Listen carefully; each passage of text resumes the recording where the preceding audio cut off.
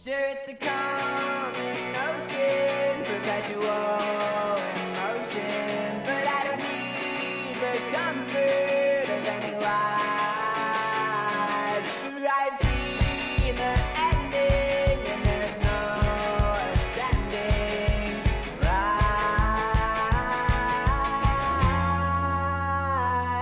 Oh, back when I was younger, was told by other youngsters that might well be sunset beneath the earth. 'Cause I don't see what they see when they're staring at me. I see a window, a limit's a limit, and not at all.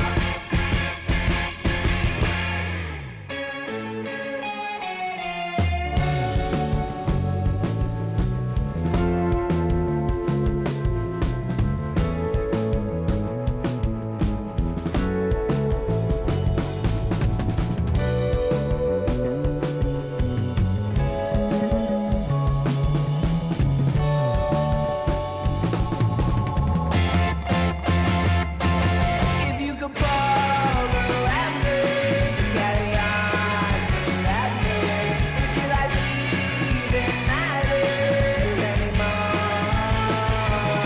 Sure, it's a common notion, perpetual in motion, but it's not what you signed up for.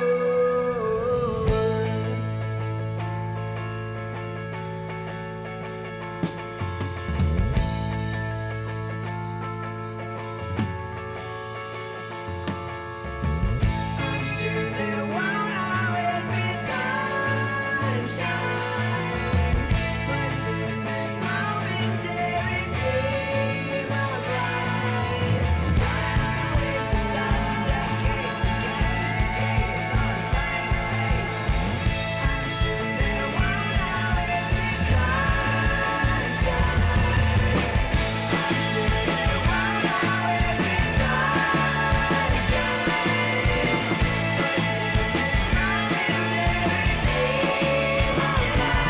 I could cross the ocean, look it up, the ocean, then shine in seconds, like a light in reflections. You think you're old and relevant, it's hard to leverage. It's a common notion, but it's a lie.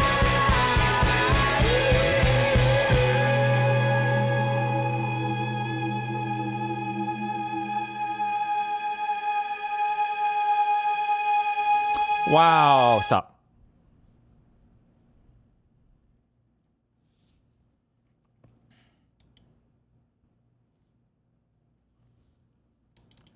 This might be the most retarded DSP clip yet. Uh-oh. What?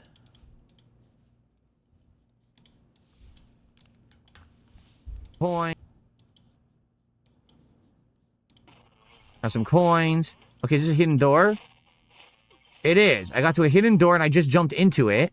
Oh my god, I'm in some kind of a bonus room with a cat. You ever seen those lucky cat statues? There's a lucky cat statue and I just got it. I don't know what the hell that does, but then it says exit and you gotta go back out the door you came in a 3D perspective. Alright, so now I jump to the foreground again. And now I'm platforming. I'm gonna try to dash across this now, across the lava, and it works. You can, oh no! So I was dashing across and I made it across 3 platforms, but I fell into the 4th and lost my power up. You spent like 3 hours trying to figure out how to get video out of a device that doesn't have video out before just doing this. King? Yeah, this is called being innovative. Looks like I can get it back. I just got another one. Yup, I just got the power up back. Those bats that drop spikes are back. How long do you think you did this for? I don't know. 20, 30 minutes? Or did you do like a whole stream like Got this? some coins. An hour? A king? Wait. You got knocked out again? Out, you know. Okay, I'm going to show you the inside of the house. No, I'll make you another clip. Don't do that. Seriously? Don't do that. Whoa, whoa. All right. You're the guy that got See me. Are you the guy that got slapped on video? I did, but I'll slap the shit out you though. Okay. you will? I'm gonna show you the inside of the house. I'll make you another clip. Don't do that. Seriously? Don't do that. Is this like his thing? Does he just go around getting rocked by everybody, or?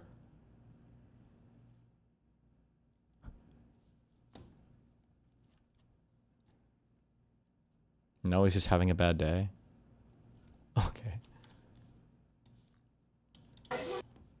That hitter is a former MMA fighter. How? How is every single person he's talking to? Is it like a party for former fighters or whatever? Nigga, pick one. Whole ass nigga. Tika, I know who you are, brother. Pleasure, man. Listen to me, you're a legend, dude. This is Chico. Who? Tiki. Cheeky. Say hello, buddy. Nice to meet you, bro. You do know who I am. I don't know why you lying. No, I don't. You definitely know who the fuck I am.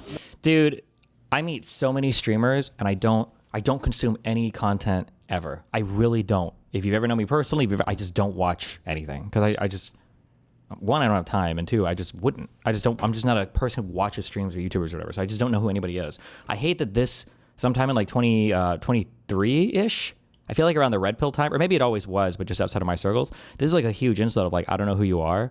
Because sometimes I'll, like, even if I ask in like a polite way, it just seems like really passive aggressive. Like, oh, like, who did you do content with or whatever? And they're like, don't pretend like you don't know. It's like, fuck, okay, we're playing that game? Okay. You know who the fuck I am. Yes, the hell you do. You probably just don't like. Yeah, dude, actually, You the manager, right? Yeah. Where do we meet? I don't know, but we know mutuals and shit, so don't act like you don't know me. I don't know you. You definitely know Nice me. to meet you, though. Yeah, I just don't be lying because girls around and shit. You definitely know me, bro. Not even on some disrespectful shit, but my manager know you. Who? Nadeem. You know Nadeem? Nadeem's your manager? Yeah. No, I don't know you, but I don't like your attitude, and I don't like your fucking I don't like you at all, though. Alright, Yeah, let's straight up. Straight up. What? I said straight up. Are you the guy that got slapped on video? I did, but I'll slap the shit out you though. Okay. I'm gonna show you the inside of the house. I'll make you another clip. Don't do that. Seriously? Don't do that. Alright. Come on, cuz. Come on. No, come on. No, fuck her. Fuck her, nigga. The fuck, nigga? Oh, ass nigga. God damn. Wait, is this guy short or is everyone else here just really tall? He radiates a lot of like short man energy. Like I really need to show people I'm real as fuck because nobody's gonna take me seriously otherwise.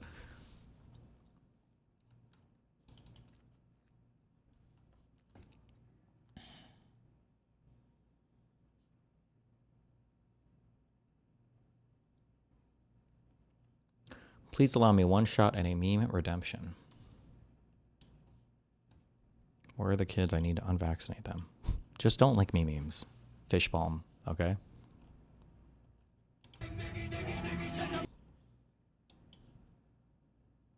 Wait, I saw the first second of this and I thought this was some AI thing. I've teamed up with Kid Rock to deliver 2 simple messages to the American people. Get active plus eat real food.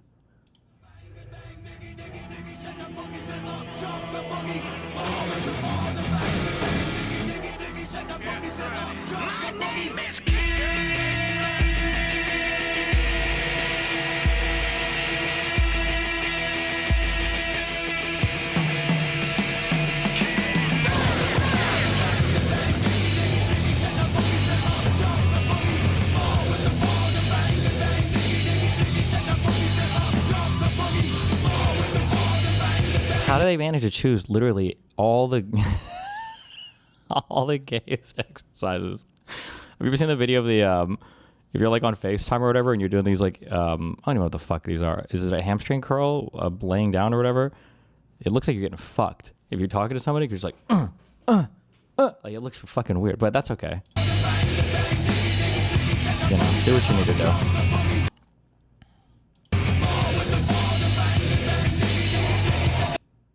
I like the shirts off jeans outfit too. Well,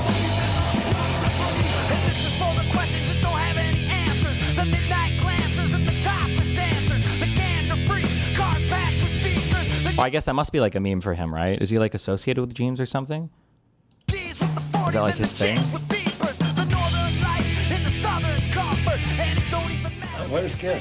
All the crackheads, the critics, the cynics, and all my heroes at the methadone clinics. All you bastards at the IRS for the crooked cops and the cluttered desks, for the shots of Jack and the caps of meth, half pints of love and the fists of stress, for the hookers all tricking out in Hollywood.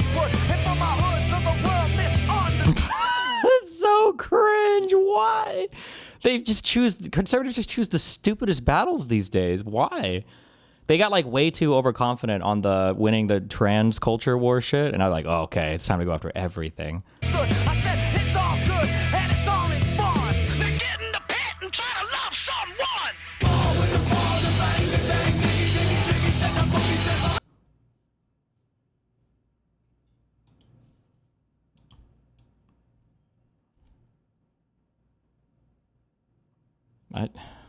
Okay.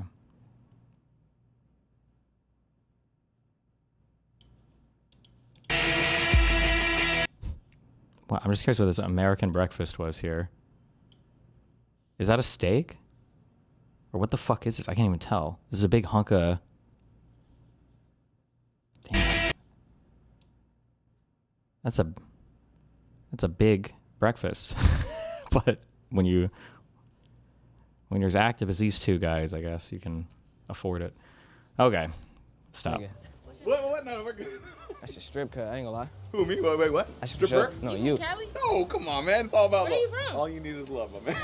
It's all I for sure bring your I don't pockets. know you though, man. I'm Chris, Nah, man. don't shake my eye right No. now. Why, this guy is just the cringiest dude. I don't care. All right, he's so cringe. Oh my god.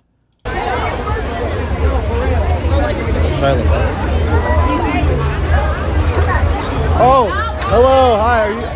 Are you a famous person? No. No. Are you? It's nice to see you. Did you get out of 7 locks today? What? I heard you got out of the situation today. There's some crazy racist protesters. Fuck them. I hate those guys. Sorry for telling these guys. Yeah. Well, you have a good rest of your day, man. It's nice to see you. Oh, well, that's Shia LaBeouf. Damn, that's crazy.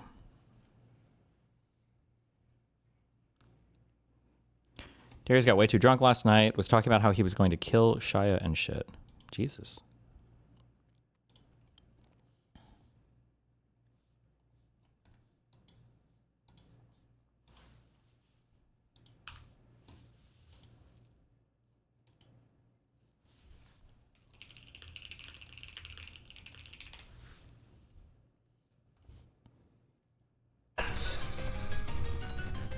Forcing it's a 1 in a million seed. I can't move. What? What the fuck? What? You put me in a fucking... a frozen...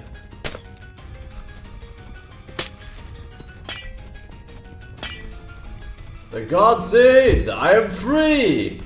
After 2,000 years of imprisonment.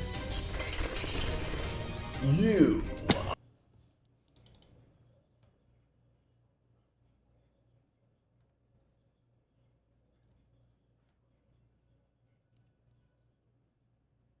Check out this new footage of Kirk and Yahoo. Wait, hold on. I think it That's not broke good. And when he lost in 2020, I think it broke something in him. I think he could not believe that he had been turned out, which is why he instigated the attack on our Capitol, why he to this day denies the facts of that election.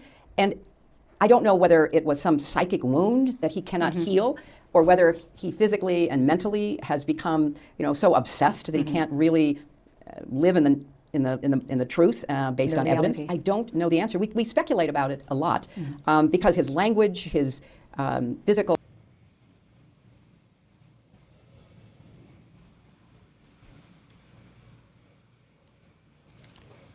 What? Hold on. It sounds like there's like a transformer in my hallway. Hold on.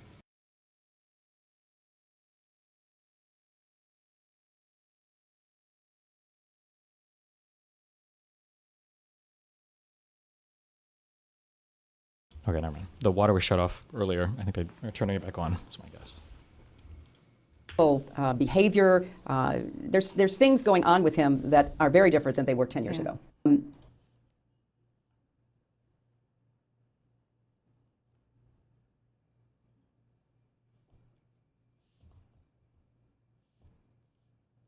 Her TDS is showing.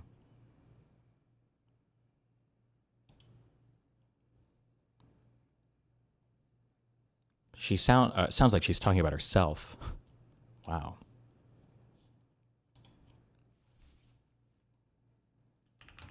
I mean, it's like the only fucking content they have over there, right? Like, hello, Chrome. Are you okay? Why did it stop scrolling out? That podcast. VTuber iDubbbz overlays stream with a message of Destiny accusing Ethan of molesting his own children based while complaining about the podcast being low quality. Is full of talentless hacks. Wait, what am I even looking at right now? Oh, he's a dragon VTuber. I mean, it's like the only fucking content they have over there, right? Like, that podcast is full of talentless hacks. If they spent a quarter of the amount of time that they do harassing people in, like, trying to find actual talent and trying to not only, like, who knows, hire talent? I don't know, it might be past that point of being able to hire talent. I don't think talent wants to associate with that shit now. But, like, they themselves, I don't know, like, do some improv or something. Take some speaking classes, you know? Do something in the meanwhile to figure out how to be more entertaining or interesting. Is the H3 podcast suffering? Or what is the claim? Or, I mean, they do like a casual show. What do they need, like, talent for? It's not like it's not Cirque du Soleil. What is he... The imp knows that AB has a chin implant as well. A BBL approaches. They're only averaging 20K live now? Is that significantly down or something? Or I have no idea. That's just funny as fuck, sorry. Discover a new style of Japanese live-action dating sim. At some point, why not just, like, actually date? Live-action dating sim. Ethan also complained that no PR firm wants to work with him anymore.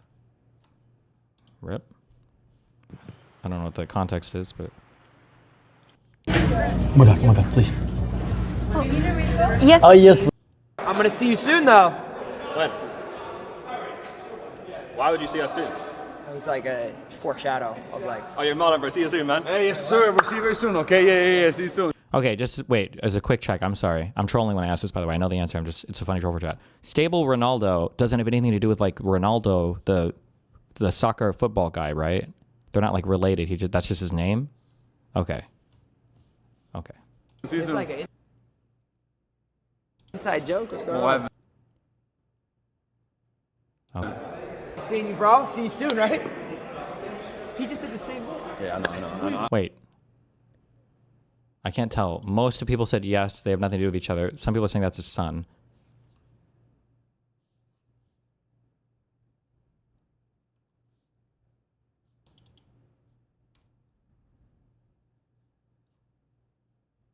Nephew, not son.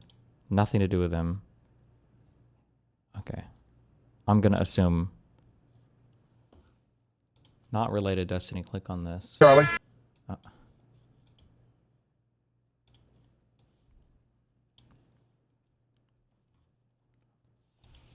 Control F, stable Ronaldo. Okay, no. He's not related to this guy at all. I imagine Ronaldo is like a decently common name. No? It looks like it would be a decently common name. Search up his real name. Well, hold on, wait. Children. Catholic based.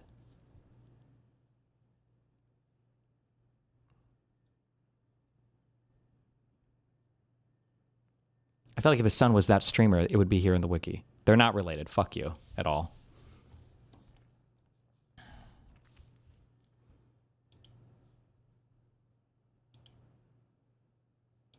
Why are they bringing up Joji? Did she bring up Joji at the end He here? has a chin implant as well. I know Joji was like in this group kind of, but...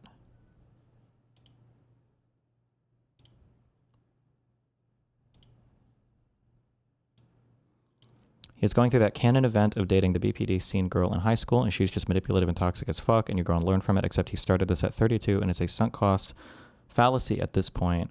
All things said, though, I hope he will be alright when this all falls apart. I have no doubt once he fades into obscurity, she will cheat. Jesus, holy incel.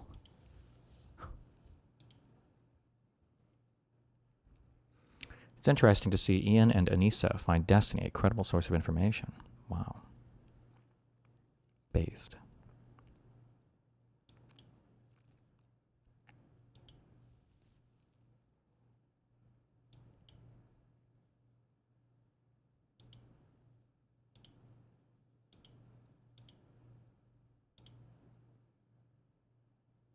Okay.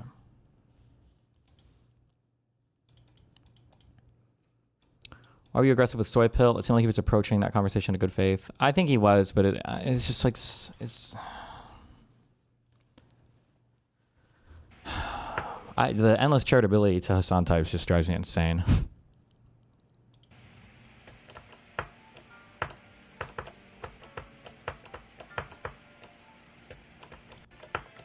Okay.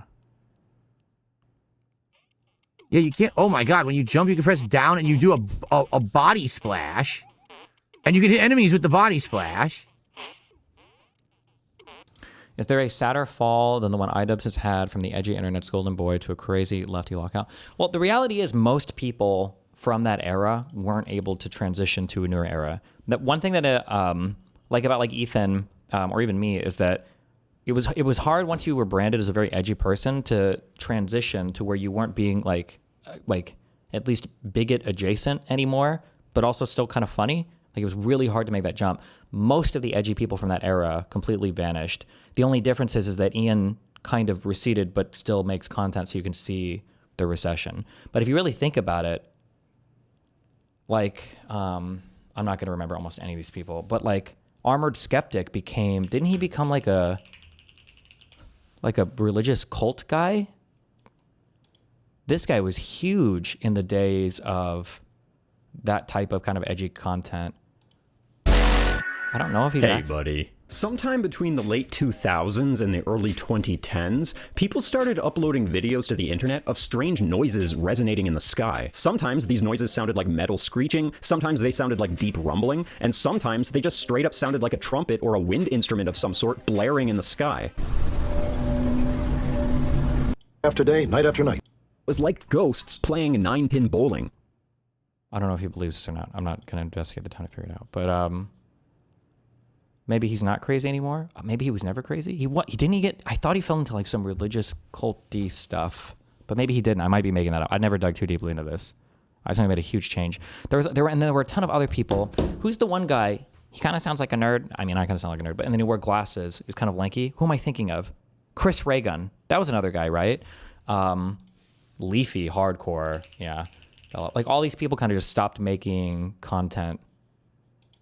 I guess it kind of sort of does, but yeah. But the difference is for Ian, Ian just continues to make content. You kind of see the change and it just didn't work at all. Yeah.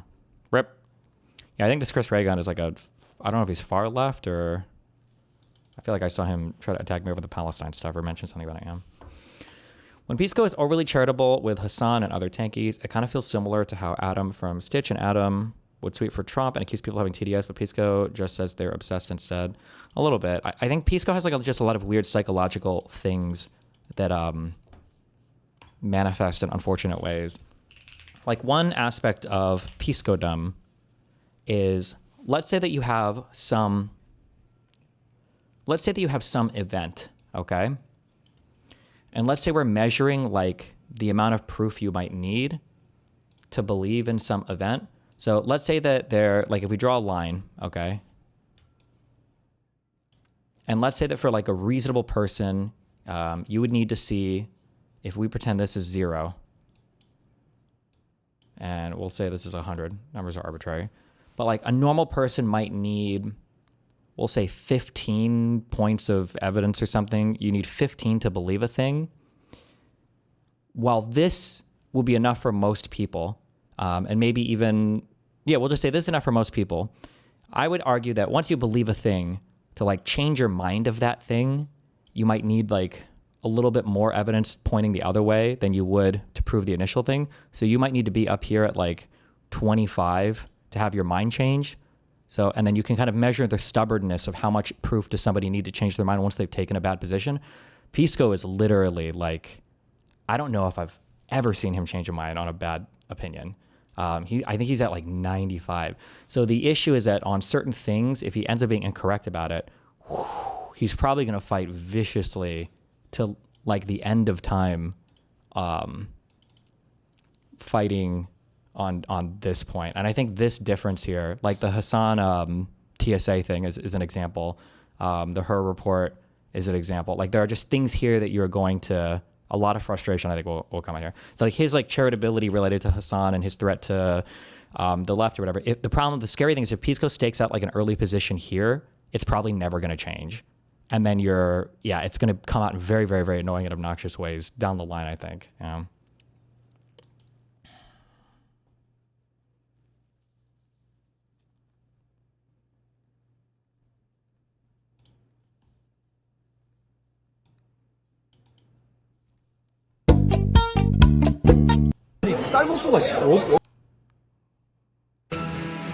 Okay.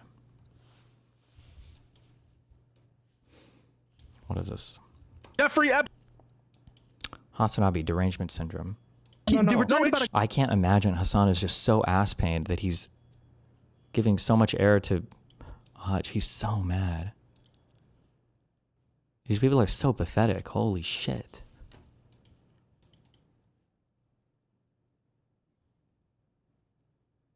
Do you think there's a point where you've been willing to reverse without doing what Pisco does?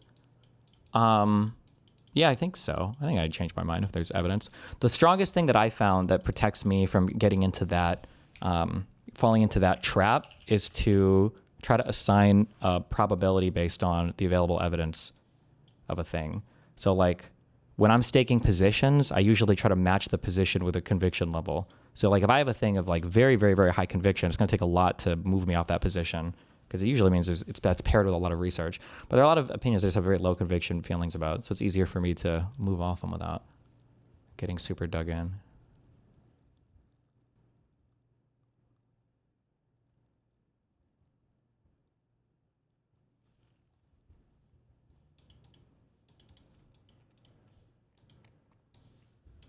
The fuck is this? Hey, Charlie. This is... Wait. Hey, Charlie. You're under arrest. Arrest? I don't feel like I'm under arrest. How about you, Yahoo? Nah, not a bit. Not even a little bit. You turn around and put your hands behind your back. I don't think so. Your mistake is thinking you got a goddamn choice, boy. And your mistake, thinking that you're in America. You're a long way from home. This is Tel Aviv. Hey. What movie is this? Is this like a Fast and Furious thing, or is this like a totally new? Okay, based. Well, well, well. Well, well, well. If it isn't my MFer. Motherfucker. Yeah, I think Pisco, when did he get brain broken? I mean, I think he's always kind of had that demeanor, but I don't know, something about probably a combination of audience capture from all of the weirdo gistical cancer people that infected his community. And then I think he's surrounded by a lot of super lefty people. Yeah. Not good. Not good.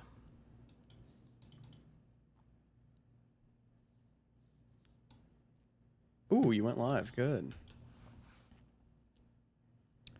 Republican Colorado Congresswoman Lauren Boebert's son Tyler is facing a new charge of child abuse after his 2-year-old son went wandering out of the house. How the fuck does your kid just go wandering out of the house? Very easily, depending on what the situation was. But it super depends on how that played out. That could have been like the most reckless thing in the world, or it could have been relatively innocuous. It just depends. Like a nothing burger? Yeah.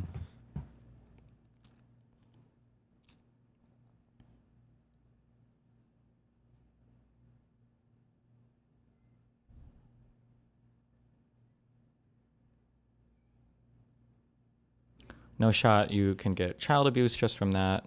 You could assume there was more from this now.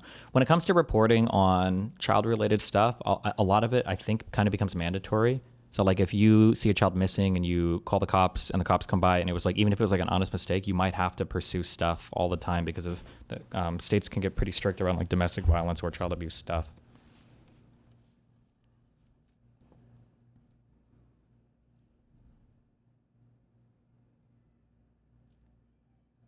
Apparently there was a 2025 incident as well. Wait, I don't know. Tyler became a father in June 2023 and 2024. He was charged with 22 counts tied to vehicle break-ins and property theft, including multiple felonies. Damn. Wow. Isn't his mom fucking rich? Bobert? I don't think super rich. Probably not. No. Not like a fucking. Or Well, I maybe would she assume she's comes from like a rich family. I have no idea. I think she comes from nothing, but I assume every congressman is probably in the hundreds of thousands of dollars of net worth now. I don't think is hundreds of thousands of dollars ultra rich. I'd say rich. Definitely not. I would say like once you hit If you like, don't have any debt. I would say if you have like $1 million at least with no debt, then maybe you're like rich. But hundreds of that, like $200,000 can be. Well, how old is she? Yeah, well, Going very fast, I think, depending on what's going on. Yeah. Lauren Boebert. She's 39. Worth. It's a $174,000 salary, so that's not that crazy. From being a representative? Yeah. Damn. That's more than I thought. Yeah, they don't make that. Well, that's more than you thought? Yeah, isn't the president? That's a lot. It's a lot of money. But Is the president gets 200K or 400K? 400K? 400K now.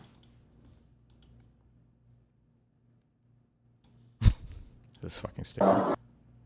Oh, wait. I thought this was a meme. Never mind. I thought I was watching weapons or whatever. The footage from the Iowa Alpha Delta Phi hazing discovery is wild. A fire alarm went off. Police arrived to discover pledges in the dirty basement, blindfolded and shirtless. The two guys initially talking to police did not help the fraternity's case. Does anyone want to be forthcoming on what's going on? Hey, this stops here, guys. Sorry. This is a police department. This stops here. Who's in charge? They're upstairs. How about we start cleaning this up. Everyone take their blindfolds off.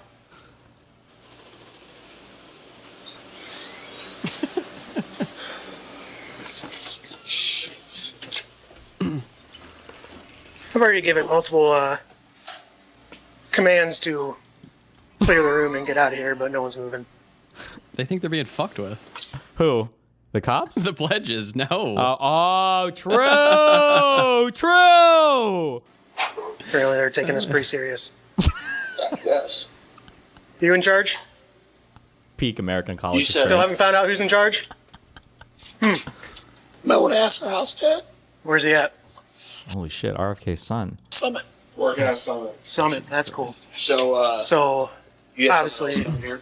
yeah, the lieutenant's coming. Wait. No, that guy's joking in chat, right? Somebody said the cops are frat members, to be fair. That guy's joking, right? I assume that guy's joking, yeah.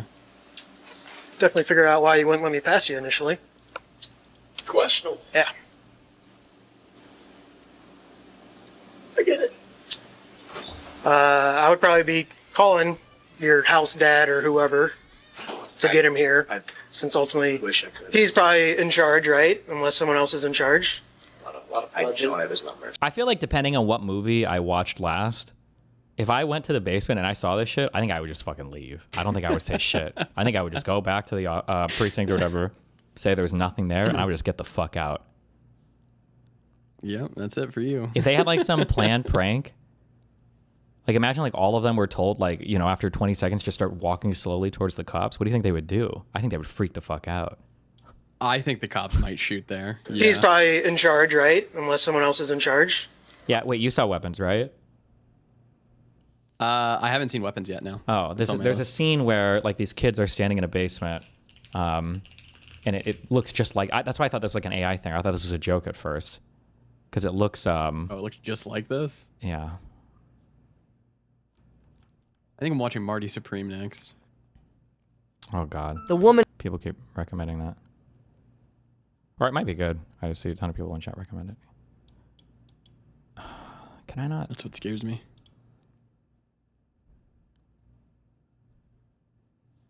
Okay, never mind. I don't know what it looks. The first one should have it. What, the movie clip? Oh, Discovery System Basement. Oh, shit.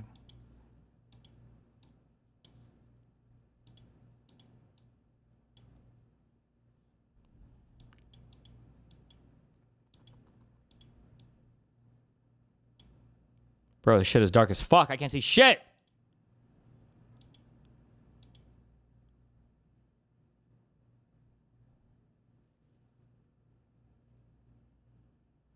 Probably most replayed part. Oh, they have their backstory. I see. Okay. Well, now I've ruined it. It took too long to find it. It's like this shit. They're being hazed. Holy shit! Is this a fucking scary movie? Yeah, weapons. Yeah, it's a horror movie. Oh yeah, I don't watch that shit. I don't have his numbers. Yeah. Which brush you that? Yeah. Do you guys know how the fire alarm got set off? Or is it just from? It's manual. Here's the deal. From what I'm being told, this is like shutting down chapter type stuff. I need to start talking now. It's 1 o'clock. Yeah, that's fine. I need to talk to people. You call Summit. Can I call Summit? Yep. I'm not calling Summit. I have no contact with Summit. You hear They're my not being voice. very helpful. No, Nobody in here has. What are they actually like called for? Like, are these guys? I hadn't seen this until now. Like, I see a fire alarm went off, but like, why are the cops telling them to leave? I know I see the fire alarm, but like, that means everybody has to leave the building, or I don't. Any way to contact the guy that's in charge of this house? This is all going in the reporting, so we're only making the situation that much worse. I have no contact. Okay, we need to find somebody that does. No one does. He's a house dad. Aren't you all supposed to have contact with him? I never see him. Aren't there laws against hazing? Laws or school like bylines or whatever? Is it illegal to do hazing? I think that there are some shit. I don't think it's like a law though. I think schools aren't allowed, frats aren't allowed to do it, so then they what's the fucking word? They'll just get shut down. Anti-hazing law. Yeah, but that can all be done with like school policies. So. Yeah. But let's see. 44 of the 50 states and the District of Columbia have anti-hazing laws in place. The strength and breadth of the laws vary significantly. Oh, actually, I don't know if you could have schools have those. You might need laws if the schools are like public or something, maybe. Right? If you have like state schools, you might need laws to prohibit certain behavior, because if the school were to just make it illegal, it would be like, so maybe? I don't know. I might be making that up too. Stop Campus Hazing Act from the 118th Congress. I bet somebody died or there was some stupid thing and they all signed this bill. Land of the free. You can't haze anymore? True.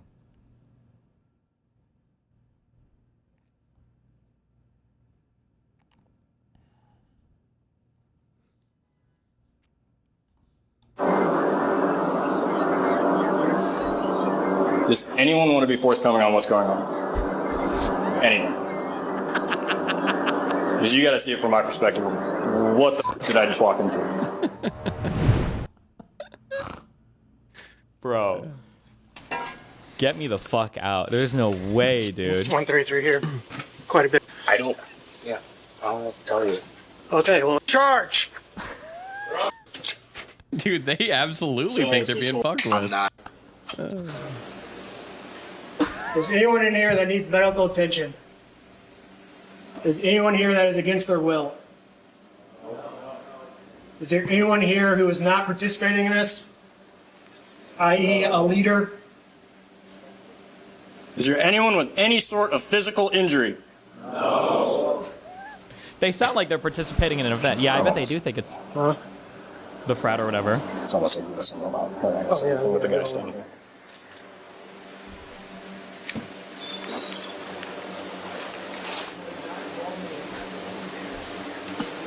What's all over you guys? It's just water. Just water? What's on that dude's tie? I'm not sure if someone. You? Come here. Serena. Does it look like it's. Nope. You're going to stand right over there. Why? Because I'm telling it to. It's my house. It's your house. You're responsible for everything that happened today. So, okay. Check in right there. Asking me. Because it's 7K, you bet.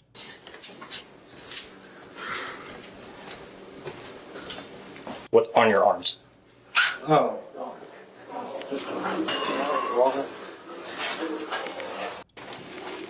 127, can I get you back down here? What's on your neck? I don't know. I can't see. How is he supposed to see what's on his neck? That looks like blood, is it? Do they still all have the blindfolds on? Is it blood? Do what? Oh no, they took them off. They took off the blindfolds. All right, well.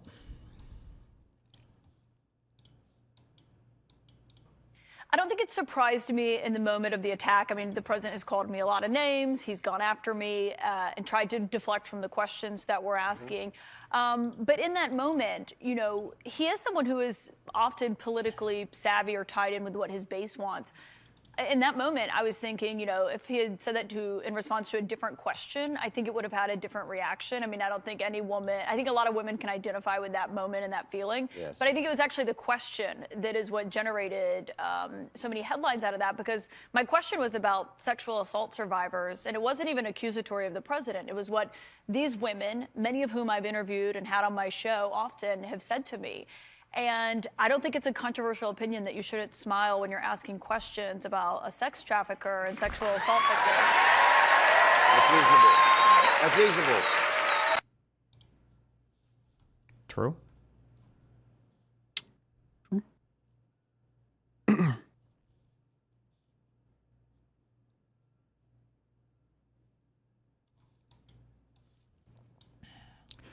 The Food and Drug Administration reversed its decision on Moderna's flu vaccine and has agreed to review it for possible approval. Just last week, Moderna announced that the agency had rejected its application for review of a new flu vaccine. The FDA said the company's research design had been flawed, but in subsequent discussions, the agency had relented and agreed to begin a review. The company said on Wednesday, as part of the revised approach, Moderna said that it had agreed to split up its application for the flu vaccine based on age.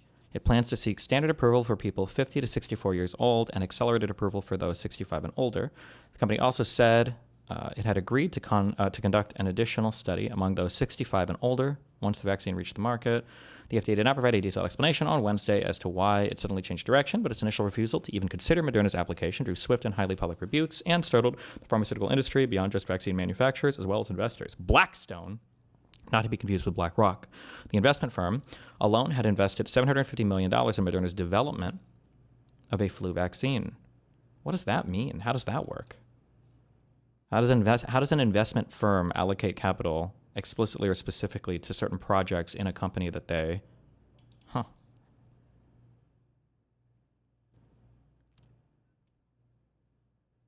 Oh, I'm sorry. BlackRock is a...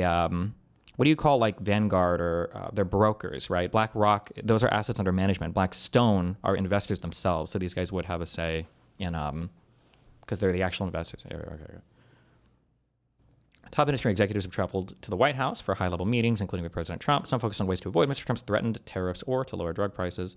But industry executives have grown increasingly vocal in expressing their displeasure or unease at the administration's dismantling of vaccine policy and the FDA's new pattern of rejecting drugs after years-long agreements on study standards.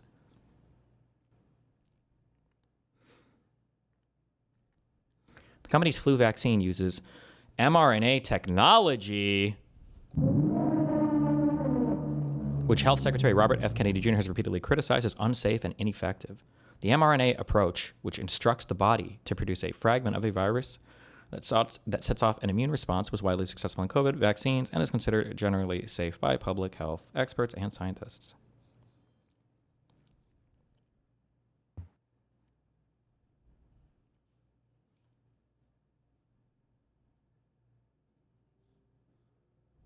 Oh, inject me. Give me the mRNA. I'm ready to evolve to the next level of mutant human. Give me another one.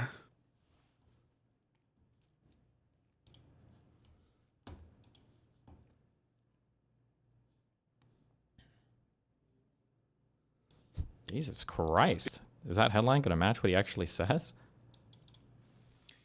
So why are Republicans so interested in Bill and Hillary Clinton? It's because they're trying to distract from the fact that Donald Trump is in the Epstein files thousands and thousands of times. In those files, there's highly disturbing allegations of Donald Trump raping children, of Donald Trump threatening to kill children. Oh, allegations of. Oh, nice. Nice tweet. So I encourage your press to go look at these allegations, and I'm highly disturbed that Deputy Attorney General Todd Blanche just got the law wrong. Yesterday, he said, essentially, that it is not a crime to party with Jeffrey Epstein. Well, that's actually not correct. If Jeffrey Epstein was human trafficking... Heart palpitations don't feel good from the vaccine, not gonna lie. Tell them not to inject it in your heart next time, dipshit. Shrimple as. Wolf Dog invades Winter Olympics women's cross-country skiing race. Uh-oh. On the piste. Well, there's a collar around the neck, so I'm going to say that it's domesticated. And wants to enjoy the finish as well. Hutch of Croatia across the line. That's Hutch. racing to the line there. The crowd clearly enjoying this. Just, the biggest cheer of the day is not for any of the skiers so far. Is this the highlight reel? Is this the moment?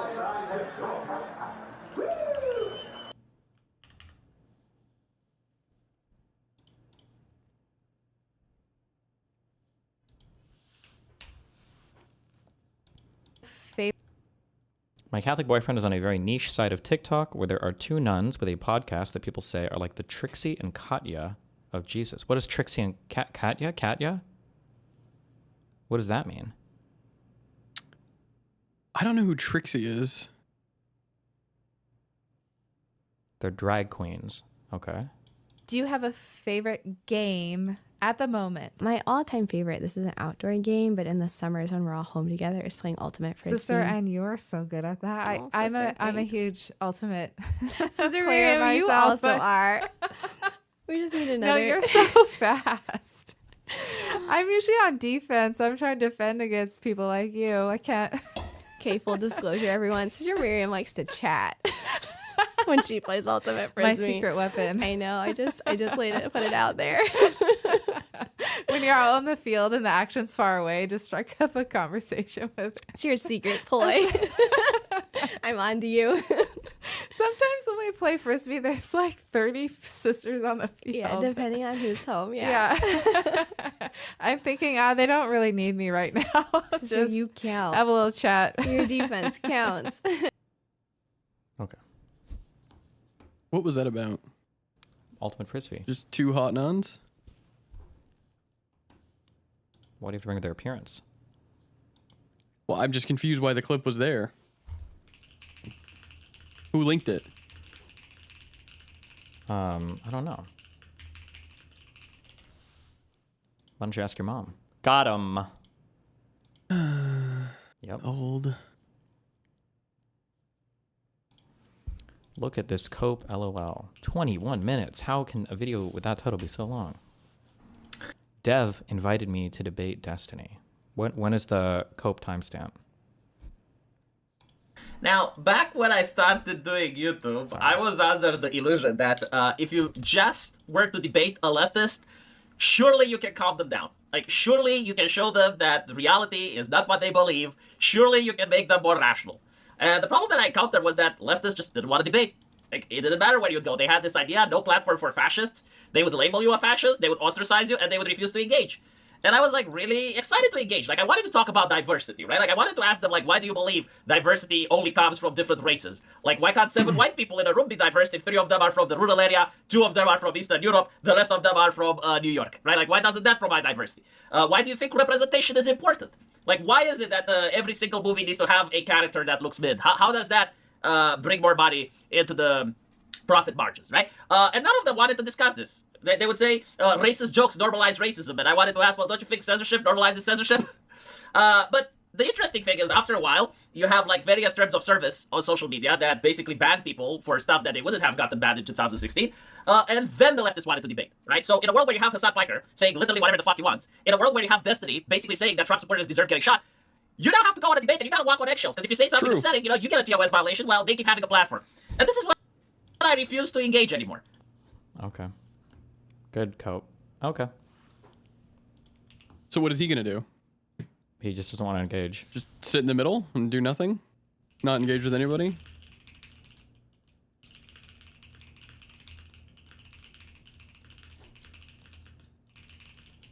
Do you know this guy? Supposedly he was invited to be on that debate we're having Friday or something on Wick, but he doesn't want to. Apparently every single right-winger dips as soon as I mentioned. Good.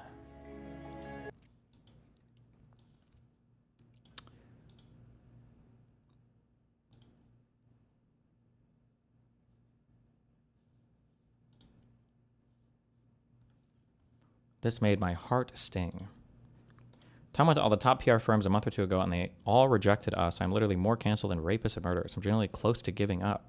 Giving up on what? Or what's going on? Is there some pressing shit in Ethan's world that I'm not aware of? Or I have no idea. Also, what PR firms are they? What are they trying to get a PR firm for to do?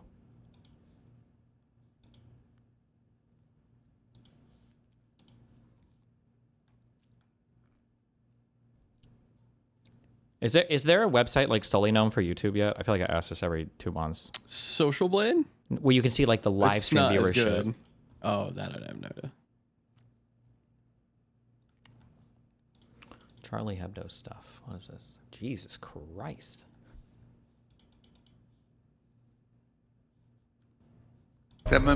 Wholly aware. The H3 subreddit thinks PR firms are why Hassan gets all the puff pieces, so they all want that for Ethan. I mean, Hassan's PR firm, whoever the Night Media people, it probably is where a lot of it is coming from. But why would Ethan even benefit from those pieces? I don't think Hassan is benefiting much from those pieces.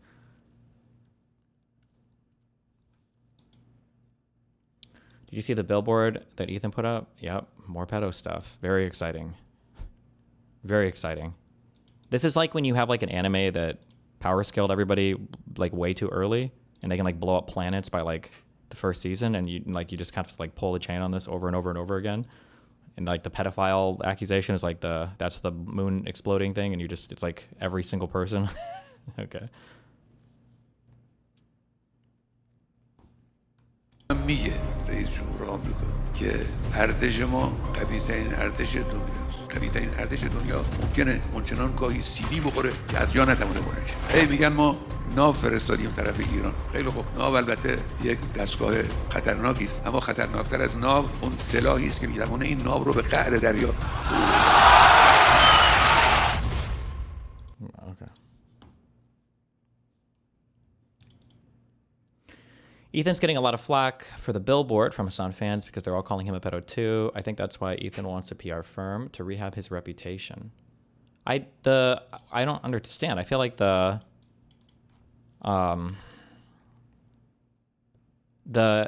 H3 community, they're very big to like, they just start a lot of dramatic fighting, and they're very big to call like enemies and allies based on said dramatic fighting. And as long as you engage in that, I think you're always going to be in that world. Like nobody can rehab your reputation like when you're constantly doing fighting. That. Yeah.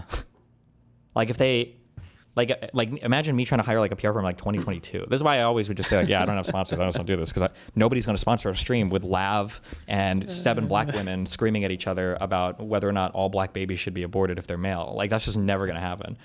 There would be an argument for me to hire one in like 2024, 5 or this year.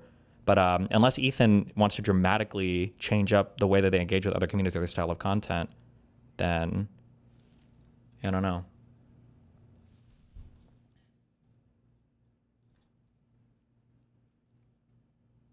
Who is Ethan fighting with right now? I know he's always fighting with Hassan. I know he popped off on DGG for a bit. I think that they fight with a lot of people. I didn't realize until after, because when they were friendly towards me for a little bit, and then I started viewing their subreddit on Reddit, the algorithm recommends their subreddit or whatever. But then even for the months after the fallout, it just seems like they're always like in these existential battles with other content creators, like constantly. Got it. Yeah. But yeah, I don't know. I don't think there are websites that track YouTube live viewership, but I know the prior to your fight, H3 was pulling 30K. Oh, maybe it's just slow. I don't know.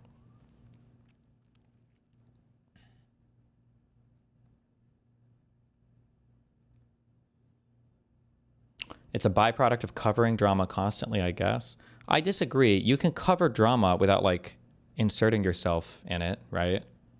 Like I feel like Turkey Tom would be an example of making videos and covering drama a lot without necessarily inserting. Like you just kind of like cover it and go over what's going on without becoming a part of it or taking like a strong stance on things.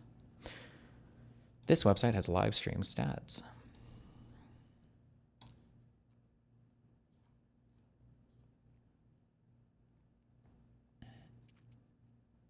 What's important is to actually balance the conflict with engaging positively with other mainstream communities. Hassan can call you and other pedophiles, but he balances it out by interacting with others safe and friendly. No, you can't balance that kind of stuff out. Like certain stuff will just taint you.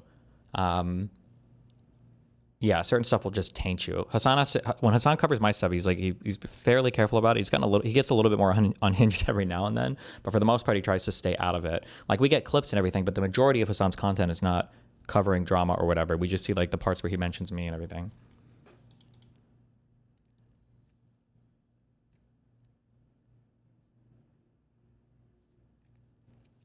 It feels like you walked out of your lefty arc plus anti-fan attack era, hating all that snark shit, but Ethan came out of his embracing the snark shit and doing it as well. Yeah, that's kind of the issue, is that their community engages in all of like that same type of behavior. So it's not surprising.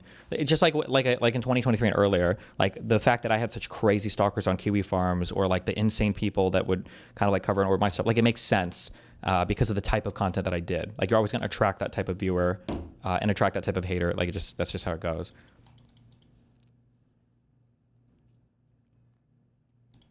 You get, when you start to build a community around it, you get trapped in the cycle of it as well. It becomes all self-perpetuating and everything, you know?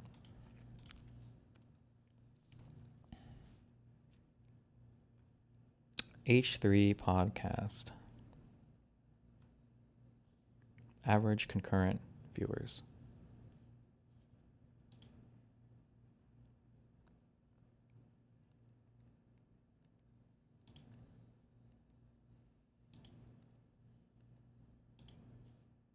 Oh.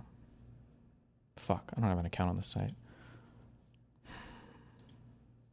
Cooked.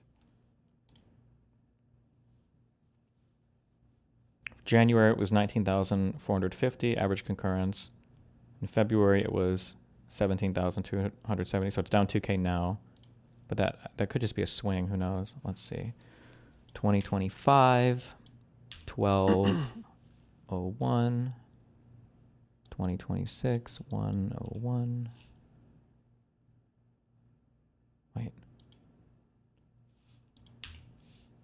Wait. Oh my God. It's year, month, day. Year, month, day. Wait, no? Is it year, day, month? That would be a cursed. Wait, hold on. Let me refresh this. Or am I putting the wrong? Oh wait, I might be putting the wrong year in. January 20th. Oh no, it's year. Oh no, year, month, day. Yeah. Okay, sorry, I wasn't putting the right year. Okay, 2025. 1101. Or wait. What?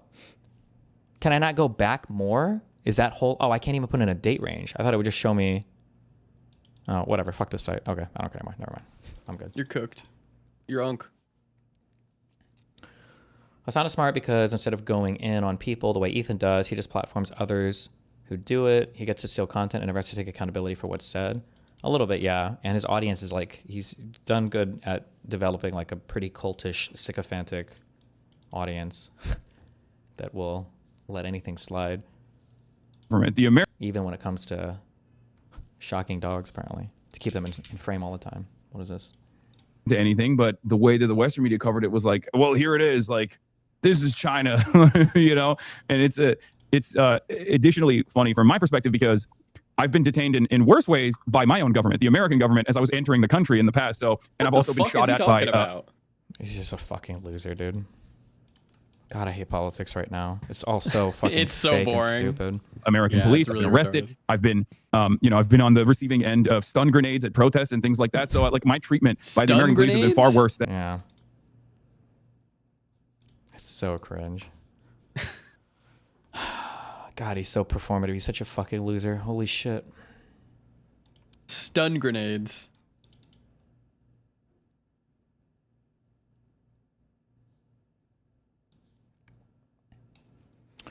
Last night on Capitol Hill, the senior Trump political command briefed its core team on the midterms. Some of what occurred was previously reported on by Sophia Kai99 of Politico. Here is a more detailed account.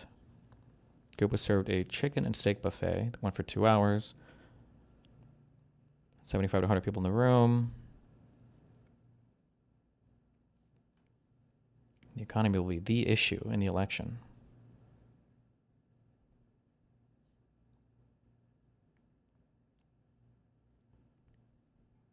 Taking credit for closing the border does not resonate much. Uh-oh. Men, moderates, true independents, and Hispanic voters are the true persuadable voters. Men win again. Made recommendations to spend time on podcasts and social media more than national news interviews. Paid media should go on targeted media, not broadcast or even cable. What does that mean? Paid media should go on targeted media, not as in like if you're paying for ads or if you're sending people out. I'm guessing ads maybe?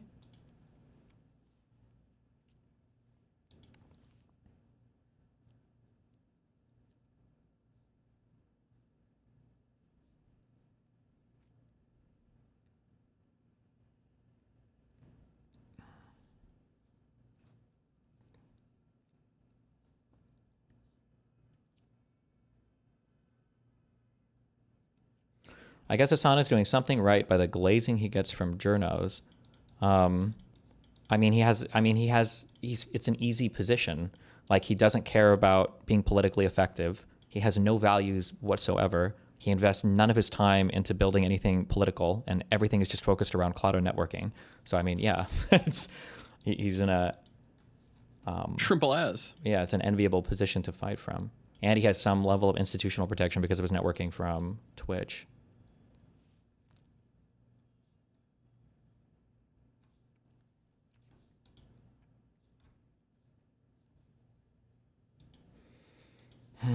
Let's see.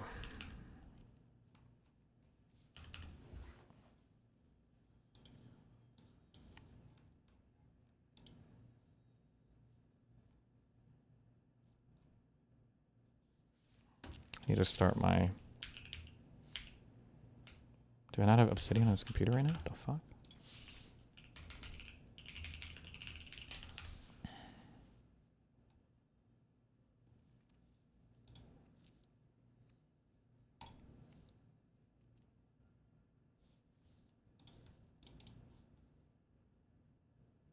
What's Obsidian do? That's just Notepad Plus, right? It's like a note-taking app. I wouldn't say Notepad Plus, because technically Notepad Plus is something else. Yeah, it's like an IDE for programming. Right? Notepad Plus is an IDE, right? You think?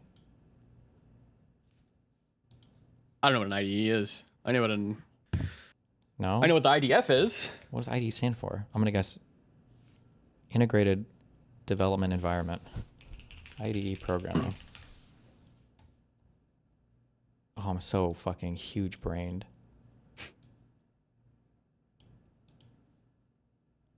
I guess, I'm sure Notepad Plus has like plugins and shit that you could use. People don't consider it an IDE? I have no idea what would be or wouldn't be, I guess. Okay. It has syntax support, but it's not an IDE. It cannot run code. Oh, okay. Of course.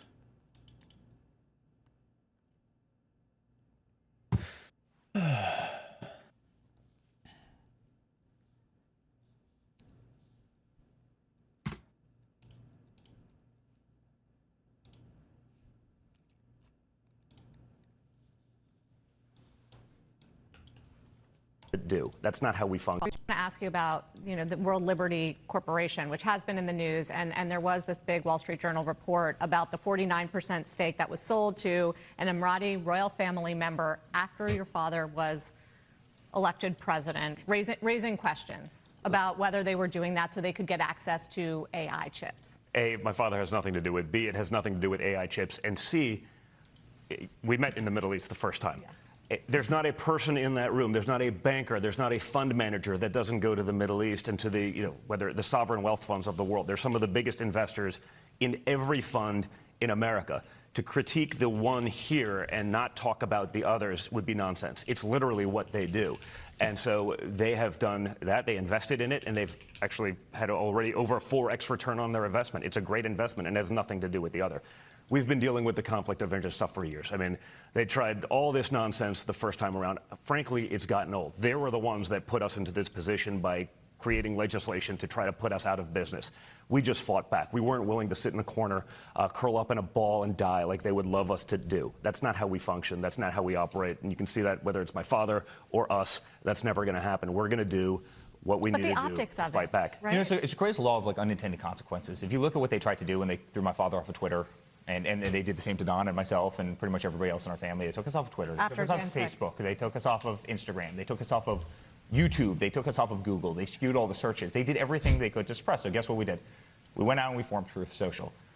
Then not too long after that, all the banks, they started canceling us left and right, every single one of them. Every single one of the big banks. They started canceling us. Guess what we did? We went out and we got into DeFi because we realized it was future finance. And the great irony is half of the very executives that called us back in those days to cancel us are actually in this room right now. It is a law of unintended consequences. And I think, for a long time they fought it. And I think at this point they realize they can't fight it. The train has left the station. This is happening worldwide. The whole world is adopting crypto in a very, very big, fast manner.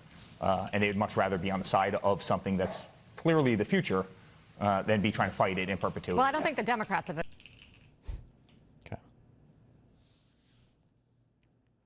Are you at all interested in watching the latest Nick Shirley piece? Not really. It's just. Oh, apparently it was really like stupid, not even worth time. Yeah. I mean, he's stupid and not worth the time, so. But who knows? Maybe they'll send the feds to California next.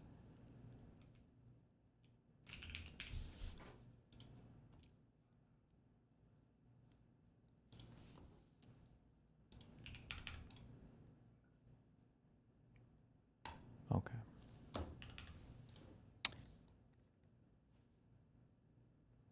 Why Microsoft Word is the best IDE for programming. Today, I'm going to tell you what the best IDE is for programming this year in 2021. So why would you listen to me? Look at how many monitors I have. If that doesn't buy me credibility, I do not know what will. So I know what I'm talking about. Aside from overspending on monitors, I have also tried out many IDEs during my career as a student and a software engineer. So before I tell you what the best IDE is for programming, let me tell you what makes an IDE great for programming. At the end of the day, it's all about how that IDE supports you in your code writing to maximize your productivity and your output.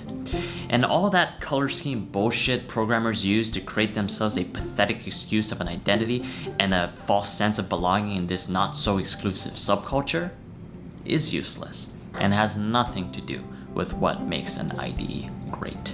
So without further ado, the best IDE for programming is Microsoft Word. Microsoft Word has the most customizable syntax highlighting you can get. With most IDEs, you can only have one color per type of token, but here, you can literally put 2 different colors in a single word. Not only can you change the font color, but you can also highlight it, change the font, or for the 1% of you older folks who watch my videos, thank you, you can also increase the size of your font for a specific piece of code for your vision loss. So no more discrimination in the workplace. It's time to shine, my senior engineers.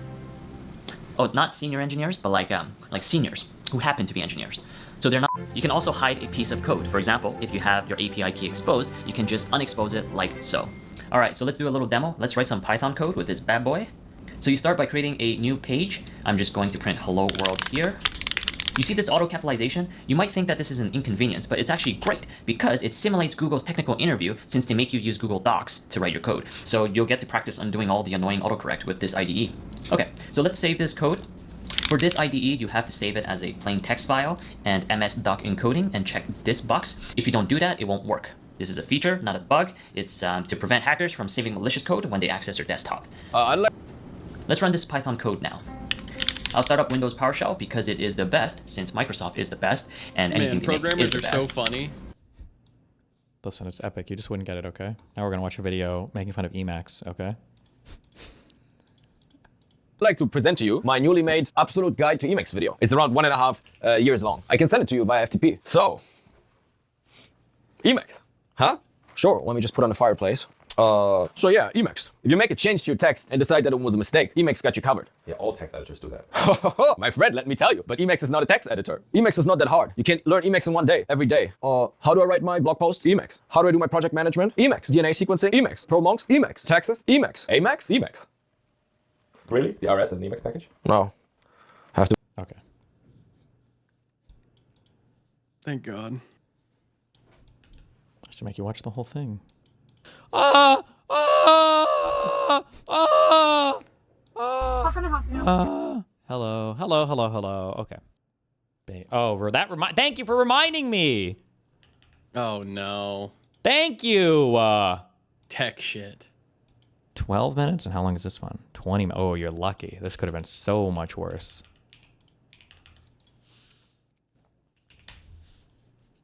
Let's talk about loudness again. I'm seeing a lot of confusion and misinformation on the internet, and I just want to clear up a few things around loudness because actually things have become so easy and simple nowadays. So let's talk about it. Let's talk. Talk to me. All right, so I'm assuming that you already know what loudness is. Loudness is basically how loud somebody is perceiving your track, and the way to increase it is to limit your dynamic range, and the way to decrease it is by improving your dynamic range. So more dynamic range, less loud perception, less dynamic range, more loud perception. Okay. And the way that we measure loudness is in LUFS. LUFS stands for loudness units on full scale. You can immediately forget that as long as you know that LUFS says something valuable about loudness. Now, LUFS is, wait, hold on, remember this, write this down. Stands for loudness units on full scale. Loudness units of full scale? Loudness units full scale. Measures audio loudness based on human perception. There you go.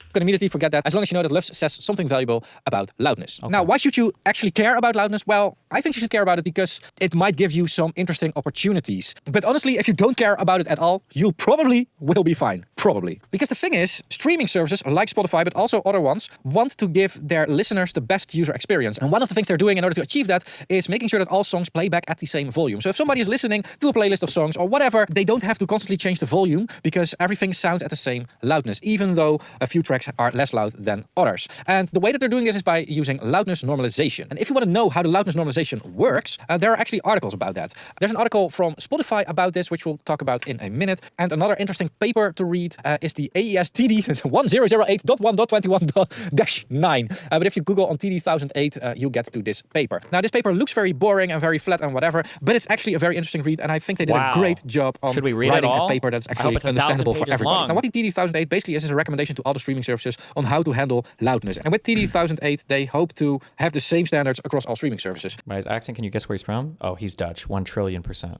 And we are slowly getting there. Now, when it comes to Spotify and basically most other streaming services, what they do is they will adjust your tracks to -14 dB LUFS. They don't have to say dB here, by the way. It's not dB, it's LUFS. What this means is that if your track is louder than -14 LUFS, they will apply negative gain. And negative gain is simply a volume control, same as the volume control on a consumer's device. If the track is softer than -14 LUFS, they will apply positive gain. And they will do that until it peaks at -1 dB true peak. We'll talk about -1 dB true peak in a second, but they will increase the volume as much as possible, basically normalizing it. However, if your track is -20 LUFS and the true peak is -5 dB, they can only lift it up for 4 dB. So you end up with -16 LUFS and sounding less loud than other artists on the platform. Okay. So what does this mean in practice? Yeah. Well, let's just take a look at the track that I have over here. Okay. I have a simple loudness meter here. If you have an R128 or LUFS meter. Okay, on OBS, when I'm looking at a thing, is this thing on the bottom, is that an LUFS? Is that what that thing is? Because mine is at, I see the thing go between -15 and -5, which I thought is where I want it, but then everybody says my shit is quiet. That's dB meter, not LUFS. But I thought the LUFS thing, oh, it's not decibel. Okay. All right. Okay. Hold on. They all function in the same way, so you can do your measurement yourself. These meters are included in limiters, in metering plugins. You can find them basically everywhere. Now let's measure the track that I have over here. And the way to measure it is by playing back the whole track. The streaming services take what is called an integrated measurement, which is an average measurement from the beginning till the end of the track. And the integrated value is what you should care about when it comes to what the streaming service is going to do with your song. What is also good to know is that albums are oftentimes handled different from single tracks. Streaming services measure the average loudness over the whole album for when users play back the album in the way it's meant to be played back. So starting at song 1 and ending at the last song. In that case, the whole album is being normalized, and the volume differences between your individual tracks are the way that you intended them to be. And this is great for when you have songs that connect together. A good example is the Pink Floyd The Wall album, for instance. Like, the songs never really end, it's all connected. However, if an album track is being played back in a playlist, then it will be just normalized as a single track, because then it's at the equal volume of that playlist. Crazy. And I think they're handling it so well that you don't really have to worry about it.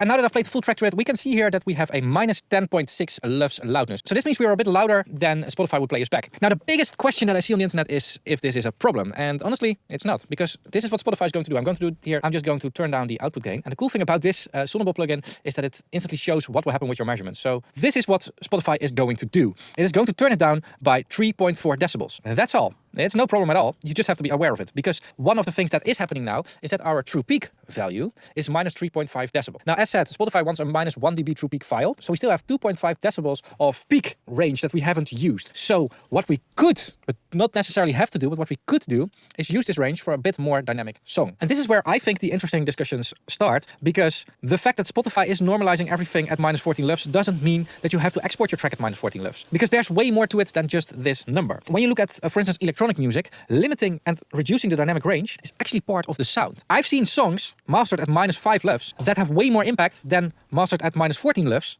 played back at the same loudness volume. And this is where we get from science to creativity, because choosing for a loud track can still be a creative decision. And I think this is a part that is often forgotten in a lot of information about loudness, including in my own videos, by the way, because I sometimes also forget to mention this part. So when you are mastering your track and are aiming for a LUFS value, always think about, why am I doing this? Am I doing this because my ears are saying that this sounds better? Or are you doing it to be louder than the competition? Because that's not going to happen these days anymore. Back in the days, it was really easy. Just master yourself louder than all the other ones out there, and you would stand out between your competition or colleagues, or however you want to call it. But nowadays, loudness is just a creative decision. If you make an amazing track at -4 LUFS, I'm not going to shout at you. But if you need the headroom to make a very nice jazz type of recording, then use it, because it is available. And whatever you choose, just let Spotify handle the whole leveling of the track. We got pissed back in the days when we were watching a television program and then the commercial break all of a sudden came in way louder than the program that we were watching. That was very annoying. And the same goes for people that are listening to music at -14 LUFS. Imagine what would happen if there would be a track in there that all of a sudden is way louder.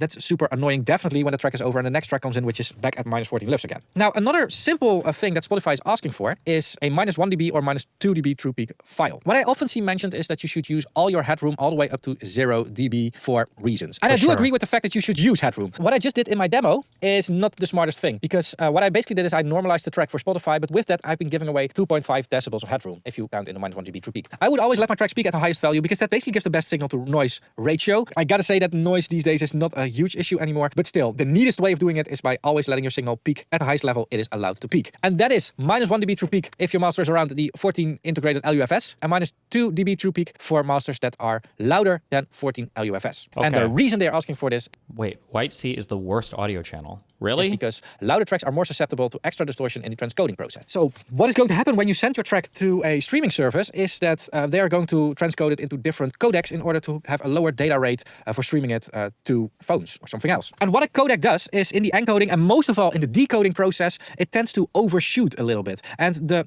less dynamic range there is in your track, the bigger the chance is that you get these overshoots. So if your track is speaking at 0 dB, there's no room to overshoot, because above 0 dB, nothing exists. I'm not even an audio guy, but his video on streaming service compression is retarded. It's basically a clipping signal. Hold on, and if you have a -1 dB or -2 dB true peak file, there is still room available for these peaks to land, which in theory means a less distorted sound. Now, I always think that if a service is asking for a certain file, you should better just deliver it in such a way. Same way as I'm delivering this file to YouTube in a certain amount of pixels and a certain codec, a certain way that the audio needs to be encoded into it. But the confusion with Spotify mostly is that it rarely happens that there are actually audible artifacts from tracks that are mastered at 0 dB true peak. This -1 dB true peak or -2 dB true peak requirement seems to be not that big of a deal. So I don't think you should worry about it too much. Okay, I don't care about this. I don't think this is relevant to me. Fine, hold on. So this is a video I've been playing.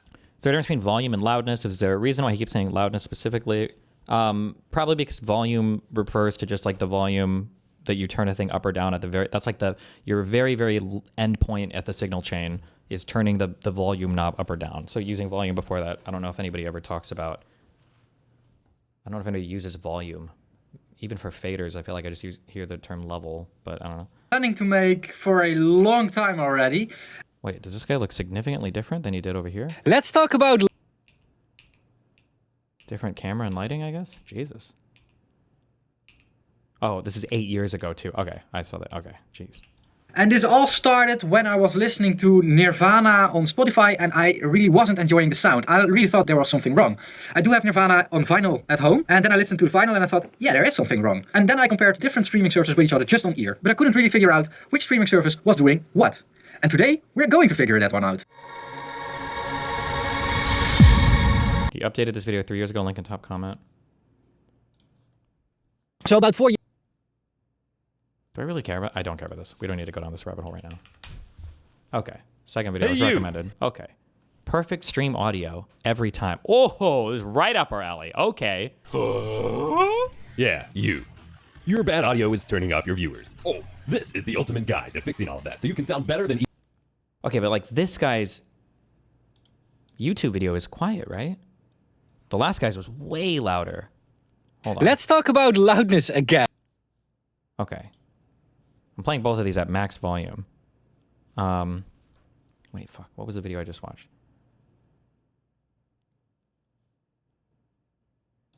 This? Let's talk about... Okay. This is the volume for him. Let's talk about loudness again. And then this is the volume for him. or YouTube. We cover your terrible mic gain settings, OBS filters, balancing your game and music sound, and so much more. It's significantly quieter, but that's okay. Okay, this guy hates Destiny, by the way. Why? Palestine or something different? Order now for this latest Stream Professor video course on video cassette. Eablesbox, the Stream Professor here, and it's time to learn you some audios. This video is focusing on the software side of your audio setup. Let's start with gain staging and your microphone. Then we'll get into some secret sauce for managing your background sound and other sources. Every single one of you, yes, even you, Joey, in the back there, every single one of you is setting your gain too high on your audio interface. I probably am on like half of these as well. Many of us learned the hard way that cranking the gain dial to your audio interface all the way up to 11 results in a lot of hiss or added noise floor being added to your audio, which you obviously don't want. It's often commonly believed that audio interfaces need a ceiling higher than 60 decibels to cleanly power a mic like the Shure SM7B or Electro Voice RE20 because you have to set these mics that high. That ain't true. When converting analog audio to digital, you want a lot of headroom in your mic levels so that you don't clip or these devices need a ceiling higher than 60 decibels to cleanly power a mic like the Shure SM7B or Electro Voice RE20 because you have to set these mics that high. That ain't true. When converting analog audio to digital, you want a lot of headroom in your mic levels so that you don't clip or distort when you get too loud. And I mean a lot of headroom. The truth is that despite what creators, even such as myself, have taught you in the past, you actually want your audio coming into your PC a little quieter than you might expect. The normal YouTuber or streamer audio chain looks like this. Gain dial set to about 75%, average audio coming in around -6 dB. This is fine, at your calm talking voice like I am now. But anytime you get excited or move closer to the mic for a second, it sounds absolutely terrible. By setting your gain this high, you're leaving yourself zero headroom. And when you clip in the preamps, you have no way to recover that in the software. But if I set myself too quiet, how will anyone be able to hear me? You might be asking. I'll show you. Open OBS and look at the mixer section for your microphone input. Turn off any filters you have on it for now so we can get a more clear look at the raw levels and set the mixer slider back to 100% as well or to 0 dB. Start talking at your regular streaming talking voice, and then turn down the gain dial on your audio interface until your peaks are sitting around -12 to -16 dB. This is going to be very low on your gain dial, most likely, especially if you're using a dynamic microphone. I'm not giving exact numbers here because despite common belief, dB values for gain on interfaces are not actually comparable. Different interfaces have different preamps and different quality preamps, and beyond just the preamp stage, they can actually bring in the audio at different voltage levels during the ADC, or analog to digital conversion stage. So you can have the same gain number on two different audio interfaces produce two different levels in OBS. Don't stress about specific numbers on your interface so much as the result you get here. What is voltage level? Is that relevant to any of this? Okay, maybe. I have no idea. In OBS. Now that you've got your conversational peaks set, start talking or yelling excitedly, matching what would happen in a stream. If you gained for peaks around -12 dB, you might still need to turn it down a bit more if you're still clipping here. Generally, most people won't need more than 14 to 15 dB of headroom, but play with it to find a balance of not being any quieter than -16 or -18 dB for your talking peaks, but not clip. That's what gain actually is, voltage level. Oh, okay. For your excitement. You want your loudest peaks you can generate to be at, say, -3 to -4 dB. Obviously, loudest/excited peaks, -4 to -3. Conversational peaks, -18 to -12. Okay. We're gonna walk through with this guy and do this. Okay. Let me just make sure I know my signal chain. Okay. Does this do anything? I don't think it does. No, it doesn't. Okay. This turns this. Okay. Just making sure. This is all off. Okay.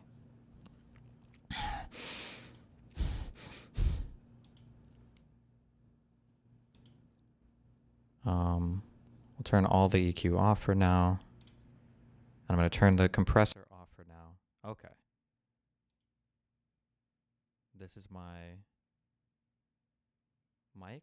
Conversational peaks -18 to -12.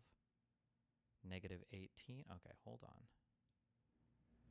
We're looking for -18 to -12. Wait, -18 to -12. Wait, conversation. Oh my God, this thing is. Wait, -18 to -12. Okay.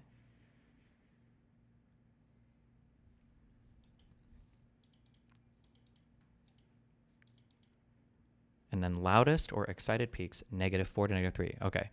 I hate that! Ooh.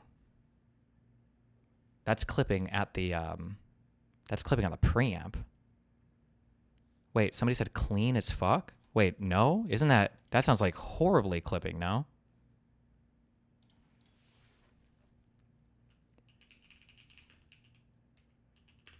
I think that guy was talking earlier. Okay, hold on.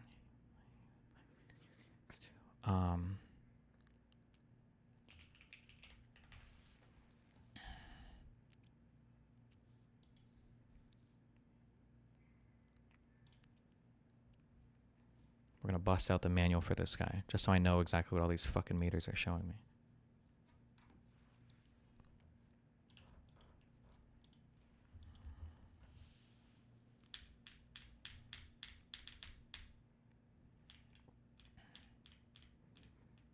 You're missing Caroline Levitt's press briefing, dude. Oh my god. That's crazy, Mootin. That's insane. Oh, your mic. It sounds like dog shit. What? No. I made it way better. Stop trying to Dan me. He's like Dan. He's fucking tinkering, man. Wait, oh, does this not show me total mix? Oh my god, I bet it's not going to.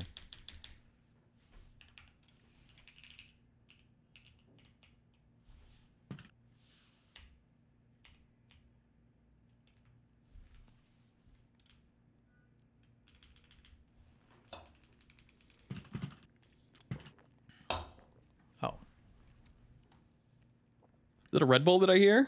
Yep, my first and only one of the day, Mr. Mootin. Jesus Christ. What? Why are you fucking with it? What Because do you do? everybody is complaining, and now we're gonna make it. You know, it kind of sounds like StarCraft 2 days. Good. It's the Professor Hit Squad, Kyle. Are you okay?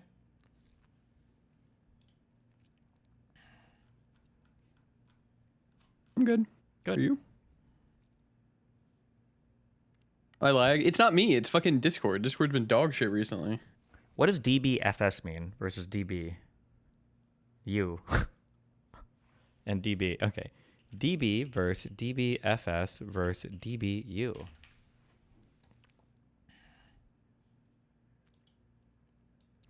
Okay. DBV measures relative voltage, where 0 dBV equals 1 volt. dBu measures relative voltage, where 0 dBu equals 0.775 volts. dBm measures relative power, where 0 dBm equals 1 milliwatt. Jesus fucking Christ. Of course. DBFS full scale. These units typically treat 0 dB as the max volume level, above which is either undesirable or clipping. So that means that when I'm looking at this, and then when I started at, because it's going above the, okay, threshold. okay. Why is it that when I'm speaking, why is it that the line is higher than like the meter? When I'm looking at the thing, like why is there always a line above this thing here? Does that make sense? I know what you're talking about, yeah. Why? I wonder why. That's peak value versus RMS value. Well, wait, hold on. So right now, if I'm speaking very, very, very quietly, I'm speaking down here very quietly. Shouldn't be peaking at all. Let's try. Hold on. Ooh.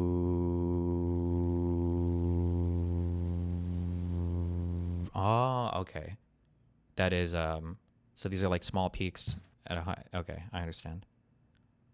Okay. Okay, fuck. All right, so I feel like for this guy, I understand his goal here, but I should probably be looking for, on my interface, I need to get the highest gain that I can get without it ever clipping at the very first stage, right? I think that would be my, goal here. So, get ready. Okay, yep, really bad. Turn this down a lot. Nope, still clipping. Down more. Okay, wait, better. Hello. Well, no, still clipping. A little wait, how loud should I be able to be without it clipping on this stage?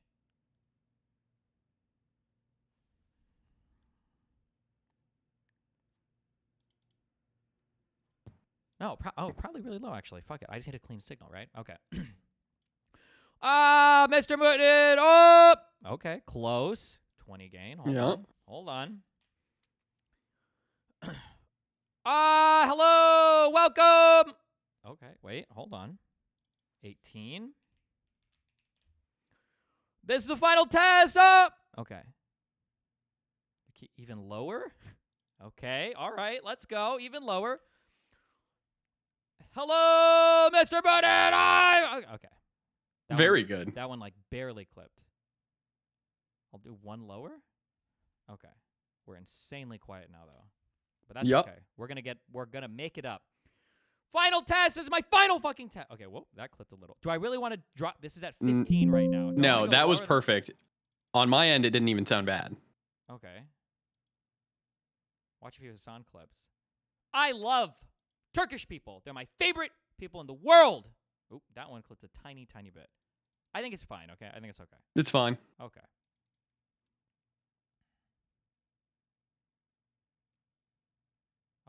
So gain is at 15. If I do makeup gain in the compressor, is that makeup gain? Where is that even applied at? Like, is that going to increase any noise? Or is that going to, no, I'm sorry. I don't know what I'm asking. Never mind.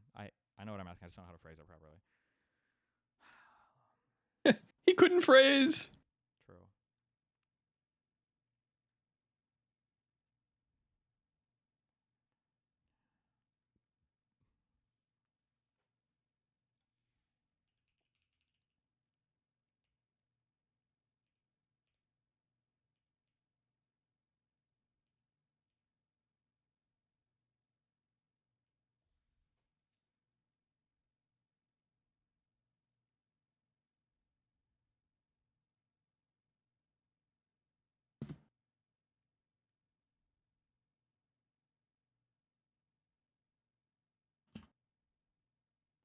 Okay, so I'm about to make up a ton of gain here. I'm going to add like 30 onto this, right? I think. Let me reset literally all of Probably. this. Reset. I'm going to add. Okay, testing, 1, 2. Your normal volume for me. Testing, I'm speaking right here. This is still coming in quite quietly. Okay, we're making up more. So you're a little Testing, loud. 1, 2. You think I'm loud right now? I have you at 100%, and I would say you're loud, yeah. Do you have me turned up to 200 or something? I have you at 100% on Discord. Okay, this is my conversational volume right now. This is coming in on OBS even lower than, it's like -20 to -10 in that range. Okay, and then I'm going to try being loud. I hate Mr. Moot. Ooh, wait. Ooh. So where is that? Blah, blah, blah, blah. Okay, so why? Okay, so it can clip on the compressor, I guess? Why? If I turn on the compressor, let me make this really, really, really aggressive. Hold on. Will it prevent clipping? Okay, testing this. I hate Mr. Moot. I hate blah, blah, blah. Oh, okay. That's not clipping now, right? I would say so, yeah. Hello! Yeah. Okay.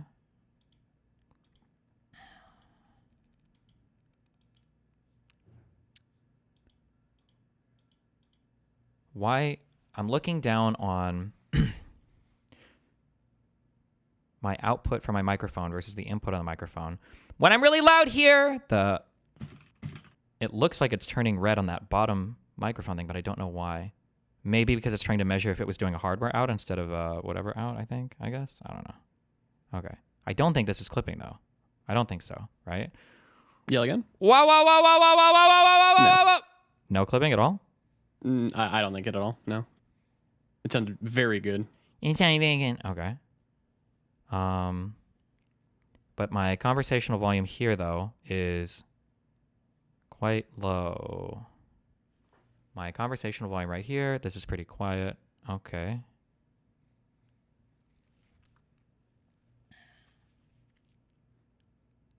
No, it's fine. This is fine. You guys complain all the time. This is quieter than I was before. And you guys are saying that now this sounds... I'm not listening to you guys. I'm looking at the meters. I hate all of you. I'm going to watch the meters. This is so much... This is like a full 5 dB quieter. Unless the volume thing on OBS is showing me something different. Hold on. File, settings, audio. Meters, decay rate. Fast, medium, slow. I have it on fast. Peak meter type. I've got sample peak and true peak. I've got it on true peak. Okay.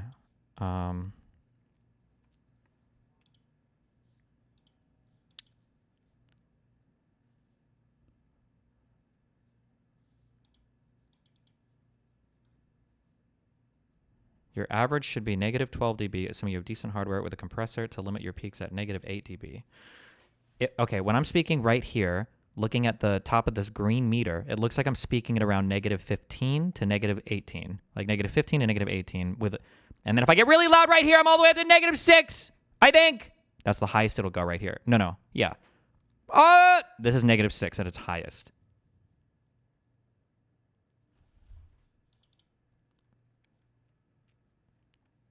Yeah, it sounds really good. Shut up. Bitch. Ass. Motherfucker.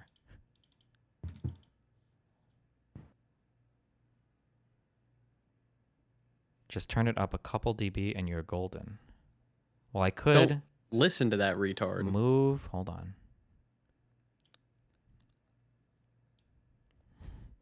Ending at 2000 EST. Was it 6? No, it's 8. Okay, we could do this. I'm going to make even more makeup gain. Okay. 28.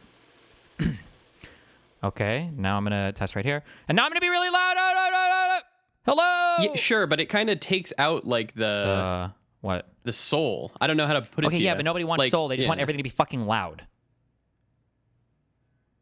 Yeah, but what I'm saying is you've taken the soul of, like, there should be, like, a tiny bit, like, you were perfect before. Nobody wants any soul. They want everything. We want the to soul, be man. Maximally loud. As loud as possible.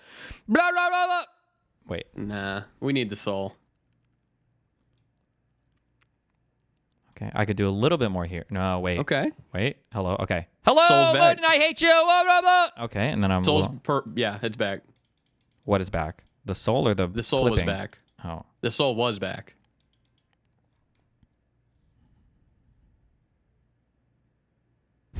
Okay. What the fuck is this? Oh.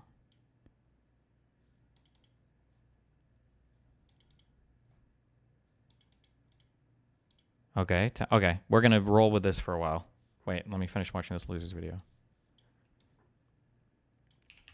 Any quieter than minus 16 or minus 18 dB for your talking peaks, but not clipping for your excitement. You want your loudest peaks you can generate to be at, say, minus 3 to minus 4 dB. Obviously, if you absolutely just lose your mind on stream, there will be some clipping at some point, but not. That's okay. All right. This is my loudest right here.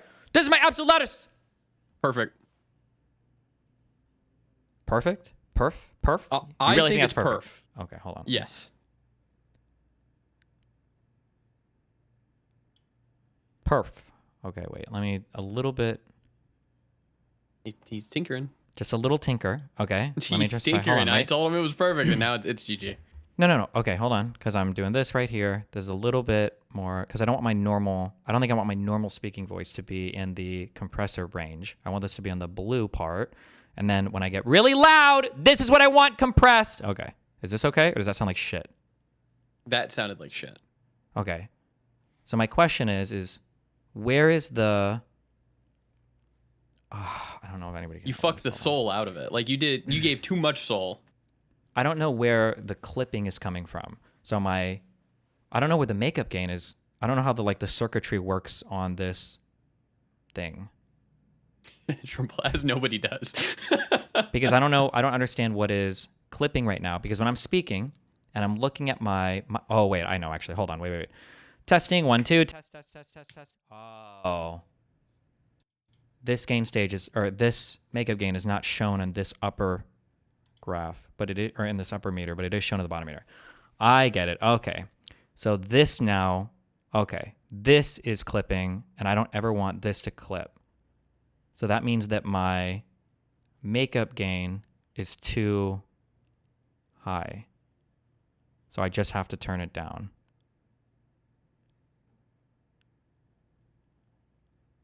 It sounds like shit, but just because the compressor is working, not because it's peaking. No, it's. I can see it peaking. I can see the peaking. Yeah! I can see the peaking. Yeah, that's peak. Yeah, peak. If I make this really aggressive, does it change that? Okay, is this peaking? Hello, is this peaking? Okay. It's hard to tell because you're like 2 volume now. No. If that You're was not 1 HP. peaking, that was not peaking at all. Okay. Okay. Wait. Okay. So now I just need to find the good volume here. Hold on. I am testing. Soul's gone. Good. There's gonna be no soul. This will be soulless. I don't No, you had it. It was perfect. care. It I wasn't. said perfect. They were gonna complain. I know they were gonna complain. They're retarded. They if you asked them what they wanted, they'd say a fucking better streamer, and they wouldn't be able to find it. True. Okay. In that case, okay, wait. Okay, wait. So here I have. Is it okay? Or is this still too much? I need to hear you yell. Well, okay. I hate you, Moot, and I hate you. I think you're a piece of shit. Okay. I think you might be able to do a little bit more soul. A little soul sucking. No. Soul sucking. There's a little too much soul. Too much. There's too much soul in that one. Yeah. Okay. Let me see if you can hear a difference here. Does this sound okay? Because I'm speaking right now, and I really hate you. I'm talking right now. And then I'm going to bring it back down. This is kind of like a normal thing. I mean, I personally think that is perfect. Okay. It's maybe like you could have a little too much soul, but I think that's perfect.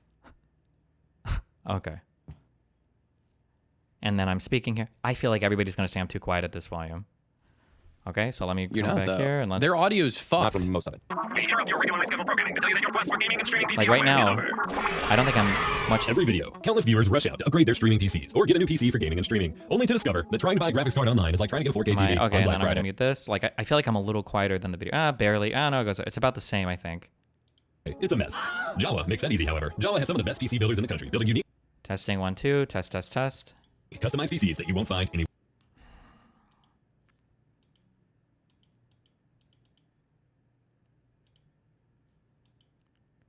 Exactly as it was before. You're much lower volume than the video. Yeah, well, now, yes, so my volume is low, so you guys were lying before.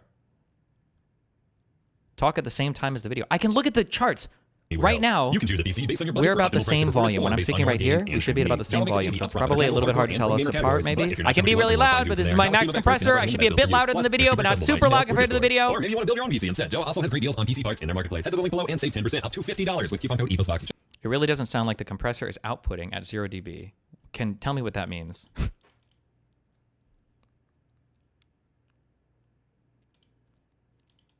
Just open up Kick and then listen back. The video is much louder. But then when I turn the video down, because I agree the video sounds loud to me, so when I turn it down... Check out. No more comments about not being able to find PC components. Find them and now on you Java. talk. Okay. This is like a decent Once video. you found this balance, let's go ahead and add a filter to your mic device here in OBS. Add a gain filter that matches where your conversational peaks live. So Okay, this is a decent video volume to me, but then I feel Yeah. like every time the volume is here, everybody complains that it's way too fucking quiet. Well, then they just need to turn it up. Add 12 dB of gain. If it was minus 16 or minus 18, set it to the positive version of that. By the way, gain is just added volume, so to speak. A little bit different with voltages and analog levels, but it's fine. This will bring your levels back up. A common myth is that having low levels and amplifying digitally will add hiss or noise. This is generally perfect because if the digital gain video is itself too inherently clean fucking and free. low, you can now turn it up. Yeah, but everybody's like, my volume Especially is for maxed the out for Twitter you. ones. I have to use like an extra thing that makes it even more fucking loud. I've got to turn you up with a plugin on Chrome or whatever. Yeah. Added noise. The only time this should really be the case is if your preamp gain is so quiet that your voice is very close in levels to the self noise of your audio hardware, which should never really happen. And something else might be wrong if so. Obviously, if we leave it at this, once you start getting loud again, you will be clipping still, just digitally instead of in preamp. In this sample, I have the gain set too high, and I'm clipping in my preamps. Now we're clipping, but we're clipping digitally instead. Probably sounds better than before, but not ideal. We're going to add a limiter here to make sure that you... Okay. When I'm clipping in my compressor and total mix, I don't know if this is an analog compressor or if this is like just dedicated digital circuitry for a compressor. I don't know what this counts as inside of my Army device, my interface.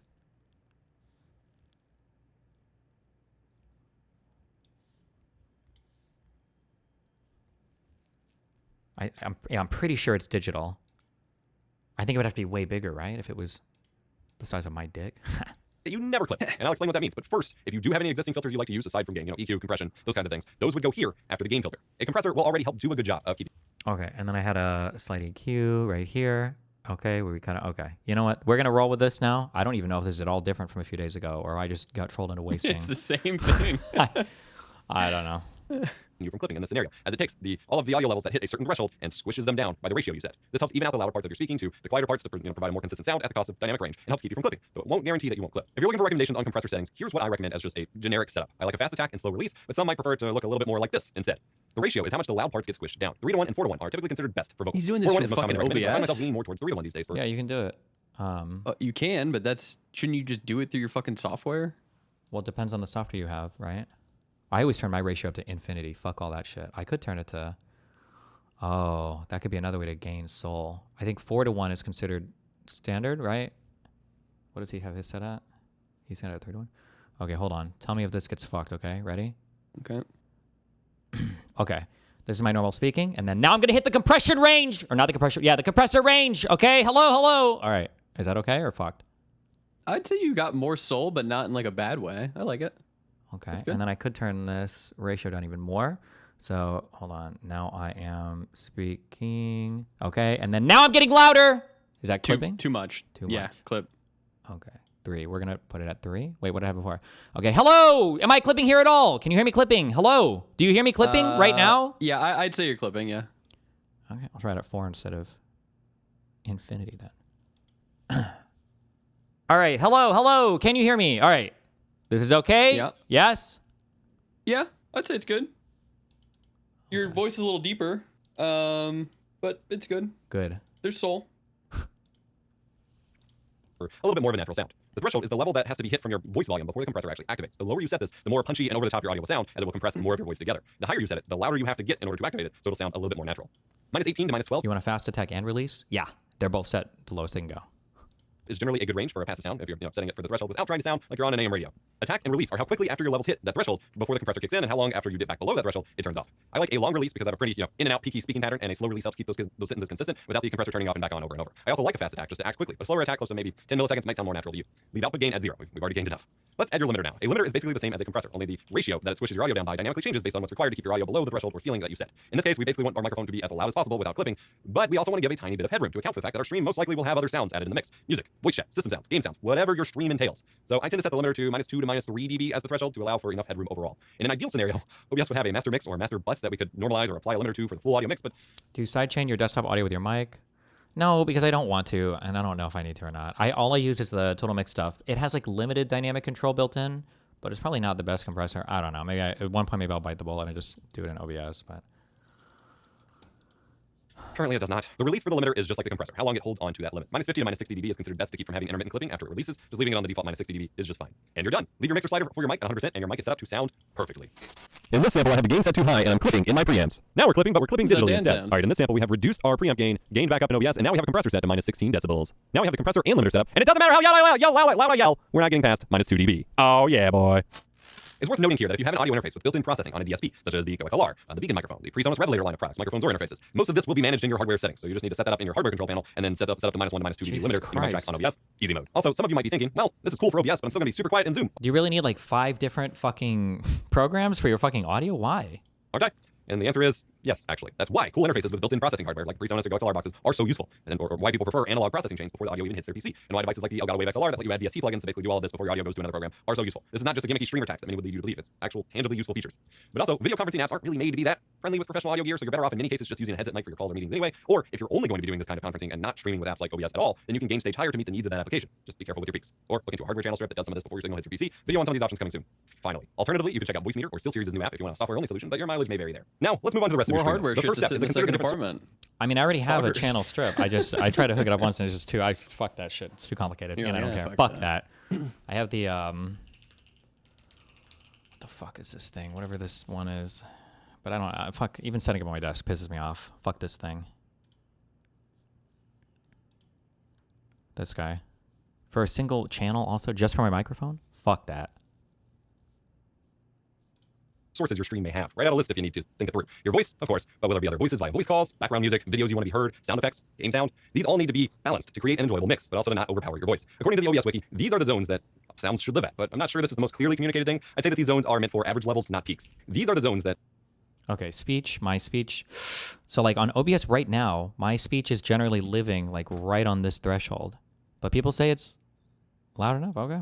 Sounds should live at, but I'm not sure this is the most clearly communicated thing. I'd say that these zones are meant for average levels, not peaks. Average vocal levels being below -dB is going to be pretty quiet, but having your peaks being limited to -4 dB with the previous steps in the video would be... Wait, so like my average is below that, I think, right? Maybe? I don't know. Just fine. Background sound, such as a music bed, should generally live between -28 dB and -42 dB, in my experience. That's a pretty big range, but it depends on the type of music. Peaceful... Wait, what? Hold on. Background sound, such as a music bed, should generally live between -28 dB and -42 dB. Can you even hear that? Hold on. Background. From -28 to -40. What's a background song? The fuck? There? Oh, never mind. 28 to 40.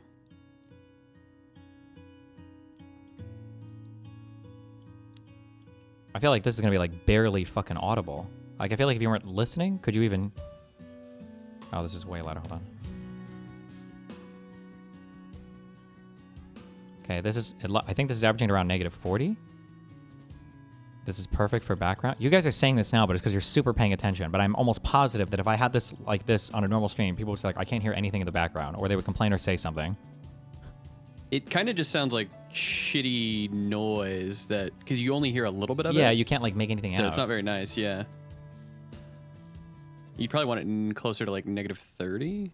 Ooh, what? In my experience. That's a pretty big range, but it depends on the type of music. Peaceful, slow music can be tolerated at much louder levels than fast, heavy-hitting tracks like the royalty-free rock music from our backing track music label, for example. Backingtrack.gg. That heavier music can still be used, you just need to turn it down some more. Game sound and other elements that are part of the interactive experience of your stream, such as sound effects for stream alerts or videos that you play in your browser that you're watching with your viewers. Those should live in the -20 to -30 dB range, but usually closer to -25-ish maybe. You probably want these to be clearly audible, but to not muddy up the... Okay, wait. Oh, so this is where I'm at right now. Fuck. How do you add a thing to your microphone? Do I have to like add the microphone as a fucking source and do all sorts of cringe shit, or... Yeah, it would need to be. It should be in your audio mixer on the right-hand side, and then you'll just like click it. And you can go to filters. You're talking about filters and shit, yeah? Okay, yeah, I thought I had it. Wait, okay. Oh my god, I'm gonna hate myself for doing this. What does he add? He added a compressor or upward compressor? The fuck is that? Or a limiter? Hold on. What the fuck did he add over here? More consistent sound at the cost of dynamic range and helps keep you from clipping, though it won't as just a generic setup. You might want to pull Forsen up. He's on a good run. Doubt it. 740 with pearls at the fortress. Chance. Oh, thank you.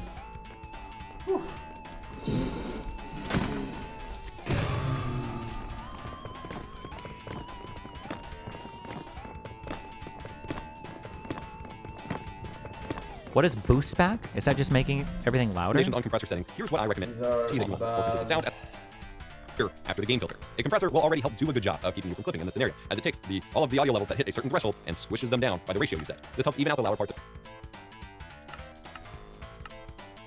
It's just making stuff louder, yes. And it's all digital, right? Okay, I wonder... Okay. Hold on. We're gonna try a thing. Maybe this is the key. Maybe this is the key. Wait, what was this boost back? It titled it boost back, but it was something else. So if you're speaking clipping in this scenario, right from gain, EQ, compression, those kinds of things, those would go here. So if it was looking to be... found this balance, let's go ahead and add a filter to your mic device here in OBS. Add a gain filter that matches where your conversational beats live. Okay.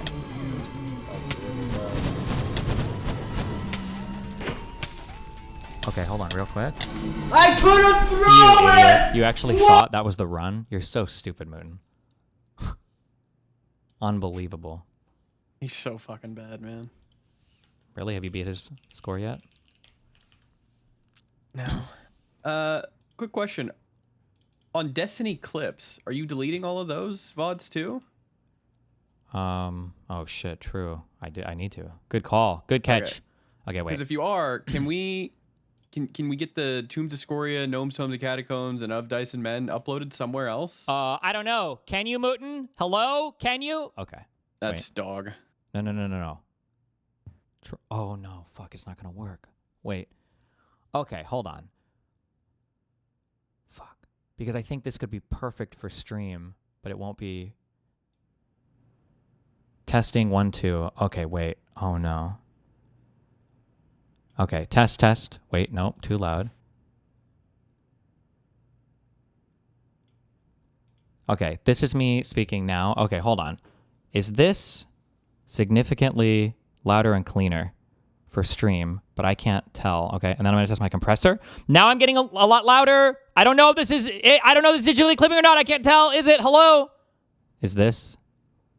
You've lost the soul of your voice. You Okay. sound No, but it's muddled. because you don't hear it. You don't hear the digital compressor. Fuck. Okay. No, I I need it. don't. I should have just used this. So then, what do I do?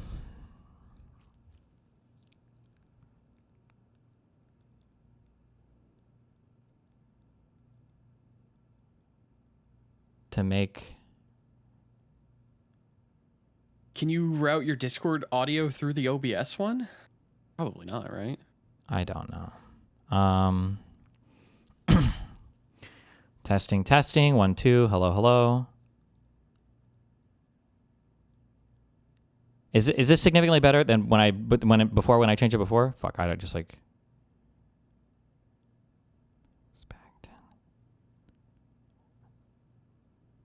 Mooten is retarded. No. Mooten's not retarded. He's hearing something different than what I'm you're hearing something doing. completely different than you guys. Yeah.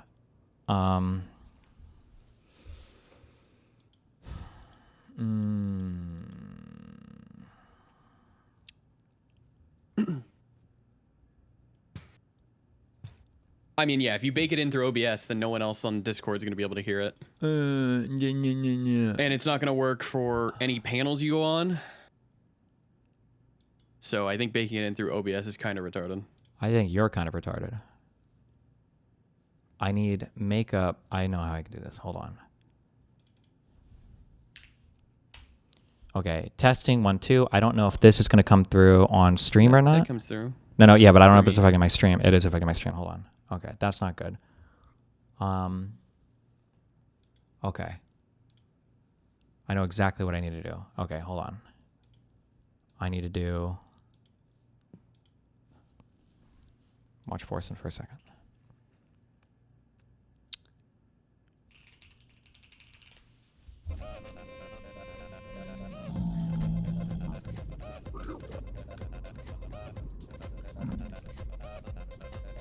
It's over here.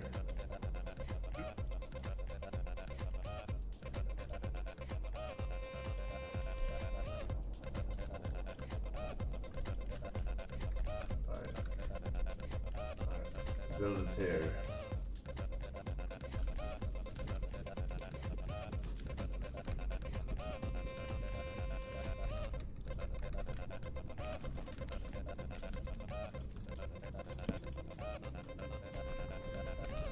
Wait, what altitude? Okay. As high as possible. Or do you just throw it? You just throw it too.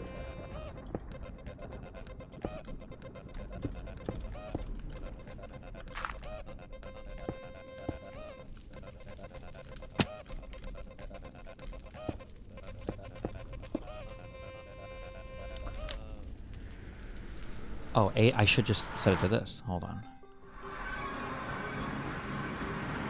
Oh, I had 20 obsidian.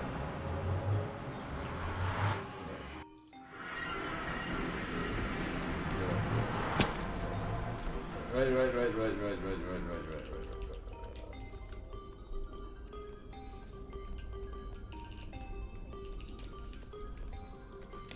So I would have built it here.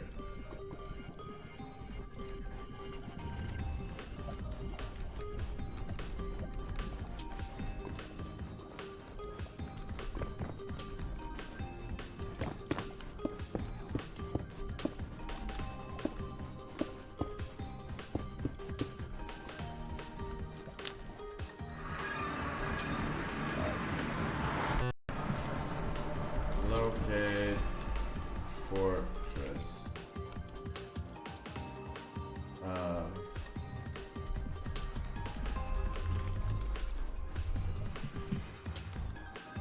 1,192 blocks, so it doesn't say what direction actually.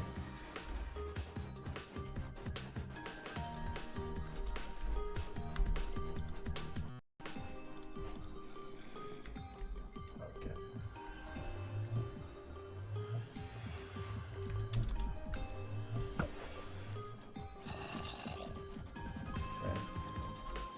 This would have been problematic. I would have run here. Oh no, fuck, I can't. Throw again.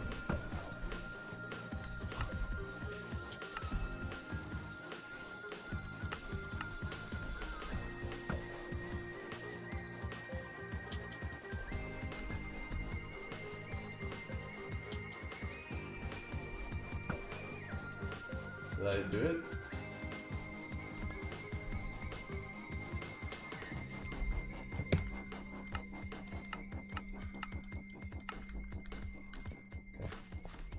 And then you throw another pearl. Throw it over there.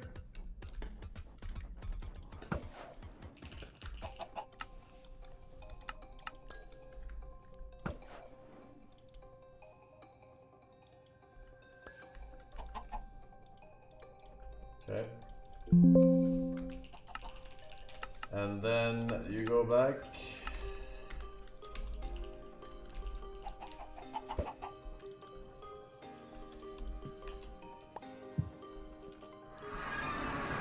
Then you go head -13. -13.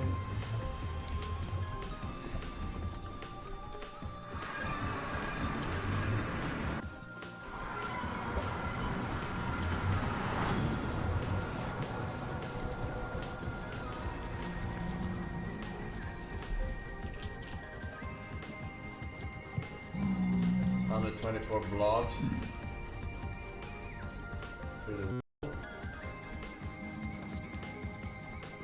Okay. Wait. Can you hear me right now? You can hear me, right? Yep. Okay, Yep. but it's still quiet, right? A little. It's still Okay. built in. Okay. Does this sound significantly better? And, very dead, Hello? I would say. Digging through this shit. Oh, I don't have loopback on. You can't hear me. Hold on. Okay. Now can you hear me? Yeah, you're incredibly loud. Okay, too loud. Professional opinion, of course. Yeah. And I Okay. would say you're. What blown about? out. Huh? Okay. What about this? Is this better? I'd go lower. Even lower? Yeah. I mean, I think you're. It sounds like you're. Okay, that's fine. Whatever you say. Okay. What about this? Is this better or no? I'd say it's better. Yeah. Do you hear a difference between this and this? Testing 1 2, testing 1 2 versus this testing 1 2 1 2. Yeah, I do. Okay. This one sounds louder and a little tiny bit more blown out, but yeah. A little bit more blown out. Okay, wait. What about this? What does this one sound like? Is this better? No, you want to be. Okay, down swap to the there. other one. When I'm on this one, that shouldn't sound blown out at all, right? Mm-hmm. Okay. So, does that sound okay? Yeah, sounds good. Wait, this is just the one that you told me didn't sound good because you couldn't hear the OBS shit. Wait, hold on. Do you hear a difference between this right here versus this mic here? Sorry, one more time. Testing 1 2 3. Testing Yep. 1 2 3. Testing 1 2 3. Testing 1 Yeah. 2 3. This one is a lot louder. Yeah. This one is louder. This one is louder now than the previous one that you were just on. I heard the swap. You sure? You sure about that? Perfect. Wait. So this one right now. Hold on. Close your eyes. Okay. Okay, hold on. It's closed. Okay. Tell me when you think I've switched microphones, okay? All right. So I want you to, in your mind, okay? I'm ready. All right. So I want you to think about this in your mind. Okay, so I'm going to count from 1 to 7 and tell me when you think I've switched microphones, okay? Ready? Okay. Okay.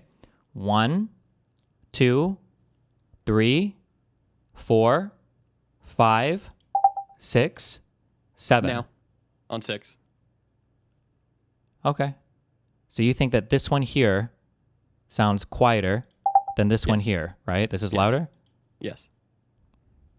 Interesting. But they both look exactly the same on Total Mix. That's really weird. I don't understand that at all. Are you sure? You promise? You're not making shit up, right? I'm certain. I mean, if you want, you can count again. I'm sure I'll get it right. Oh, never mind. Wait. Oh, yeah, okay. Wait, yeah, what the fuck? How is that even possible? Okay, whatever. So you think this one is louder, so it's better? We're done. Yeah. Yeah.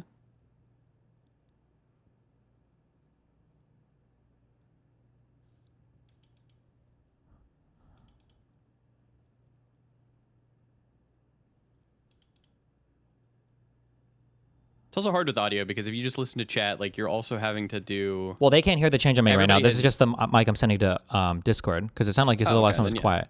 Because this one is louder for you than this one here, which you think is significantly quieter, right? Significantly quieter. Okay, I just have no idea why that other one is louder when it looks the exact same. You say this one is louder. I have no idea what's even this possible. one is louder.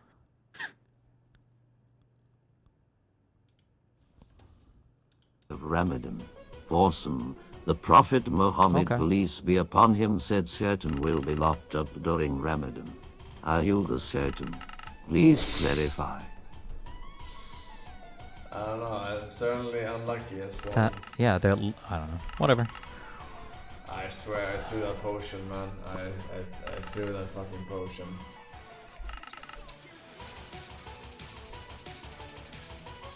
I threw that potion, man. Oh. New NYX Professional Makeup Jelly Job Gloss. Wait, let me check real quick something. Hold on. A lightweight lippy that means business with a Boss applicator. Boss applicator. This jelly? Boss. So ready. Queen. This is NYX Professional Makeup. Arabs are streaming. And Oh I my still fucking god. Oh, Windows auto-adjusted volume! Oh, this has been a Windows thing. Sorry, okay. Forget everything I said before. Okay. I'm going to go back to... Okay. This one right now sounds significantly louder than this one right now, right? Which sounds significantly quieter. But if I turn this up to 100, do these now sound... Was that coming through? Oh my god, this is affecting OBS as well. Oh my fucking god.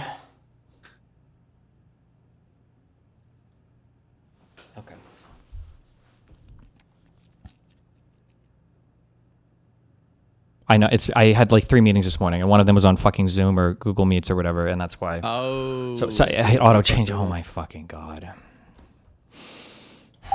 Okay, hold on.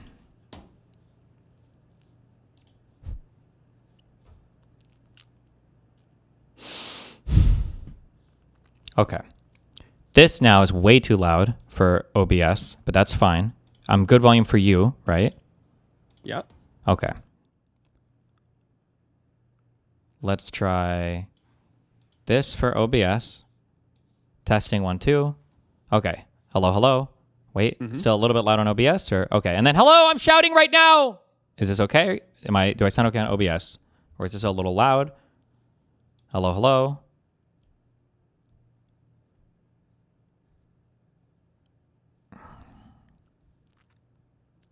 That's perfect. A bit loud. Very good level of loudness. Okay, I'm going to turn it on half a dB, okay? So now I'm chatting right now. Hello, hello. This is me talking in my normal conversational voice right now for OBS. And then this is when I'm really loud. I'm shouting right now. Hello. Yes. Okay. This is me getting louder and louder. And okay.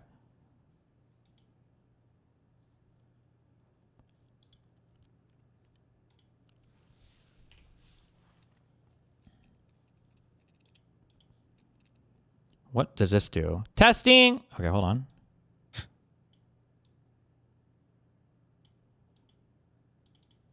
Okay, and then we try this one more thing. Hold on.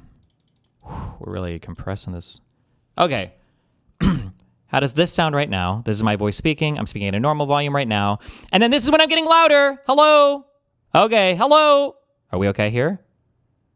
Okay. This, okay.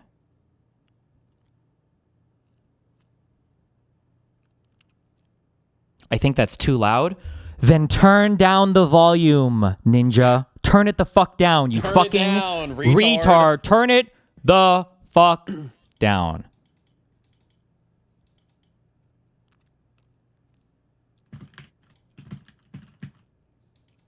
Okay, we're good. All right, I figured, you know what?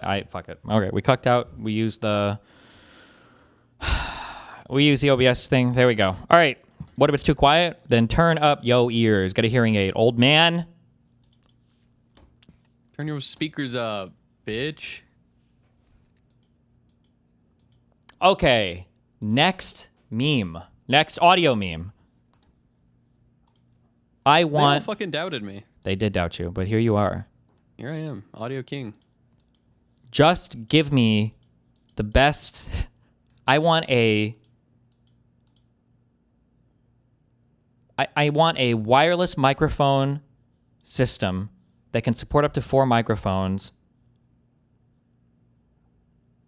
That's what I want. I don't want to bring XLR cables, and I want to order this now so I have it before I go to fucking London, because I don't want to haul XLR cables around with me anymore, and fuck all that shit.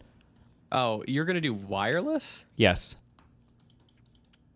Are you trying to do lav mic shit or? No. I'm looking for some kind of system like this. It has to be one that does like the radio wave scanning bullshit, to make sure that I'm not like getting noise or interference and some bullshit or whatever.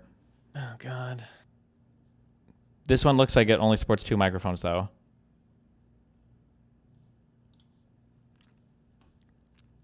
I just feel like that doesn't that. I don't know. For me, wireless shit is scary.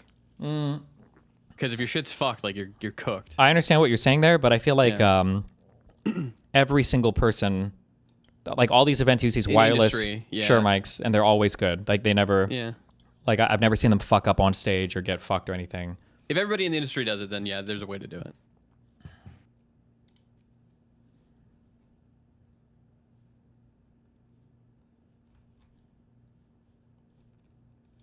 All right, I might be back later. I'm gonna go help a friend with some Grand Theft Auto roleplay shit. Ooh, trying not to be racist on your way out, bitch. I hate Cubans. Wow. Did you want them to have their own signals? I don't, as long as you can adjust them appropriately on this box, I don't need to be able to hook out every single one in individually. They come in pairs like that generally, but they can be rack mounted. Is it going to be, I'm going to have to buy like 2 pairs? 10K is too much. I feel like I want to like 5K tops, but is that possible?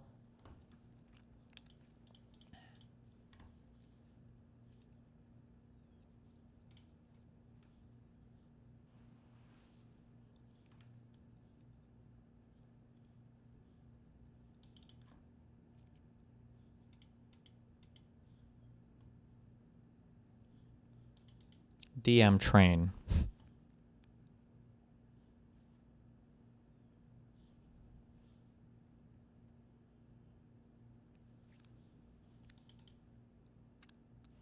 Depends how much rack space you want to do. This is for my mobile setup, so there's no rack. I just stack the things on top of each other and put them on a table, okay? That's my rack.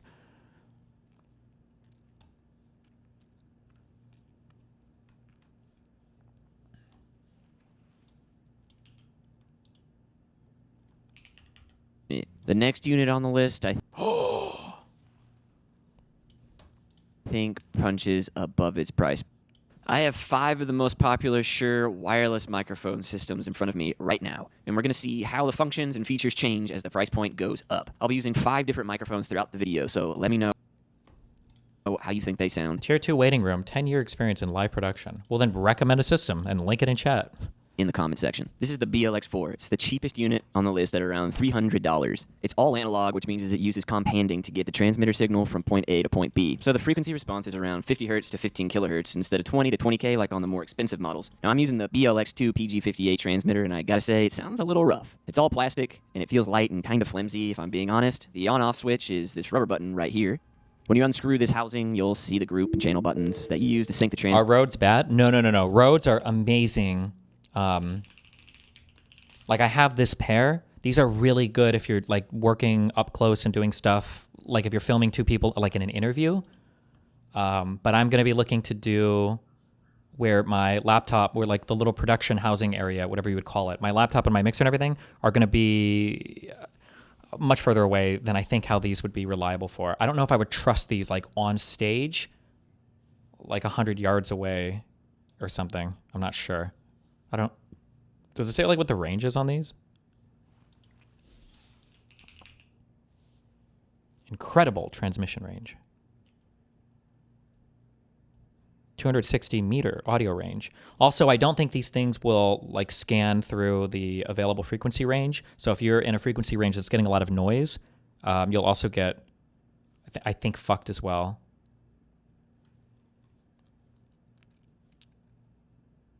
But let's see what this guy says real quick. Hold on.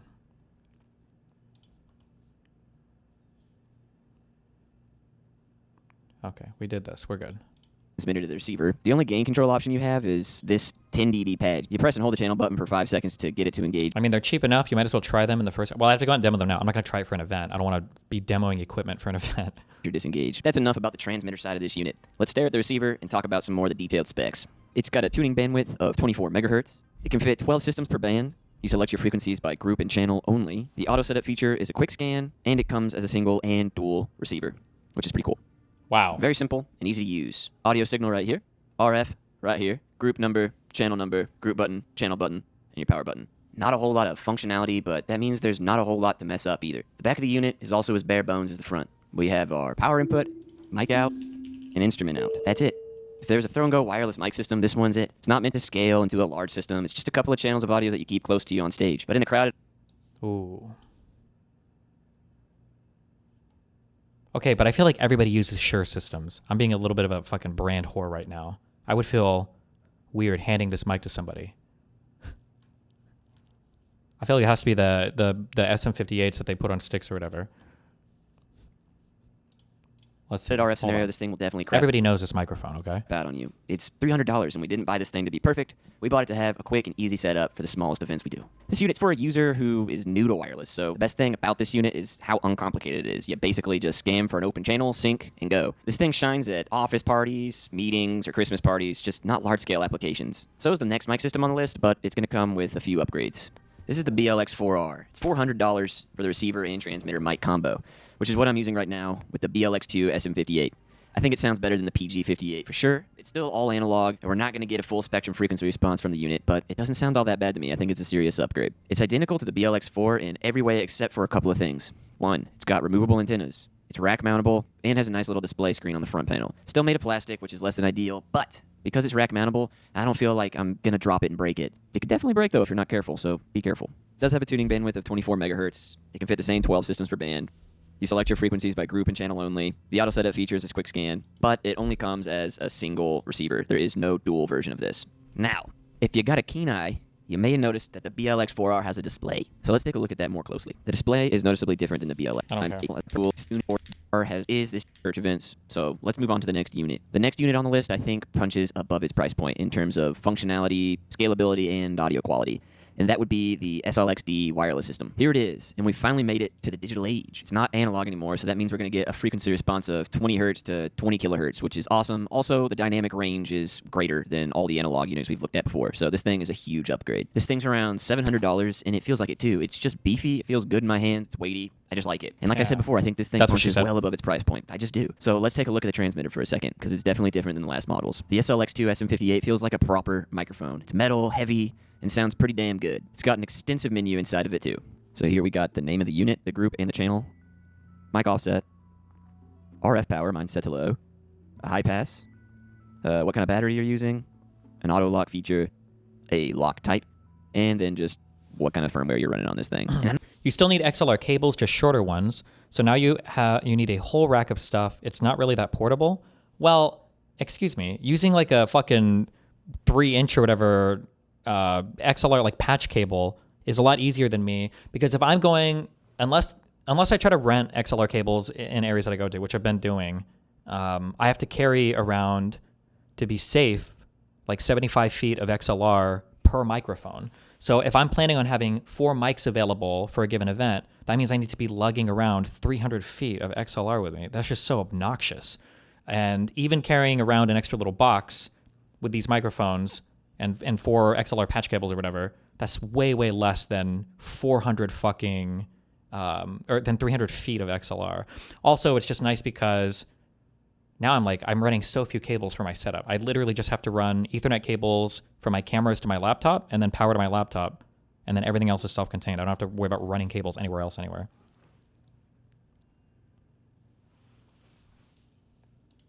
I'm not crazy about the horizontal on-off switch. It just kind of feels awkward to me, but I prefer a vertical switch. It's a minor detail for sure, though. And starting with the SLXD, the mics are going to have interchangeable capsules, which is really cool. Let's take a look at this awesome-looking receiver, though, because it's a huge upgrade from even the BLX 4R model. It's got a tuning bandwidth of 44 megahertz. That's almost double the bandwidth of the last 2 models. So we got 32 available channels per frequency band, 10 compatible systems per 6 megahertz TV feature we're seeing here. The microphone's all metal and looks and feels good. It handles great. Why doesn't he use each of the microphones for the video as he's demoing? I feel like that would make more sense. Oh, whatever. So let's get an up-close look at it. Of course, I'm loving the vertical on-off switch. That just feels more comfortable to me than the SLXD2. The SE brand is the best mic brand right now. They're taking Shure's place for handhelds. Do they have like a transmitter system thing or whatever? He is? Oh, wait, is he? Which is a horizontal battery.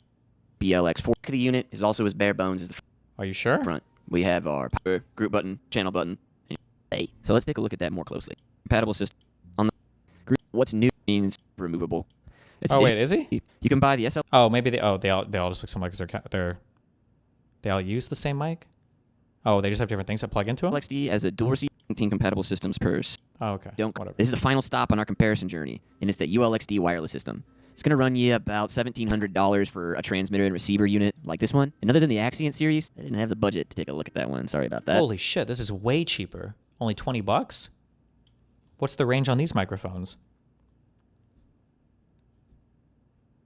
And it comes with Epstein accessible accessories?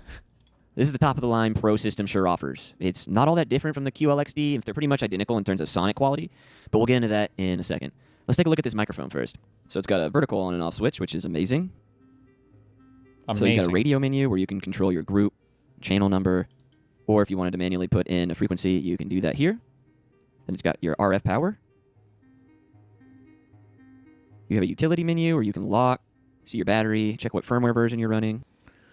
Wireless is the way. Just be ready to spend money for reliability. The closer you can keep the receivers, the less you have to worry about. If your switcher can't be close, you can run a single MADI. Is that like an optical thing? But the receivers are going to sit right on top of my interface mixer. So a reset, mic offset, and mute mode, and that's it. Easily one of the best microphone interfaces. All very cool and useful stuff, but let's take a look at the specs of this unit. So we have 64 megahertz of tunable bandwidth. That's the same as the QLX. This doesn't mean anything to me. I'm fucking retarded. I don't know why I watch this. This doesn't tell me anything.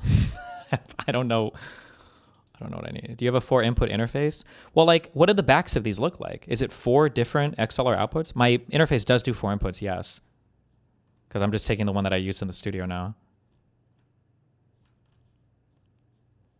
What?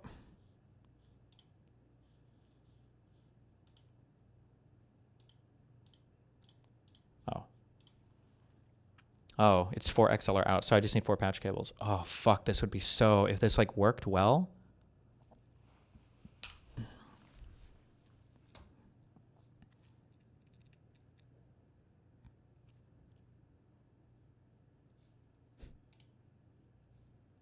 Oof, that's a lofty... That's a lofty price tag, though. Damn.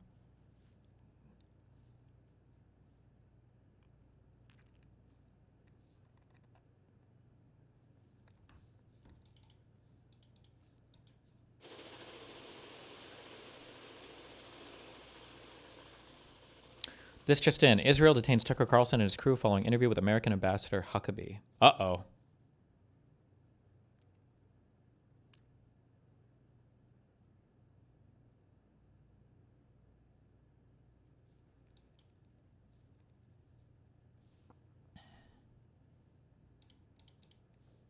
Oh. Tucker Carlson. Men who identified themselves as airport security took our passports, hauled our executive producer into a side room, and then demanded to know what we spoke to Ambassador Huckabee about. This is just a standard. How do you, can you, dude, I gotta get so much better at this. They did this to us when we flew into Israel with, when we flew into Israel.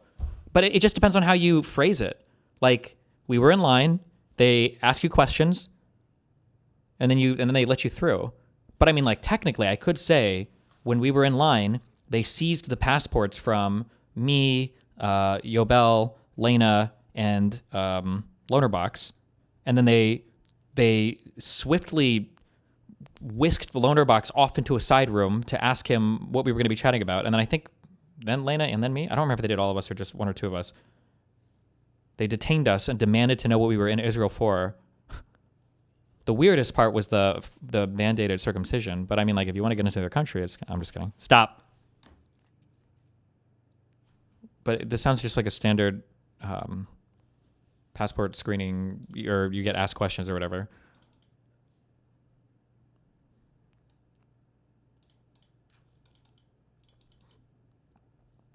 But whatever, I don't know.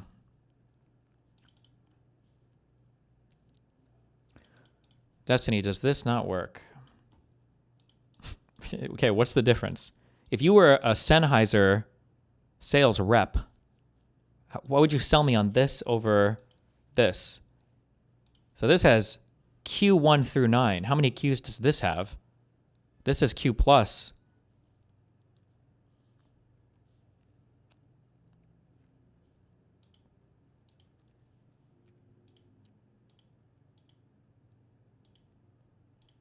How can you have pictures and not show the back?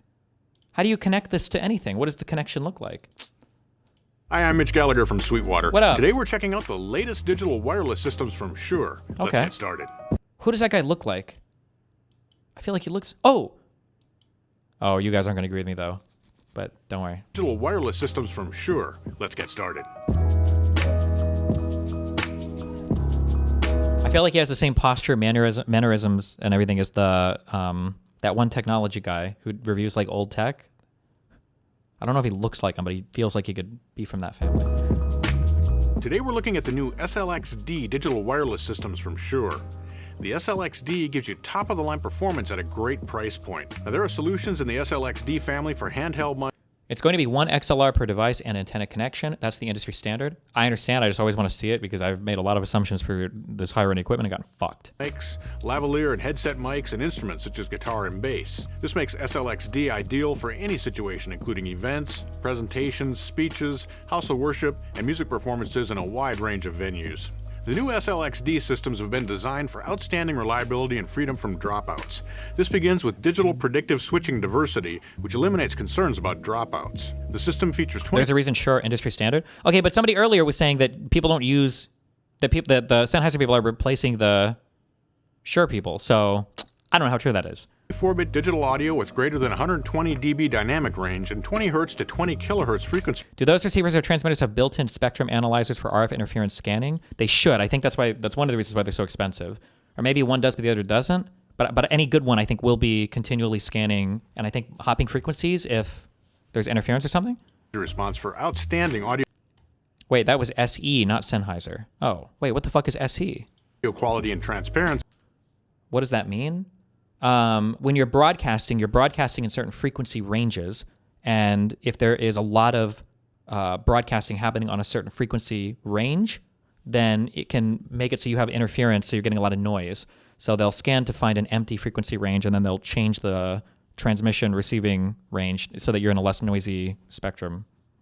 No matter what you're using as an input source. The SLXD systems feature 44 MHz tuning bandwidth with 32 available channels per frequency band. You can use up to 10 SLXD systems per 6 MHz band and up to 12 systems per 8 MHz band, so you have plenty of expandability for large systems for events and performances. But even with all that flexibility, the SLXD systems have been designed for easy setup and pairing of transmitters and receivers over IR scan and sync. SLXD digital wireless systems offer rugged metal construction, and they can operate for up to 8 hours using 2 AA batteries or the optional Shure SB903 rechargeable battery. Let's take a closer look at the system. There are 2 receiver configurations in the SLXD family, the single-channel SLXD4 and the dual-channel rack-mount. How is he coming in through the mic that's facing away? For this guy? They don't do this as much anymore because it's all alternative media, but back in the day they would train you really well to like throw your voice. So he's probably throwing his voice over to this microphone, and that's why it sounds so clean. SLXD family, the single-channel SLXD4 and the dual-channel rack-mount SLXD4D. Both feature identical circuitry and feature complement. The only things that are different between them are the form factor and the number of channels. The SLXD1 is the SLXD body pack transmitter solution for instruments and lavalier and headset microphone configurations. The audio input features a TA4M 4-pin connector for compatibility with a wide range of microphones. A locking instrument cable is also available for guitars and basses. The SLXD2 is the digital wireless handheld transmitter solution compatible with the SLXD4 and the SLXD4D. There are a number of microphone options for the SLXD2, including Shure's industry standard SM58 dynamic mic, the Beta 87A super cardioid condenser mic, the Beta 87C cardioid condenser mic, the Beta 86 cardioid condenser mic, and the KSM8 dual diaphragm dynamic mic. Any of these optional vocal microphone choices can interchange quickly and easily onto the SLXD2.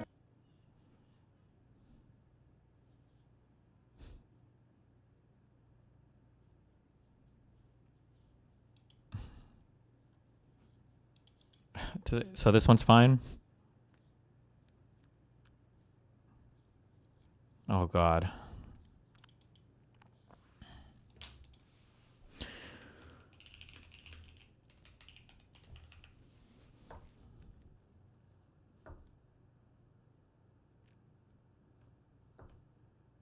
Is it a pain going through customs with so much equipment? Nah. I've never been stopped or asked about this stuff. It's harder when I have a crying woman with me. Yeah, woo yeah.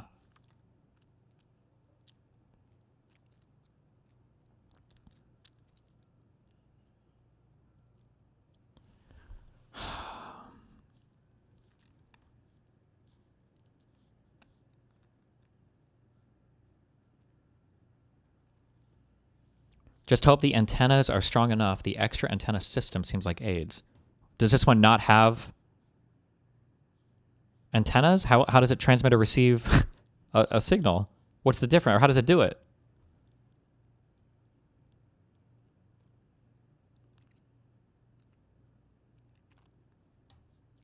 Tinfoil.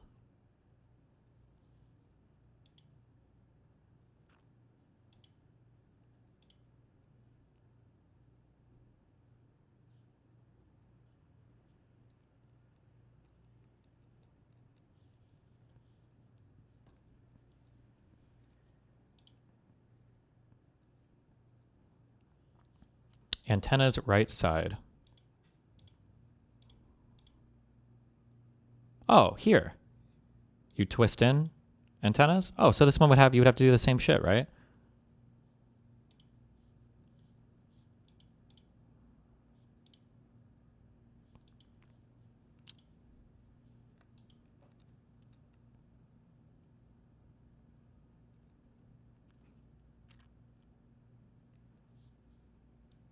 Okay. I don't see a reason to get this one. I should just get this one. There's no reason. I don't need this one. I don't know why it would be $2,000 more than this one.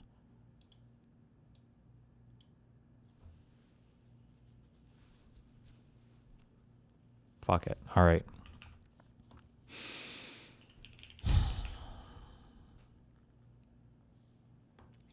Might be slightly cheaper to get these two instead of a single system.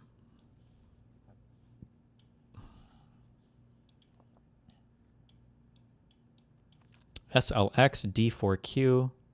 This is the SLX D24D Plus.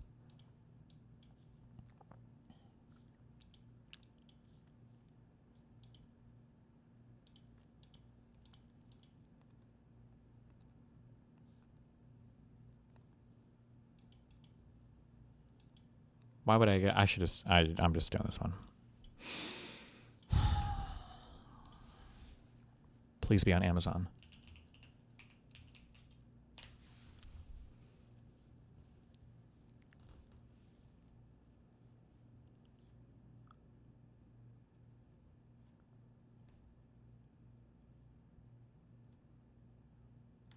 Okay. Oh, fuck. February 26th. That's too late.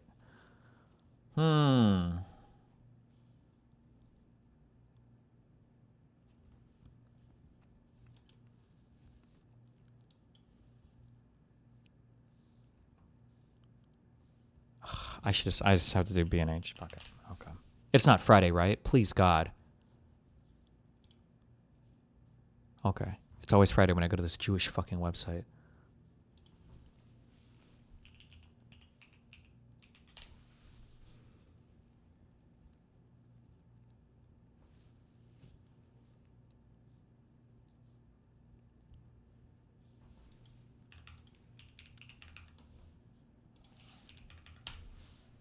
B&H doesn't, they don't ship on Friday. They do like the whole Sabbath thing. Or Shabbat or whatever the fuck it is. Okay. This is the same thing, right? SLX D4Q Plus. SLX D4Q Plus. Quad channel digital wireless circuit with 4 SLX D2 Plus.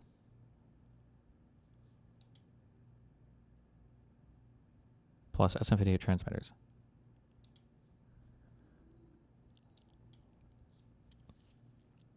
It's not even in stock. New item coming soon. Oh, fuck, you're right. Wait, how new is it? Wait, hold on.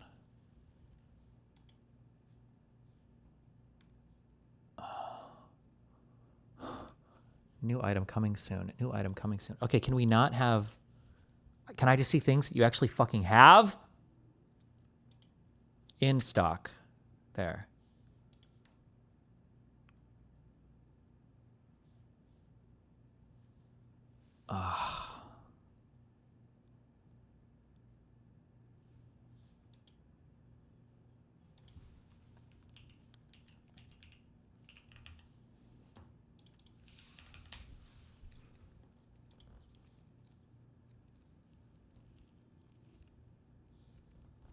Wait, it's available on Shure's website. Wait, really? Hold on. I have to buy the microphone separately though, right?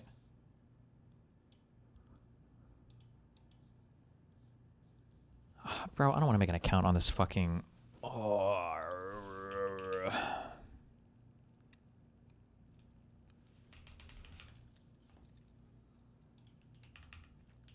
Is it actually available, or is it like if you put the order and it'll say like, oh, not available, not available, not available?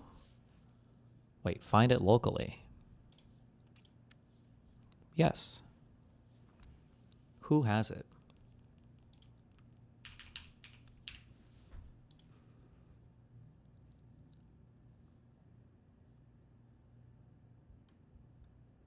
Out of stock, out of stock, out of stock, out of stock, out of stock, out of stock. Yes! Yes! Contact for availability. The fuck? Why?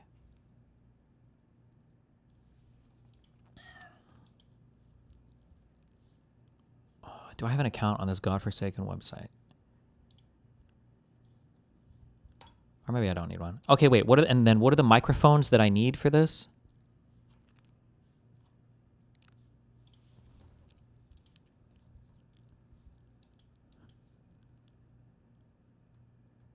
SLXD2+/SM58. What is this? Is the SM58 the top part and the SLXD2 is the bottom part? From here down?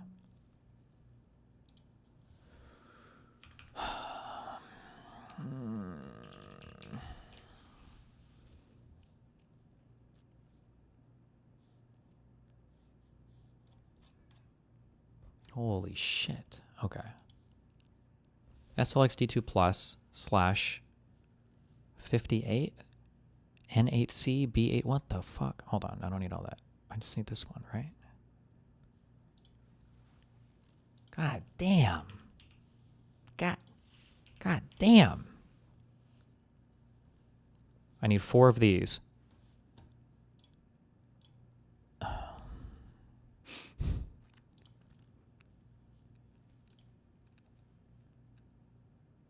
Oh, I guess that's about the price of it. You need the transmitters too? It's this wireless handheld transmitter with SM58 microphone. This should be both of it, right? What the hell did Destiny do to his audio, man? Wait, do you think it's too low? No. Yes, it's both. Stop trolling me.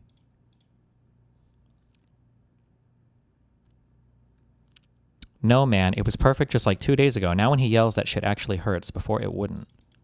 It's... I can't even peak. I can't even get to 0 dB. I set the limiter to -2 right now. Wait. When I yell, it's too loud. Just turn the volume down. Just turn it down.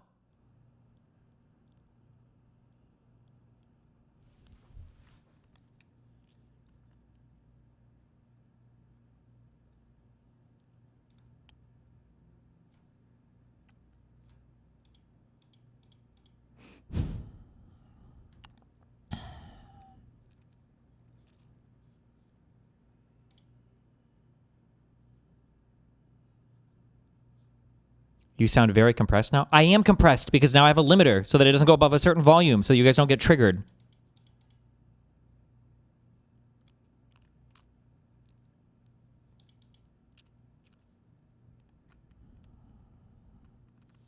He's way too quiet. You guys are just trolling me. I'm just going to leave it here for a while and we'll see what happens, okay? Fuck you.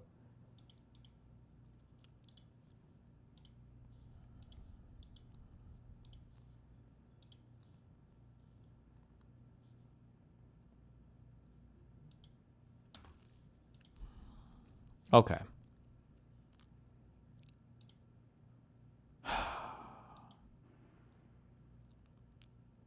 I need this. I don't know if I have XLR patch cables downstairs.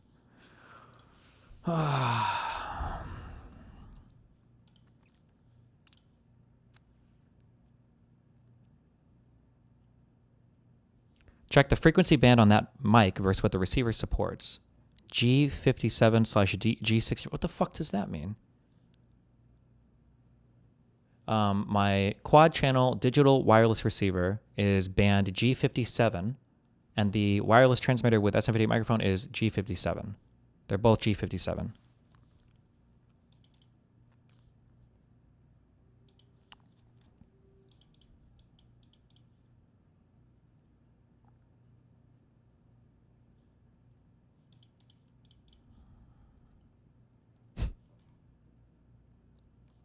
Okay.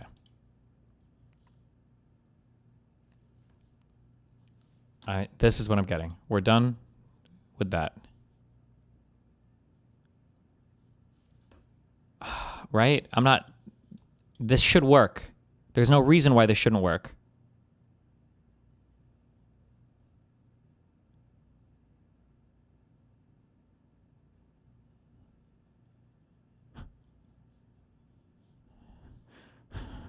Okay. Let me run downstairs real quick and make sure I have these patch cables, and then we're off of this. 1 second. Have some forsen. What? Where did he go? Holy smokes. You don't look so good, boss. Tell me about it. It's a real inferno down here. Oh, we got And I'm Hassan. burnt Oh, we out. got ASMONSLOP. Here, try a Red Bull. It's devilishly good. Instead, they just clipped moments and acted like it was funny. Base? So Do I actually back, one sec. benefit from the trolling behavior of people on the internet who steal my content and clip it to make fun of it? You completely do. You absolutely do. This is exactly what I explained to Asmongold. That when he reacts... On YouTube, yes. Yes, on YouTube you don't benefit from it, but everywhere else you do. ...to a clip of me from Reddit or from one of my It's about detractors, me. I It's all literally about don't me. benefit. No one comes to DSP Gaming to check out the content because no one can find DSP Gaming.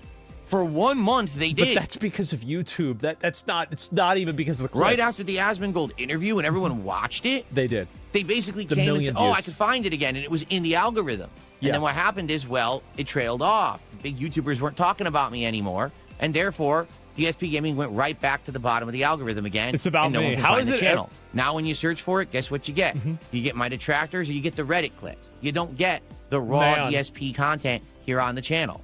You get raw Phil stealing the content from the What's wrong with a 9-to-5 jive? You've probably insulted 90% of your audience. Pretty uncalled for. I get scorn detractors, but that's probably a reality for many of your viewers. FYI. Channel. So, hence, what I've been saying is basic. Right. And so, yes, it's about me. No one can find the actual content on DSP Gaming. Well, I don't know. I mean, he's right to an extent, right? What is this? Seems like probably bullshit. And where is it here? I don't know. This is some other clip of me. But, oh my fucking God. And they found a whale shark. Is this real? Oh, yeah. I've seen these before. This is in like a game. That's a real one? I thought they were bigger. It would appear that Jason is not alone on this island. Well, I thought these things were supposed to be bigger, right? It can smell. It's like this big. It can hear. There's no way it can be that big. It is Oh, wow. That. A Oh, whale never shark? mind. No, it is actually pretty Dude, big. I want to see. Wait, what the fuck? Fuck. Damn, that's a... Damn. Okay, never mind. No, it is big. Because I saw it next to the island. The ocean's not good for scale. But like, look at it. Look at it next to this. Like, see that? Where did they show it next to the island? Look. That's how big the island is? There he is. That's a big boy. God damn. Damn, like he's got to at least be like 6 feet long. I mean, like probably longer than that. Looks about 12, 15 feet. I feel like, yeah. How big is a whale? How big is say a whale shark is? How big is a whale shark? This is important. We got to look this up. I'll figure out what's going on here. How big is it? Is 18 to 33 feet. That's a pretty big boy. Yeah, that's a big one. Look at that. Maximum recorded size is 18 meters. 61 feet? 61 feet? What the fuck? Wait, they're the size of a school bus. Holy shit, that's a big boy. Damn, what the fuck? 25 tons is insane? Well, they're just fat, right? I wouldn't really make a big deal out of it. They're just fat as hell. So I wouldn't really, worry too much. But what is this? Your billionaire Les Wexner has submitted a written statement to House Oversight Committee in advance of his testimony to Jeffrey Epstein? Yeah, I bet he is. Surely, I'm sure he knew nothing about it. There was no reason at all. Oh, right. What is this? The Trans Bill of Rights. So that children's bodies can wait, what the fuck? I think I heard about this. What's this? We're going to fight every single day to put trans rights into the law of our country because trans rights are human rights, and that's why my colleagues and I have laid out a simple yet powerful truth in the Trans Bill of Rights. What is it? Trans people have the right to live free from discrimination. Trans people have the right to live free from violence. And trans people... Oh, really? Wait a minute. Oh, wow. You mean you're not supposed to beat up trans people? That's crazy. What a brave thing to say. Oh, I've been doing it wrong this whole time. have the right to live free from government intrusion into their bodies and into their lives. Our resolution affirms the right to gender-affirming health care, the right to accurate identity documents, the right to fully participate in school, in work, and in public life, just like anyone else. I don't think anybody cares about this for adults. Nobody gives a shit about this for adults. It's the problem is kids and whenever you're competing against biological women in sports. I mean, this is another one too. I did see this. To trans people everywhere, I also want you to know this. Those people are threatened by your strength. What? By your joy in being fully who you are. Threatened by trans people? Like, what do you mean? Those who fight against trans people are just jealous of the freedom that they have taken to be fully who they are. People are jealous? What the fuck are you talking about? What the hell is wrong with you? And so What do you those mean? people just want to destroy that God. rather than imagine what it would be like to be fully who they are. Wise words from our young people. Wise words. So today, the Trans Bill of Rights makes those freedoms we all deserve as clear as the paper they are written on. And we intend to continue this fight until we win this fight. I mean, I don't think that anybody gives a shit about, you know, like the trans rights backlash is extremely real and very worrying for progressives. The public is aligned with conservatives on several issues like sports, restrooms, and minors' access to care. It's possibly the worst issue for progressives I've ever polled. The reason why, and this is the issue, is that a lot of these progressive issues don't have any basis in logic. There's no actual like thinking to it at all. It's just what makes people feel good. It's like toddler logic. It's like, well, everybody should be able to do whatever they want. Well, yeah, but the problem is whenever that affects other people, they're not doing whatever they want because the other person can't do whatever they want. But nobody thinks about that because they think about, again, they're emotional morons. Well, the problem is that there are a lot of people that get involved into politics so they can make themselves feel good about themselves, right? They want to say the thing that's going to get them social approval. And so because of that, they come into these issues without looking at, you know, how these are going to affect people, what the right decision is, you know, who is this good for, who is it bad for? And the only thing that they really think about is what is in the best interest of me looking like I'm a good person. And that's the main thing. Yes, brownie points, exactly. A lot of people use progressive social issues as social accessories. They don't really care about what the outcome of the issue is. They care about how they're seen as a person of a person who has this issue or cares about this issue. It's because they don't separate legitimate trans people from psychopath opportunists that actively are sexual predators. Well, the problem also is that they group everything together. I think most people are willing to deal with trans people out in public. I don't think that most people really care that much. But the problem is that whenever you want to say that they can use a bathroom with like your young daughter, I think this is an intrusion of privacy. When you want to see that they can compete in a sport against a biological woman, this is an intrusion into everybody else who's competing into that sport. If you want to say that they can compete in anything else, it's still an intrusion. And that's the main issue for what happens, is that this intrusion is the problem. And the moment that people realize that your rights end where other people's begin, and people have a right to privacy in a bathroom, people have a right to compete in a fair environment in sports, etc., then I think that these people can understand it. But I have no interest in that at all. But anyway, oh, I did see this. This has been fucking crazy. And let me go back and pull up all these to look at them because it's just really fucking funny. So apparently Stephen Colbert came out with an interview and he said that they shut down his interview because of some kind of bullshit. But apparently it wasn't even true. Let me go and pull all of these up real quick before I can go through it. Give me 1 second. It's going to take me a minute to find all of these. Oh, by the way, this is the way it used to be. Watch this. I know Barack got tested for AIDS. There's no shame in being tested for AIDS. It's an important thing because the fact of the matter is in the community's engaged in denial. They're engaged in denial. No one wants to talk about it in the community, and we do not have enough leaders in the community and outside the community demanding we face the reality, he said Obama had confront the AIDS. men in the community as well as the women, letting them know there are alternatives. Thank you. Travis,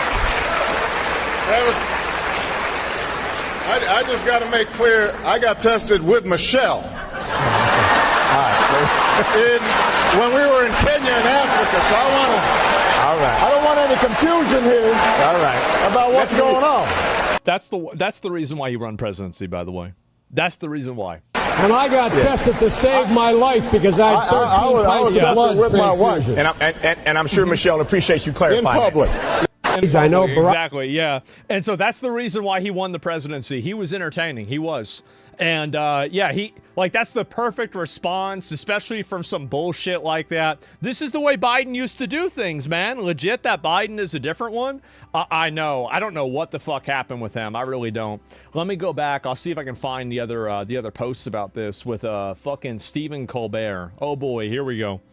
So, where the fuck did it go? Yeah. All right. So. The X scroll. Oh my god. Oh, he's like Hassan. Or what Hassan used to do. I don't know what Hassan even reads anymore, but oh my god, all the X tabs. Holy shit.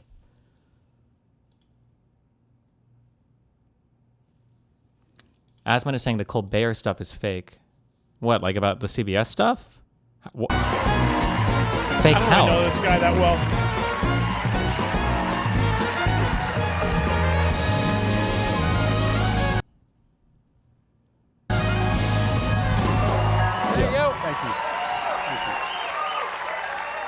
Now, here's the thing. I don't usually say this to a guest, but if people are watching this right now, it's because they found us online.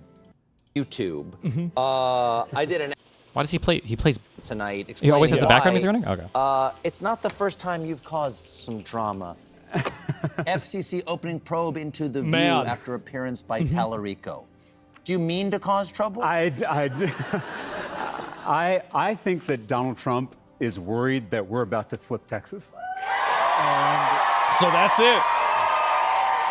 So this guy, they basically went out and said, let me see if I can pull this up. Where's the video if I can find it? Stephen Colbert, where the fuck did it go? Yeah, there it is. Pulled from TV over FCC equal time. And so our campaign raised $2.5 million, etc. And, oh, here we go. This is the FCC talking about it. You had a Democrat candidate who understood the way that the news media works. And he took advantage of all of your sort of prior conceptions to run a hoax, apparently for the purpose of raising money and getting clicks. And the news media played right into it. I think yesterday was a perfect encapsulation of why the American people have more trust in gas station sushi than they do in the national news media. And this was very plainly an effort ginned up to get clicks and to raise money. And you guys ate it up like slop. And when it was pointed out that the facts were completely different than what the fake news... Why? I mean, you do that too, right? Like, he's eating up so much shit, but we watched him do it and avoid reading the rest of the article live. What was the... I'm trying to remember. Was it somebody in London got arrested or... Oh, no. It was the guy who got arrested related to the school stuff, and Asmon was like, oh, they arrested him because he wouldn't use the right pronouns, but it was actually because he kept going back to the school that he got fired from for like years. And it was so bad, and it's so embarrassing. Like, why would you take Carr at his word here when they literally have pressure? Like, where did Kimmel go? Like, why would you just take him at his word here? That's how bad this is. We did receive information suggesting that the federal government did not shut down this segment, number one. That is my understanding, that the federal government didn't shut this down, and we will do an official statement once we get another official statement that we anticipate is going to be coming from Paramount. All right, so we will read what they say, and then we'll go from there. It is our understanding that Colbert, either Mr. Colbert or CBS, decided to make this statement clear. And this was because of a fear that the FCC may there may have been advice to just have me on, and then they could clear the issue. It was my understanding that someone somewhere decided we just don't want to do that, and instead we're going to just do it this way. So basically, even she's coming out saying that this isn't true. And you have all these people. CBS refused to air this Colbert Report with Democrat James Tallarico, who's running for Senate, after being intimidated by Trump's FCC rules. Share it everywhere. This has 86,000 likes. Oh boy. And we'll go back. So what is the actual thing that, like, they were recommended not to, or there was a probe open or something, but they didn't actually tell them don't do this thing? Is that the contention, or?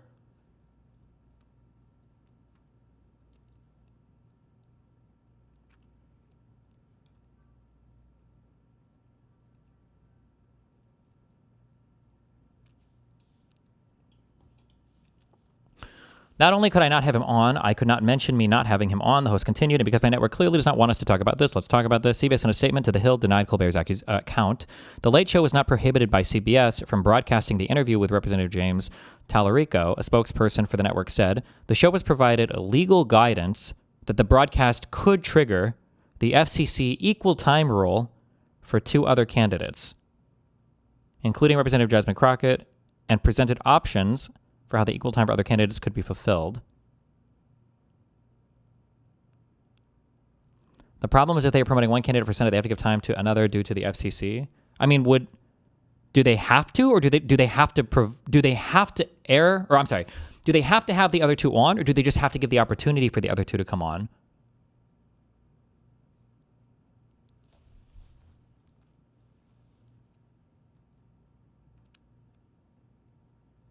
It was the Late Show itself, CBS said, that decided to present the interview through its YouTube channel with on-air promotion on the broadcast, rather than potentially providing the equal time options.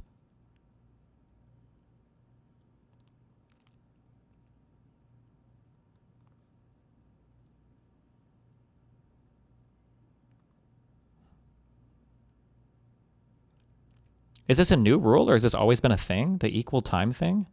I don't know how old this rule is. No, talk shows are excluded from that rule.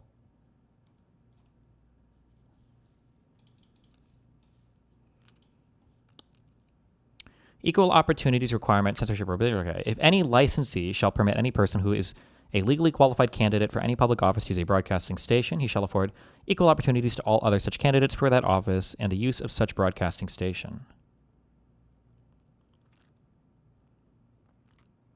Was anybody else denied? Who are the other 2?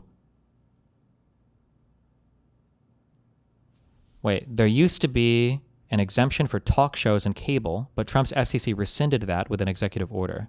Huh. Watch Colbert's response. There are exceptions. What is Colbert's response to this?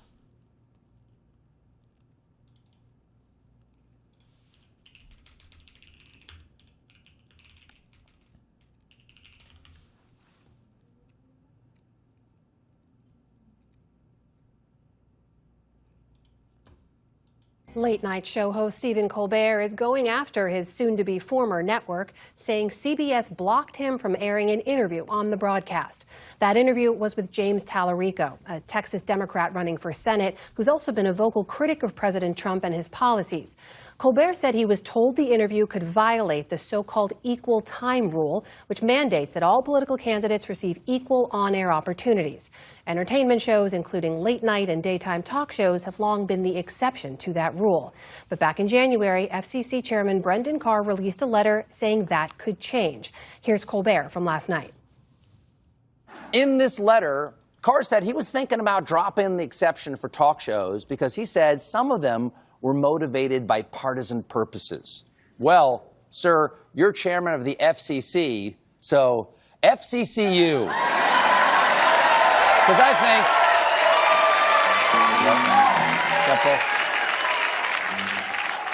Because I think you are motivated by partisan purposes yourself. Sir, you smelt it because you dealt it.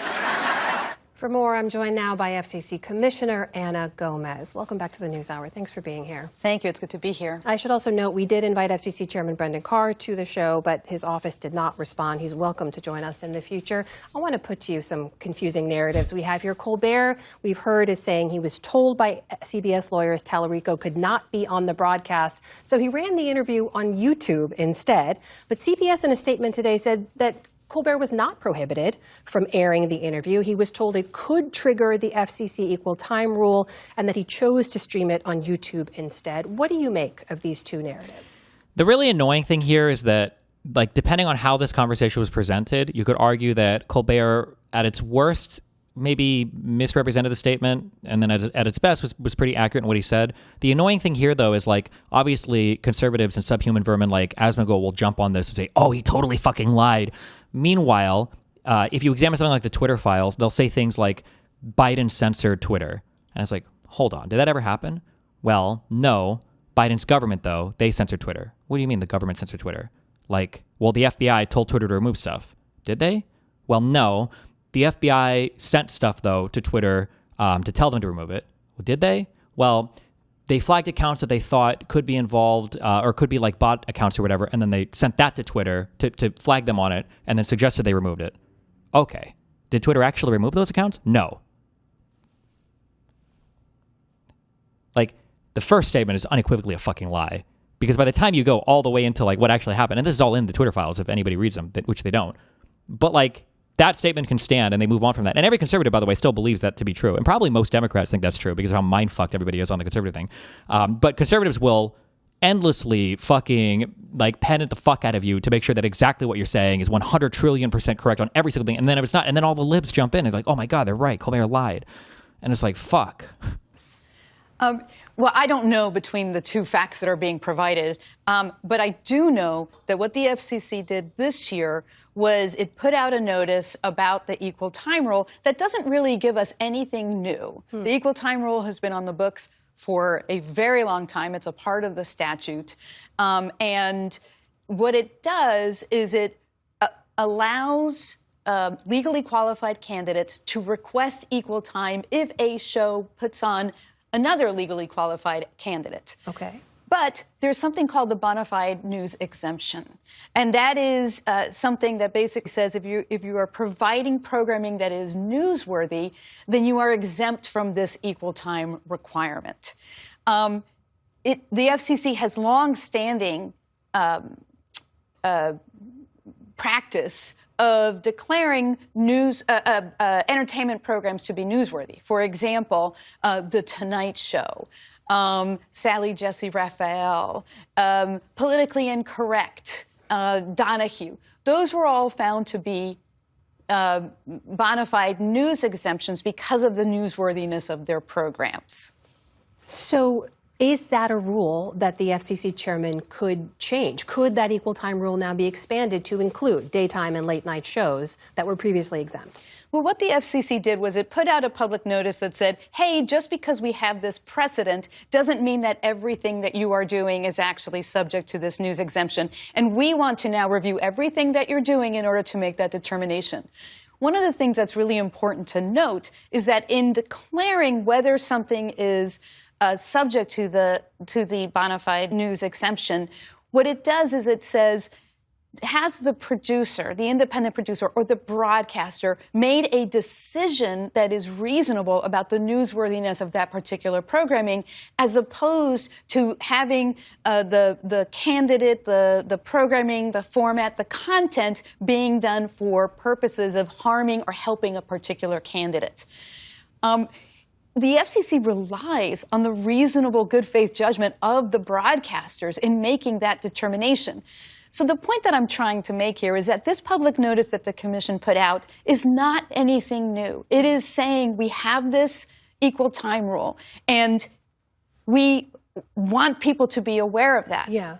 And yet, at the same time, it's now triggered this episode that we're all talking about. I mean, you did accuse CBS and relies on the reasonable good faith judgment of the broadcasters in making that determination.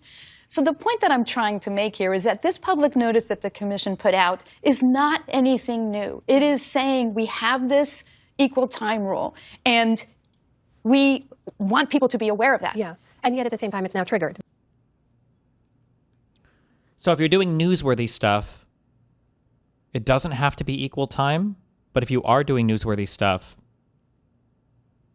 or no, if you're doing newsworthy stuff,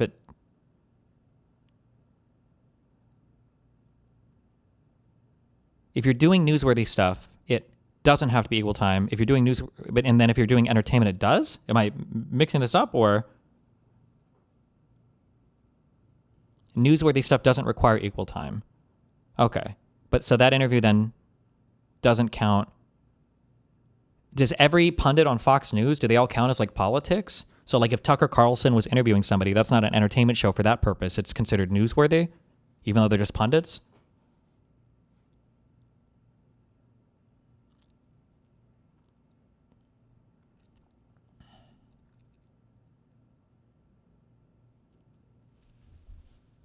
No, the equal time rule doesn't apply to late shows, but the FCC is threatening to make it apply purely because of partisan reasons. They said so. Who said so? Where? Show me where.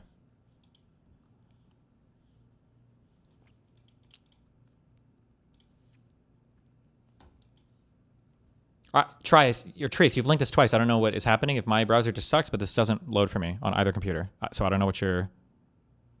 I don't know what you're trying to link here. It's not working for me.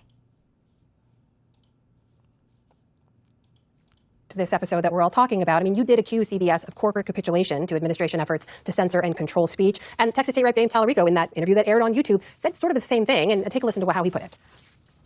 Corporate media executives are selling out the First Amendment to curry favor with corrupt politicians. And a threat to any of our First Amendment rights is a threat to all of our First Amendment rights.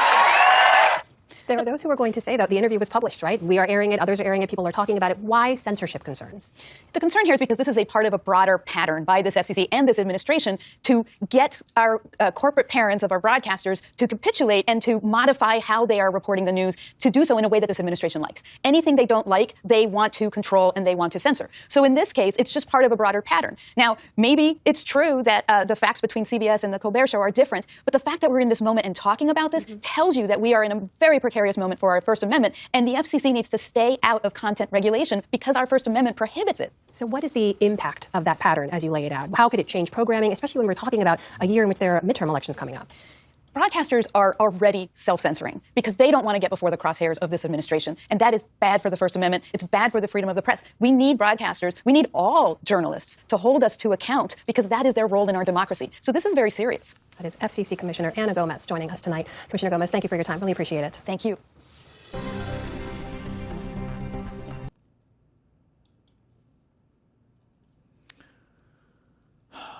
The FCC now warning late night and daytime talk shows that they need to give political candidates equal time when booking guests. The FCC issued the public notice for entertainment-oriented talk shows.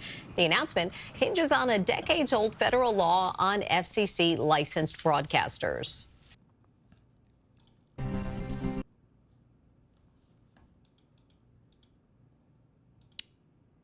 Okay, well.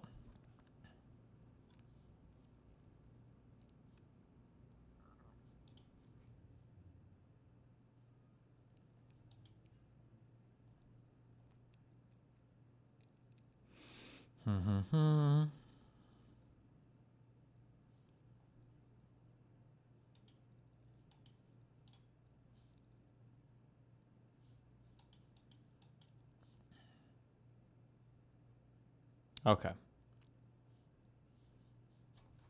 Well. Anyway, am I being clear? Have I been clear so far? Yes, indeed. Okay, this one up.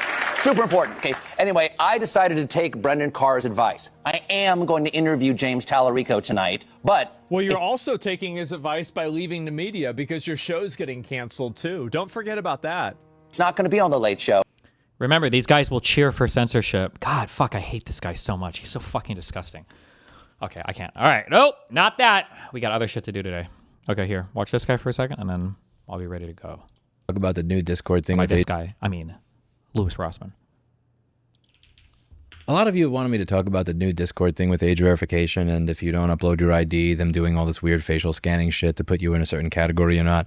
And I haven't done it because I just haven't really been as interested in it, and I know I'm probably not going to say the things that people want me to say or go over the things that people want me to go over. Louis Rossmann, sorry.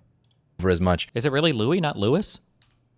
You probably want me to go over the fact that there is a company that was storing those pictures of the scanned IDs that got hacked, and over 70,000 of them got released just a few months ago. There are many, many, many ways to go over this that are probably more relevant than the way I want to go over it. I want to go over it just looking into just what the internet was like 25 years ago and what it's like now. I remember being a teenager and joining IRC channels all over the place and joining these little internet communities back when the internet was a group of forums and not just communities rather than just subreddits. And what I liked about that part of the internet is fundamentally a lot of it was the anonymity of it. What I loved about it is I could be in a room with people who were multimillionaires. I could be in a room with people who were in 7th grade like me. I could be in a room with people who were from all different walks of life. Some people were anonymous, some people were not. Most people back then, pre-2004 internet, it was very uncommon for anybody to ever give their name on the internet. That was just a time you had to be there for the late 90s, early 2000s, where it's just, wait, you're putting your real name on the internet? Are you crazy? Well, like somebody may not like what you say and track you down. You're not going to put your credit card into the computer, are you? That's how the hackers are going to get you. It was a very different time than today. And then 2004 came along, and MySpace and Facebook and Web 2.0 came along, and that was when people started attaching their name to stuff on the internet. It was very weird, and I would just look around, and I thought that it was so strange. I mean, there were maybe 1 or 3 people that I knew on the internet back then where I knew their real name or maybe the city they lived in, but that was like coveted personal information. And even if you had that, it was just implied. Yeah, you don't let anybody else know that you know what that person's name or city is because they were entrusting you with something. And what I would really was amazing about that internet is that I was given the freedom to be myself in an environment where I probably would not have been myself if everybody knew my name up front, or if I was verified up front, or even if you didn't know who I was because of a username. You didn't know, I didn't have to worry about the website knowing who I was because of my ID. So let's say I was using a pseudonym. Let's say I was using, I don't know, like Acer, as just not very creative. Let's say I was Acer as my username. The owner of the website didn't know that my real name was Louis Rossmann because I hadn't uploaded their ID there. And I probably would have been a lot different in interacting. I probably would have had a lot less interactions if I had that in the back of my head. And I miss that internet. I miss that time. I miss being in that community because I did not have the best of time growing up. I'm not going to go over every single piece of the history here, but yeah, like I showed up at home. It wasn't like I had like parents say, oh, here's what you should do at school. Here's what you should do with this problem, son. It was mostly on my own. And it was very useful for me to be in an environment where I was actually around other people that were adults, and I could talk about issues, or I could see how they talked to each other. I could be a part of a community where people were actually working on things together. I learned the idea of personal accountability and responsibility. I learned how to ask questions. I learned how to do things. If I have a question or a problem and I want somebody to help solve it, how can I ask it in a way that does not seem entitled so people are actually interested in my issue or interested in helping me? That was something that I really needed to learn because when I was younger, I was fucking clueless at it, and I didn't really have people showing me how to do that in real life. And in learning those lessons earlier on, made it a lot easier for me to do all the things I'm doing now as a grown-up later in life. And I got to learn these, and a lot of these lessons that I learned were in 2 IRC chat rooms that I'm not going to mention that had a massive influence on me in my life. And if I had to upload my ID or do a fucking facial scan, I would have clicked X immediately. And the reason that is so annoying and aggravating to me is because the modern me, the business that I created, the person I became, the things that I did, instead of just going to like staying at Model Sporting Goods and fucking putting price tags on basketballs, happened because I had the influences of those people, some of whom I still know today. It's like talking about my frustration with like the repair wiki not working well, or like my frustration with what goes on with New York City and New York State when I was trying to run my business, my frustration with what went on with the repair community in general over the past 15 to 20 years, and how that's just like all the ladders that I took to become who I am just kind of got pulled up. I feel like that's one of those ladders, and it was the ladders that helped me develop into the person that I am today. There's no way in fucking hell that I would have joined any of those services if this was required. Now, I can already hear people screaming from miles away, you don't care about the children. What about the... Bitch, you don't give a fuck about the children.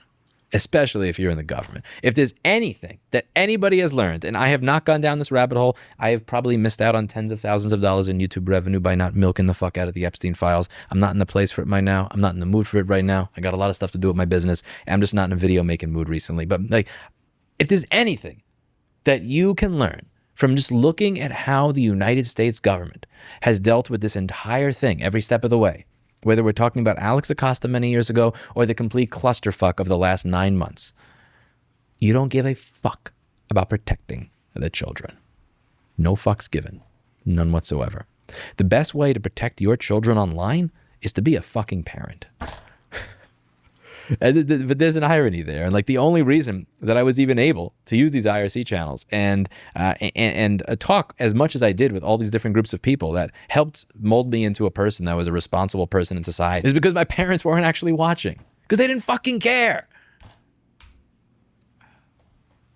You don't need to have people upload their fucking identification. And that's what pisses me off when I hear that argument so much. All those websites I was on, all the things I did on the internet, whether the good things I did on the internet or the bad things I did on the internet, because, you know, there are some things I did on the internet when I was a teenager that I probably shouldn't have. Probably while having this thing plugged in. Yeah. but besides that, all the stuff I did on the internet, things I did on the internet when I was a teenager that I probably shouldn't have. Probably while having this thing plugged in. Yeah. but besides that, all the stuff I did on the internet, all the people that I talked to, all the conversations I was a part of that maybe my parents would have been pissed off at if they saw, these weren't conversations that took place because they didn't ask me to upload a copy of my ID or do a facial scan. These occurred because my mother was too busy, like, you know, downing Xanax and Luvox and actually trying to figure out how to be a mom, right? Let's be real. If you want to protect your children, parent your fucking children. Don't ask the government and social media companies to do it for you. Now, does that mean that I think it's okay when I watch those Facebook whistleblower hearings, Josh Hawley and that woman that was a whistleblower, where they're talking about how like somebody deletes a photo of themselves and then the algorithm detects that person has low self-confidence, so they start marketing that young teenage girl beauty products? No, that's predatory. That's fucked up. That's bullshit. And fuck anybody who had any involvement in like anything even remotely related to shit like that. That's disgusting. That's predatory. That's it. That's different from the idea that this is the way you protect children. It's not. Like, parent your kids. Take a look at what they're doing on their phone. You know, have real fucking conversations with them. Try building trust with your kids so they actually want to fucking share with you what they're talking about and who they're talking to. The thing that pissed me off the most about being a child was the degree to which adults treat you like a disabled adult rather than a human being that just doesn't know as much as them yet. And when I talk to kids as an adult, one of the things that I noticed allows me to immediately get past like so much of the crap that their teachers or their parents or everybody else in their life will have to deal with when communicating with them, as I just try to talk to them like they're a normal fucking human being. I'm so sick and tired of this. Like just everything that's becoming... I don't know what his normal position is on like internet censorship stuff, but I mean like, again, I've said this many times. Everything's a balancing act. If you want to have more freedom on the internet, then that's a good thing. Then there are more potential abusers on the internet, which is a bad thing. But like, that's that's the balance. What are you gonna do?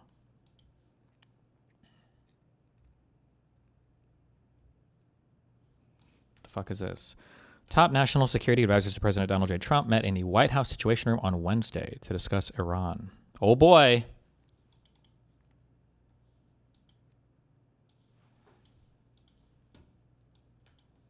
To say about that. Given what you said about understanding why I offended people, wishing you hadn't done it and so on, would you like to apologize for being involved in that? I didn't play the song, so I've got nothing to say about that. You're not sorry about singing along to it? I had nothing to do with it, Piers, at the end of the day. You did sing it? I had nothing to do with it. Your mind rotted here because of your political perspective. What did I just say that was incorrect? What? Freedom of speech versus harms that come from freedoms is like one of the most fundamental fucking debates of all fucking time. What do you think is... Or I guess maybe my defense of like liberal democracy poisons my perspective. Maybe that's what you meant. I don't know. Piers, like I don't know why you're trying to constantly circle back. It's like I'm not political. No, I've answered it. I've said all I'm gonna say. I've just given you three opportunities to express regret for people who were offended and so on, to apologise. You've chosen not to. You don't have to. I'm not forcing you. I'm not trying to... Would you like to apologise for being with Ghislaine Maxwell and being in the Epstein files? Would you like to apologise for that? No. Based, no apology. Based. Yeah, Epstein had aura. You don't understand. Epstein had aura, Piers. Okay. All right.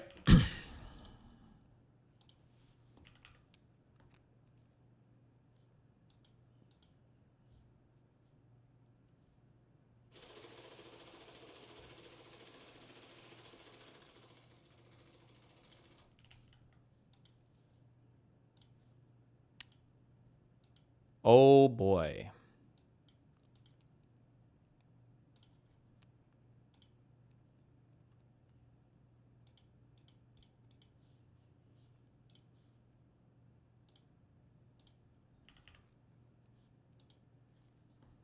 So what do you do with... What was I saving? I've talked... I don't even know what this was for. Okay, don't care.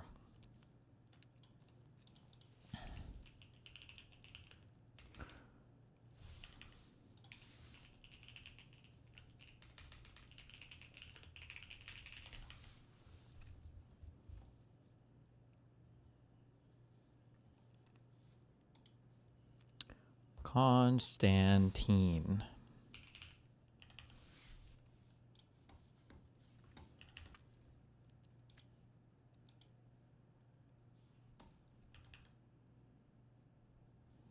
The burnt peanut is also a Benelli haver. Wait, really? I just bought it. No. I don't care. Never mind. Stop.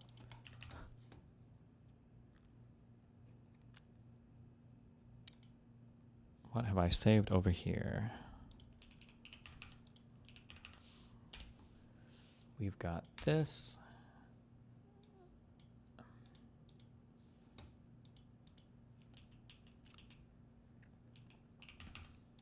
This.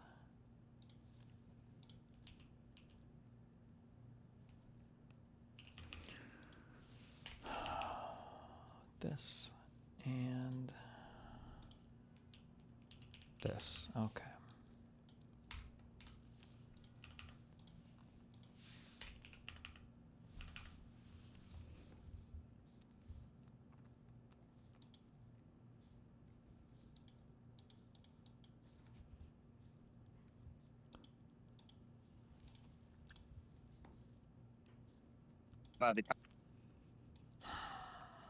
Oh boy. Okay.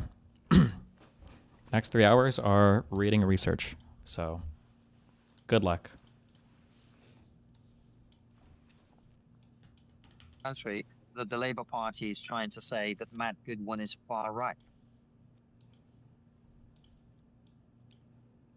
What does it imply about the country that the Labour Party is trying to say that Matt Goodwin is far right?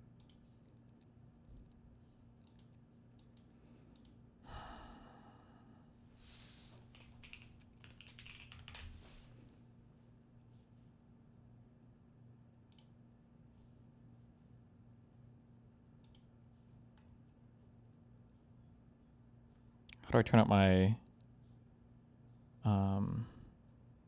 increase my font size? What the fuck?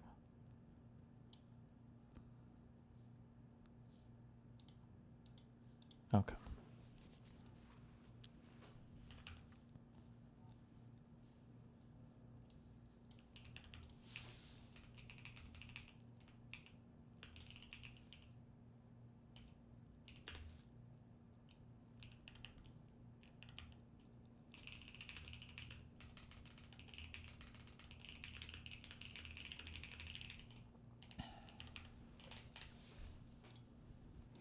Matt Goodwin. We're going to unfortunately have to learn a little bit of US or UK politics. Oh boy.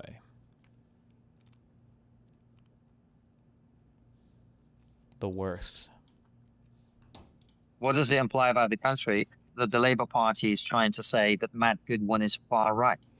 Matt Goodwin is a well, hold on. How do we break this down?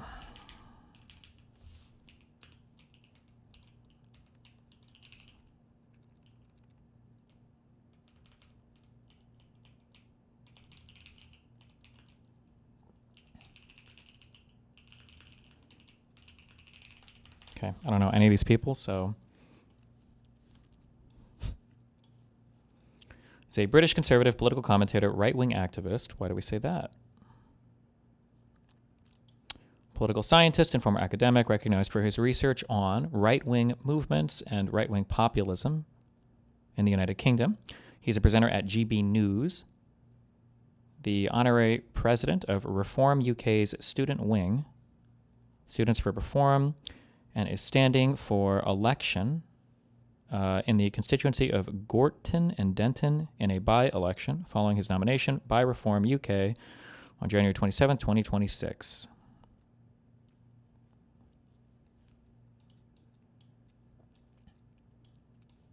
Does Konstantin believe that the Reform Party is not right-wing? I feel like I've heard him say that before, but I'm not sure.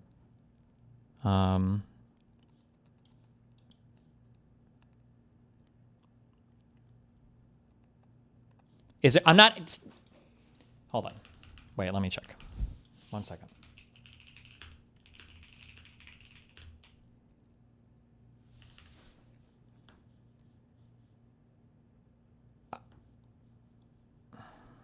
Sorry. There are like a million. I feel like for the next 10 days, it's going to be what's the debate about? What's the debate about? What's the debate about? What's the debate about? I don't know 100% what the debate is about. It's broadly on, like, I think, right-wing populism and our political identities. Google a thing. Please, for the love of fucking God, I don't want to answer the same question every single 2 seconds when somebody turns on the stream. Holy shit. Okay. What are these people talking about? Right? But if you keep talking in that language, people will then... The reason they talk in this language is so they feel that they can attack people and not their argument. After my question time appearance, some fucking publication I've never heard of wrote a thing about, what did the far right podcaster really say about Rishi Sunak? Like, I'm far right now. Right? What did the far right podcaster really say about Rishi Sunak? Like, I'm far right now. I'm far right.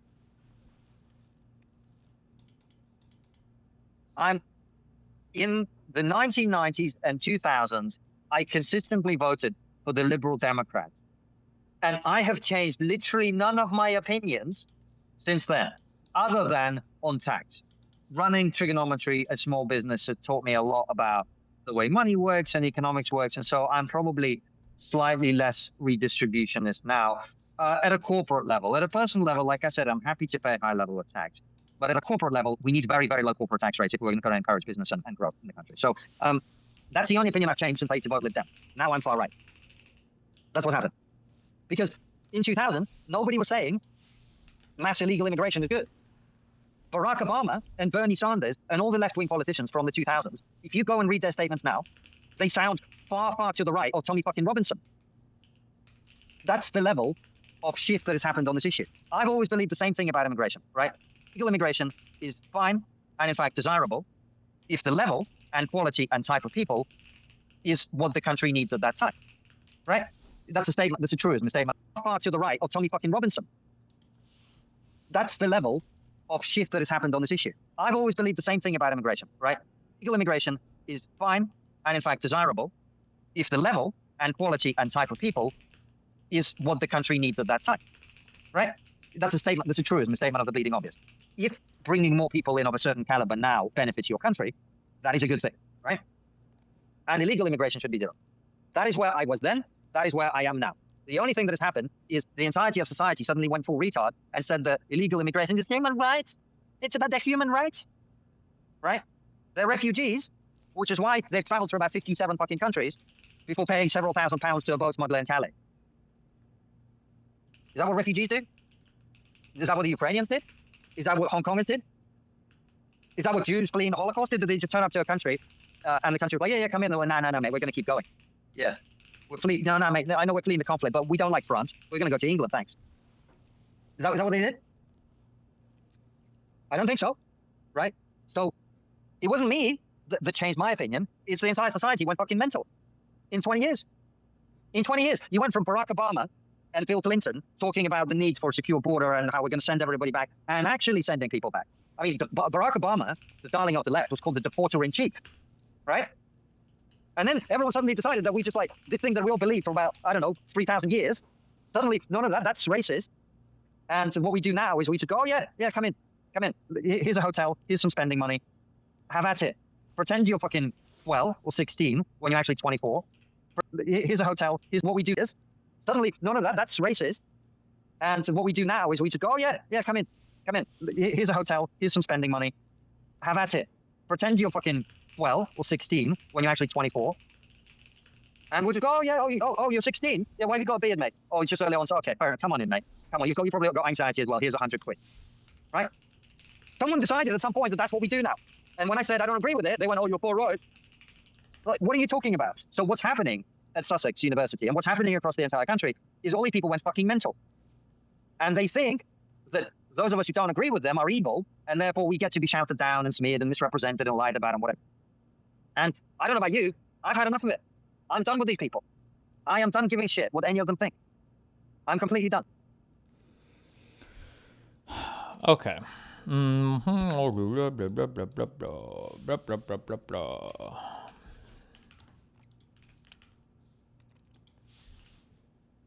Wikipedia. Political parties. United Kingdom.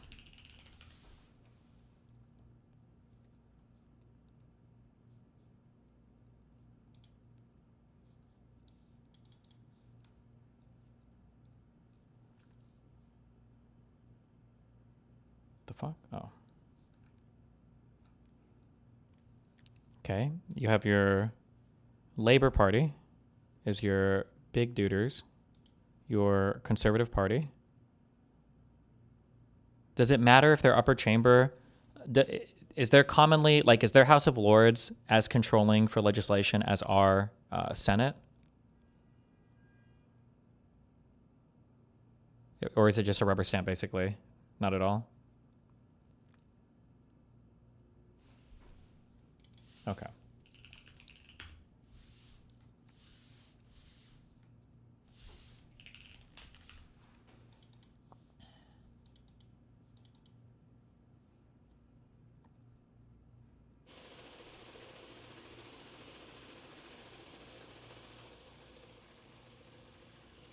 House of Lords can veto any given bill once, basically nothing else. Okay.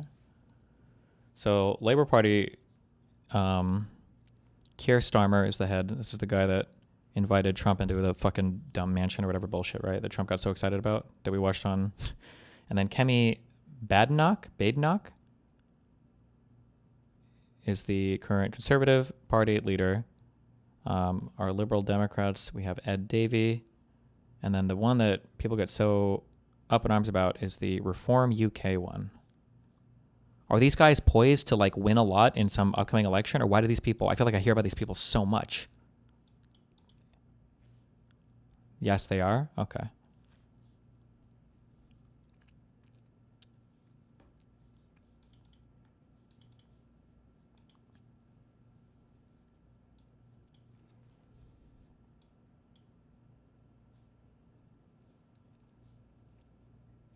Oh, the election is 3 years away. Gotcha. Okay. Reform UK, often known simply as Reform, is a right-wing populist political party in the UK. It has 8 members of Parliament in the House of Commons, 2 members of the London Assembly, 1 member of the Senedd, 1 member of the Scottish Parliament, blah, blah, blah. Nigel Farage has been the leader of Reform UK since June 2024. Our big Brexit guy, right? Co-founded by Farage and Catherine Blakelock in 2018 as the Brexit Party, advocating a no-deal Brexit. It won the most seats in the 2019 European Parliament election in the UK, but won no seats in the general election of 2019. The UK withdrew from the EU in January of 2020, and later in the same year, the COVID-19 pandemic began. Conservative government imposed a series of national lockdowns, so Farage focused on anti-lockdown campaigning. The party was renamed Reform UK in January 2021. Farage stood down as leader in March 2021 and was succeeded by Richard Tice. Since 2022, the party has campaigned on a broader platform, pledging to reduce taxes, limit immigration, opposing net zero emissions policies, and substantially reduce public spending. That sounds pretty right-wing, no? Okay. In March of 2024, Lee Anderson, who was elected in 2019 as a Conservative MP, defected to Reform UK, becoming its first MP. In June of 2024, Farage resumed the leadership, and the party won 5 seats in the 2024 general election, the first time it had elected MPs.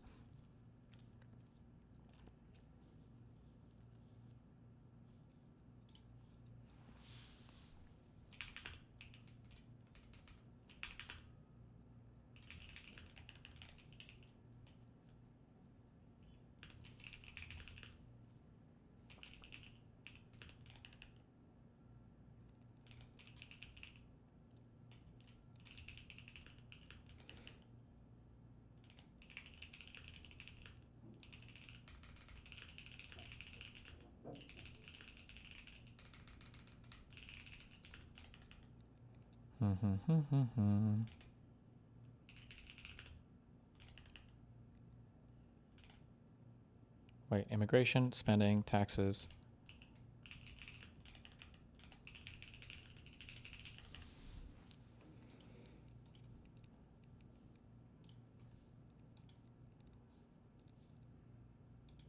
What does it imply about the country?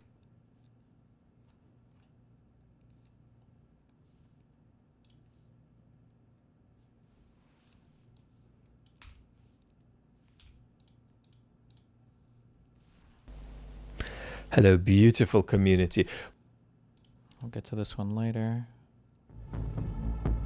We'll try this I one, I won't guess. shy away from calling it what it is, far-right thuggery. In the aftermath of riots in the UK, fueled by misinformation about migrants and Muslims, the debate about racism and integration has once again taken center stage. My guest tonight suggests the riots were the result of legitimate anger over too many migrants. His critics say that the author and academic who built his career on explaining the rise of the radical right has now been radicalized by it himself. I'm Mehdi Hassan, and I'll be going head-to-head with the provocative British political commentator Matthew Goodwin. I'll challenge him on his views on immigration and why he thinks that a new woke elite is silencing free speech. I'll also be joined by a panel of experts. Zoe Gardner, immigration policy expert and campaigner for migrant rights. Taj Ali, journalist and historian of British South Asian political activism. And David Goodhart, immigration expert and author.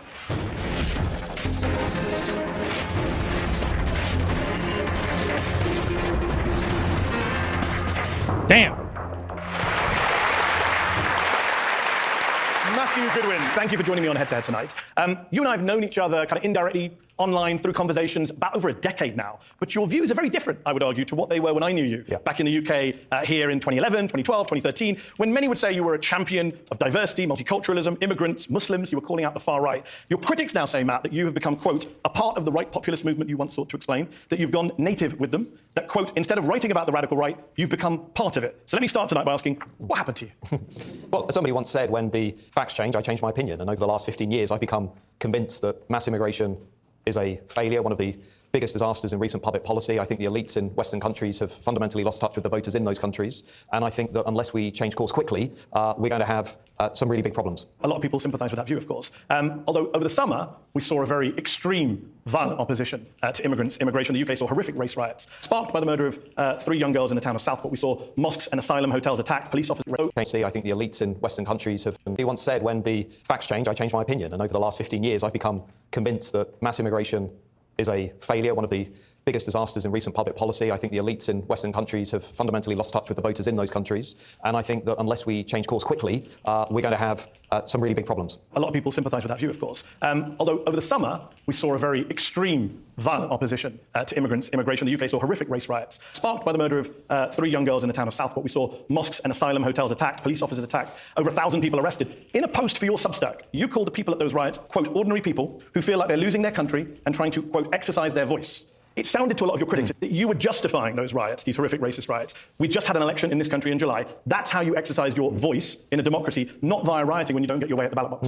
Well, protest has always been part of our... Was it not in the... What did he say? Did he say Sussex or something? I don't know what the fuck these bonger places are. Where was it? Oh, Southport. Political DNA. And obviously, everybody would disassociate themselves from the criminality and the violence in the summer. I certainly wrote about it. I condemned it. But as Mark Easton and other liberal commentators at the time noted, there were also ordinary people protesting about what has been happening to their country. And that isn't just about mass migration. It's also about the breakdown of borders. It's about feeling unsafe in their own community, in their own country. And for people who engage in violence, they should have been rounded up and sent to prison, as many of them were. But there were lots of peaceful protesters at those events as well. And the polling afterwards, Mehdi, was quite revealing. Over 60% of Brits said, yes, I blame the people who engage in violence, but actually 63% said, I blame recent government immigration policy for these protests. And what I was trying to do in that piece is to say, look, there is clearly a lot more going on here than these idiots and morons who are trying to set fire to a hotel or attack a mosque. What we have in this country is a social fabric that is breaking down, and we need to talk about it. There was mixed polling. I mean, YouGov also found that the protests, even the protests, were only supported by 1 in 3 Britons, 34%. In fact, only 1 in 6 said that people causing unrest had legitimate concerns. It's interesting that you say you condemn the violence, but in your big Substack post on the riots, you only condemned the violence against the police. You did not condemn the violence against Muslims,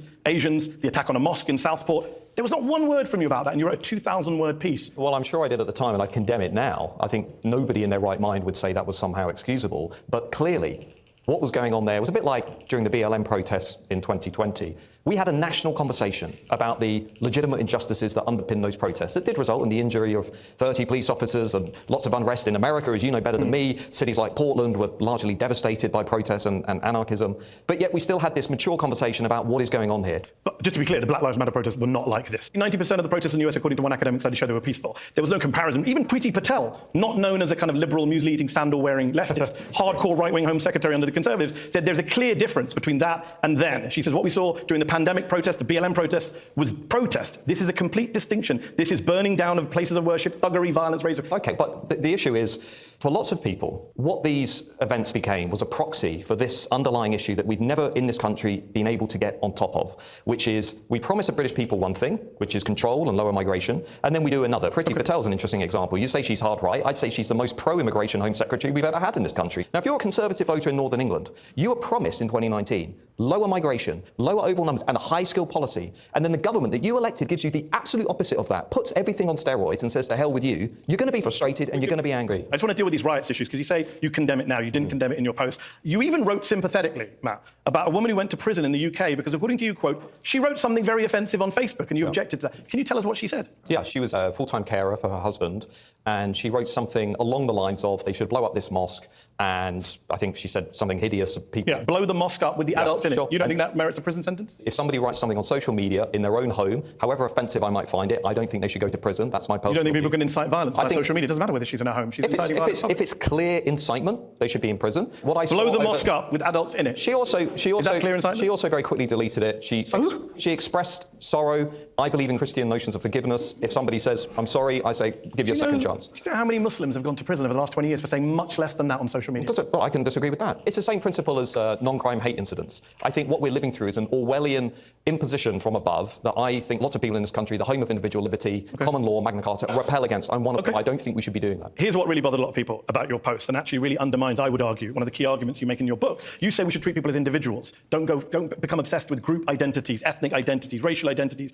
And yet you wrote about the guy accused of murdering these 3 little girls, that he was the son of immigrants from Rwanda. Why is it relevant that the suspect is the British son of Rwandan immigrants? He ultimately was a product of migration. He was a second-generation migrant. We know from a lot of research that cultural practices, traditions, values, different ways of life tend to pass down from first to second, third generation. We know he came from a very conflict-ridden society, Rwanda. We have no idea what his motivation is. The police don't know. What do you know that they know? Well, one of those potential motivations. Let's see what happens. But why didn't you wait to see what happens before you made a kind of slur against Rwandan immigrants? Because the fact is, this ultimately was a symbol, I think. How is it a symbol? It's got nothing to do with his parents, unless you have some evidence that the police don't have. As I said in the original piece, for many Brits, what happened in the 12 days of that hot summer, we saw young British Muslim lads assaulting police officers in Manchester Airport. We saw a young second-generation lad stabbing a British Army officer almost What's that got to do with your description of it? Just hear me out. In the course of a week, we saw the Southend machete gangs, mass violence. We had the riots in Leeds. We had evidence of communalism in other parts of the country. We had sectarianism at the general election just a month before. In your opinion? With independent, in your opinion? Well, for lots of Brits, when you put that together and you look at the course of those things,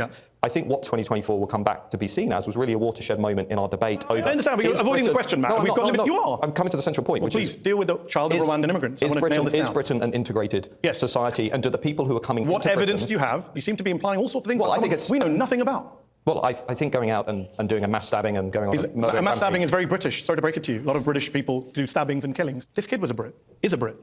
Or is he not a Brit to you? It depends how you define national identity. Wow. So am I not a Brit? No, I think it's do you respect the country that you live in and do you follow the rule of law? So it's a conditional citizenship? It's not conditional. You just said it depends on whether you respect the country you live in. For somebody who doesn't want to judge people on group identities, why are you bringing up the parents of this kid? Do you have any evidence? We have lots of evidence. You do? Social science has lots of evidence that the second, third generation migrants bring over certain cultural habits, traits, practices. No, but for example, second generation was pretty... When Konstantin got called out for saying that one guy wasn't English, his distinction was you could be British but not English, right? That was the distinction that he drew. Okay.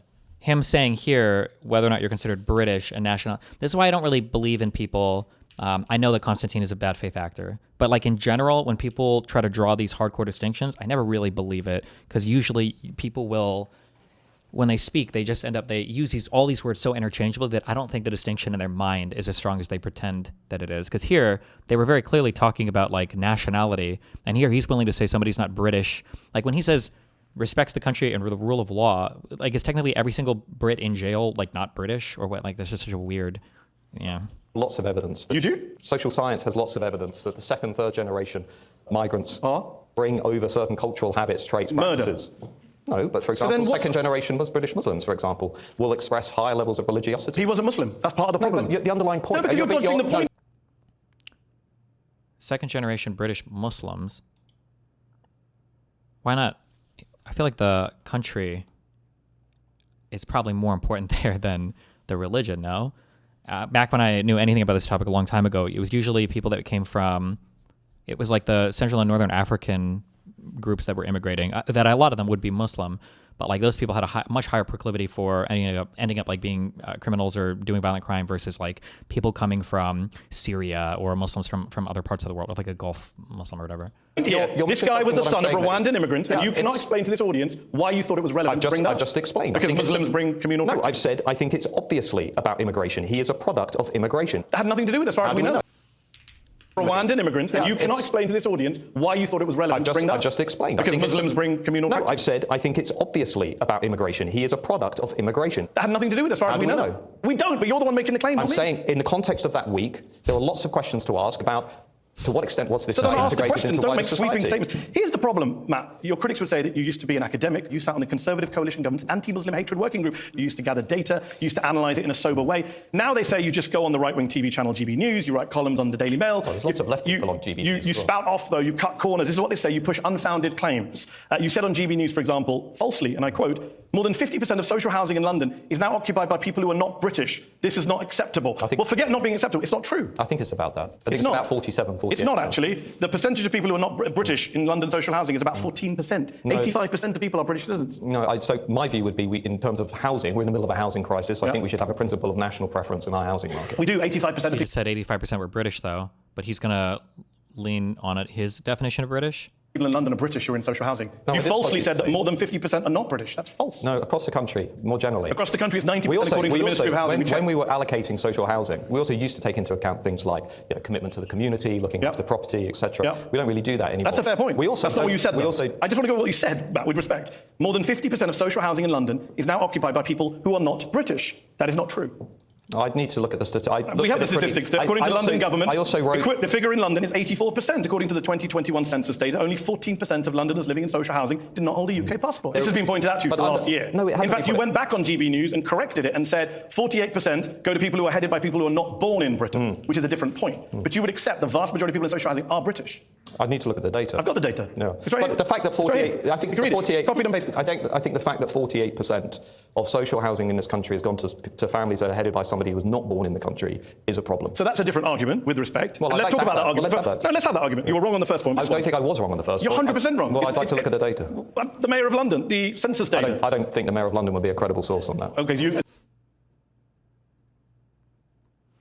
Wouldn't they have all the numbers? What do? Do you walk around and count with your fingers? Okay. The London government. The London government don't know who the... All right, how about the Ministry of Housing? 90% of social homes go to UK nationals. You're making some sweeping claims and they're wrong. You also said on right-wing channel GB News that I bet nobody knew this, but it's not a criminal offence to hire illegal immigrants in this country. That's not true either. You can be sent to jail for 5 years, according to the British government. No, I don't think that's right.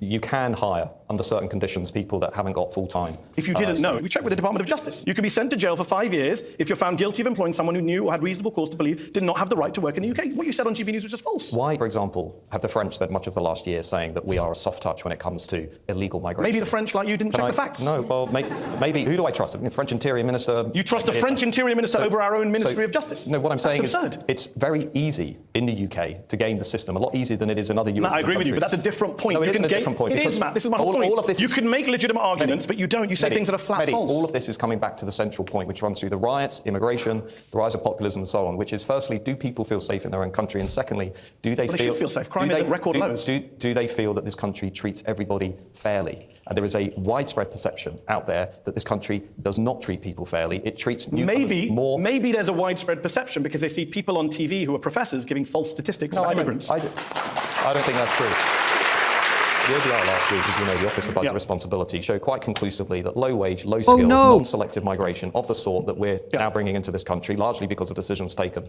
under the previous Conservative governments, is costing for each low-skill, low-wage migrant £150,000 if they live to the age of 60, £500,000 if they live to the age of 80. Mass migration is not only taking more out of the economy. Hold on. You just jumped from low-skilled to mass migration. This again, your critics. No. Did you read the report? Because you should be fair to this audience and say the same report said an average migrant worker pays more in tax than they receive in public services throughout their lives. You don't mention that. Of all the visas, of all the visas we gave out over the last 2 years, what percentage do you think went to high-skilled workers? I don't know. You can tell me. I don't have to hand. Do you not have the facts? I mean, you're going to tell me, but then you were wrong about social housing, so I don't know if it's going to be correct. 13%. Okay. But the British public want low-skilled workers. You know that, right? No, they don't. Yeah, they do. Ipsos Mori polling from earlier this year. Well, now you're making stuff up. I worked in this field for 15 years. I mean, with respect, February 2024. Generally, depending on which class of people you're talking about, that's absolutely true. There's these truisms, myths. Fuck, I used to think this was such a stupid argument. I don't even know what to fucking think anymore. People got offended by the term low-skill labor. And it's like, well, low-skill labor is just a job that with very little training, you can do with some degree of proficiency, right? Like anybody can become a McDonald's worker or some kind of manual labor worker with a low amount of training. Now, people will say, well, low skill doesn't mean that it's easy, right? Because it can be tough on your body, it can be tough work, but it's easy to learn. But then people normally load that low skill and they assume that people are worse people or something, or that they're just, stupid. This idea that like you want high skill labor, but you don't want low skill labor, like all labor can help. It really depends on what part of your labor market you're short on. And at the end of the day, all labor is helpful to some extent to your economy. Now it might hurt some classes of workers, but it depends. But in the United States, we just saw a huge explosion about a year ago over high skill labor related to H-1B visas, where a lot of the people whose jobs that they felt were threatened by H-1B workers didn't want H-1B workers. And H-1B definitionally are high-skilled workers. And a lot of people whose jobs weren't threatened by H-1Bs didn't want that. And then we saw conservatives come out and defend the illegal immigrant people working for farmers, which are low-skill laborers. So you really want as many workers as you can have. It's just more workers is usually better. Ipsos Mori polling, 51% of Brits want more doctors, 52% more nurses. I'm getting there.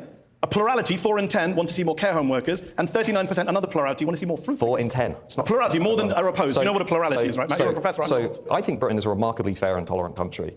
Where I think we've gone wrong is we've been saying to people, we're going to give you a small amount of high-skill migration. It will contribute to things like the NHS, maybe parts of social care, although we should be fixing the social care system ourselves.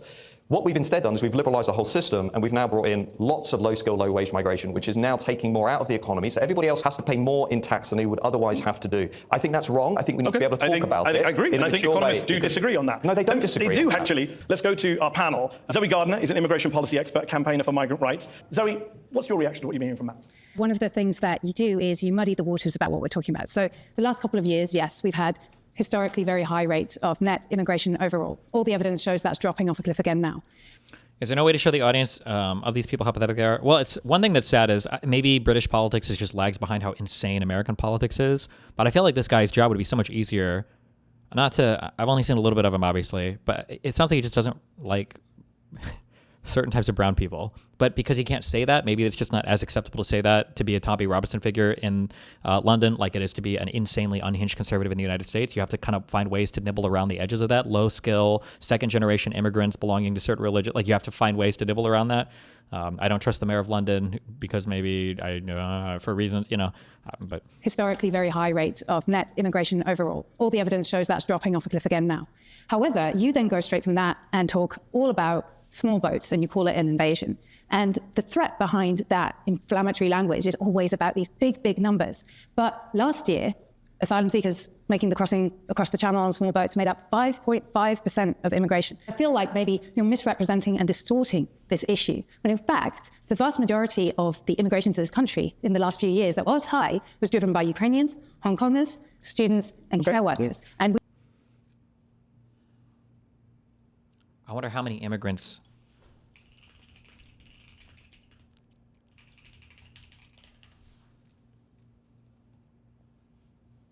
So from boat, it would have been, what, 5,000-ish? No, 50,000-ish.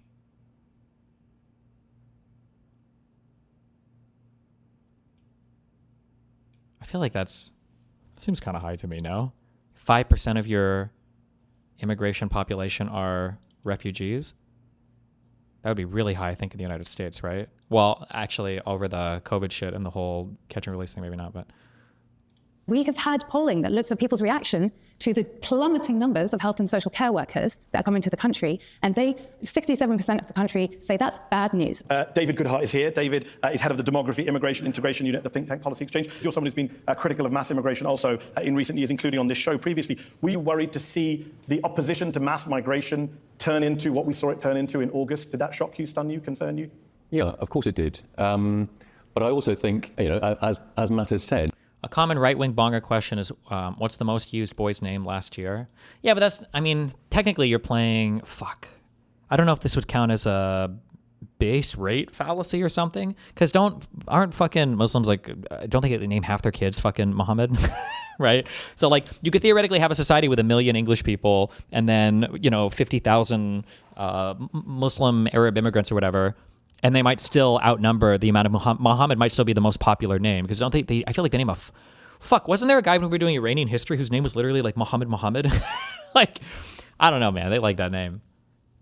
And there are lots of different things motivating the people that took part. Quite a lot of the protesting was perfectly peaceful. It was ordinary families. There was a racist fringe involved. But we're talking about poor white people who are really pissed off and have lots of different reasons for being pissed off.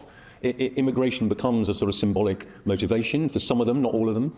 And I think we need to sort of look at what is pissing people off. Oh, true, actually. Most common first name in Israel might be Muhammad. Yeah, and that's with 8 million Jews, I think, and about 2 million Arabs. Nice. And there, there's deindustrialization, globalization, the erosion of national sovereignty, of which does racism play a part in your analysis? Yeah, well, I mean, we saw racism, expressed. It doesn't mean. I think hijab is super bad, and when I visited London, I was surprised by how many people were in full burqas. My opinions on hijab are mixed. Burqas, I think, are really bad. I don't know how I feel about that. There are like some people who think. It's hard because, like, where my mind goes is, like, you don't want women to be pressured to have to wear a certain thing. But, I mean, pressure to wear anything publicly is always going to be existing to some extent, And then, so if you look at something like hair versus something like cleavage or ankles or something that shows off your back, like, everybody draws the line in different places. I don't know. I'd have to think about that one a lot, I guess. I'm not sure. Say we become a racist country. I didn't ask. I just said racism in terms of. Hijab should be the hair cover thing, and then burqas are like the full thing with like the Terminator visor. I think at the for the eyes. That's a whole other. That feels kind of wild.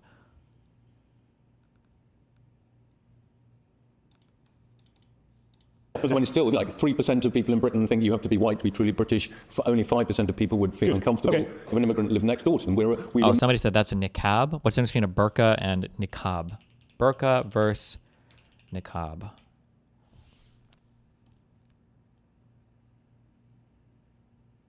Oh, burqa doesn't have an opening for the eyes? What, do they just bump into everything?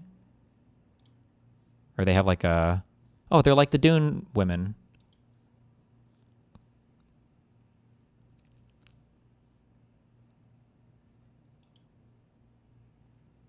Jesus.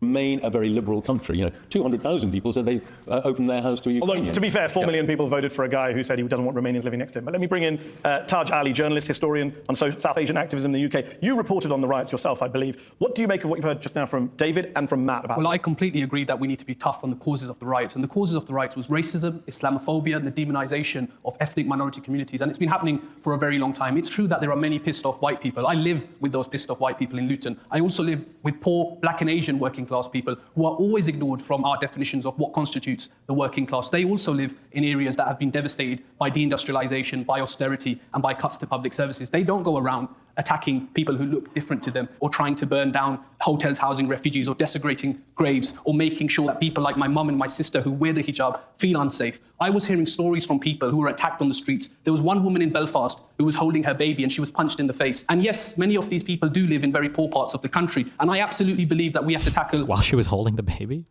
Did the baby punch her? The issues surrounding deindustrialization. We need to address material concern. We need to address poverty. And we also need to address radicalization of young white working class boys. And a lot of that radicalization is taking place by people like Tommy Robinson, Nigel Farage, and I'm afraid to say Matthew Goodwin as well. Do you want to respond? I think it's very easy just to look at what's going on within white working class communities. I mean, we do forget 1 in 3 black and minority ethnic voters opted for Brexit. But just look at where the riots were. There's a reason the riots were so intense in Rotherham. Because in many of those communities, people had watched the systematic sexual exploitation of young white women at the hands of Pakistani Muslim gangs. So what I'd like to do is just push the morons to one side, go to prison if they try to attack a mosque or if they set fire to a hotel. I'm not interested in those people. Let's just get serious about the social fabric in this country and start dealing with the underlying issues that we have. Lower migration, fix the borders. You might not like the word invasion, Zoe. The definition of invasion is an unwanted incursion into one's territory. 139,000 people since 2018, many of whom, some of whom are losing their lives. What about Zoe's point about the boats, that you're cherry-picking the numbers again? 139,000. No, you're obsessed with boats. I saw a photo of you in a boat. Yeah. Right? It's 5.5% of the numbers. Even if we were to stop all the boats tomorrow, you'd still be complaining about the other 94.5%. What's the number one issue in the country right now? And why is it's immigration. Why is it? Because we're having a debate over immigration? No, it's because we have never gone through a demographic shift in this country to this degree. Much less positive positions towards migration. You know, when people really hated immigrants and there were scenes of violence like we saw this summer on the streets back in the 80s, back in the 90s, when immigration was at the levels that you claim to want now. The actual truth is hostility to immigration doesn't go up with the rate of immigration. We have the most positive attitudes towards immigration in this country that we've ever had. I agree. Isn't it true that actually the people who are concerned about immigration are not concerned because of the numbers, they're concerned because of people like you? So that we're out of time for this half. I want to give Matt the last word before we go to a break. Yeah, look, I think we need to understand that 139,000 people entering the country illegally, breaking the law, is a problem. For many people in this country, we have a sense of fairness and fair play. And if you violate that, people get very concerned about it. You want to get rid of populism? Strengthen the borders, get people to come through legal routes. It's not that difficult. There aren't many legal routes for asylum seekers. We will have to take a break at this point. In part 2 of the show, I'll be talking to Matt Goodwin about his provocative thesis in his book about who really runs Britain, who really is influencing the direction of travel. Stick around for part 2 of Head to Head. Uh-oh.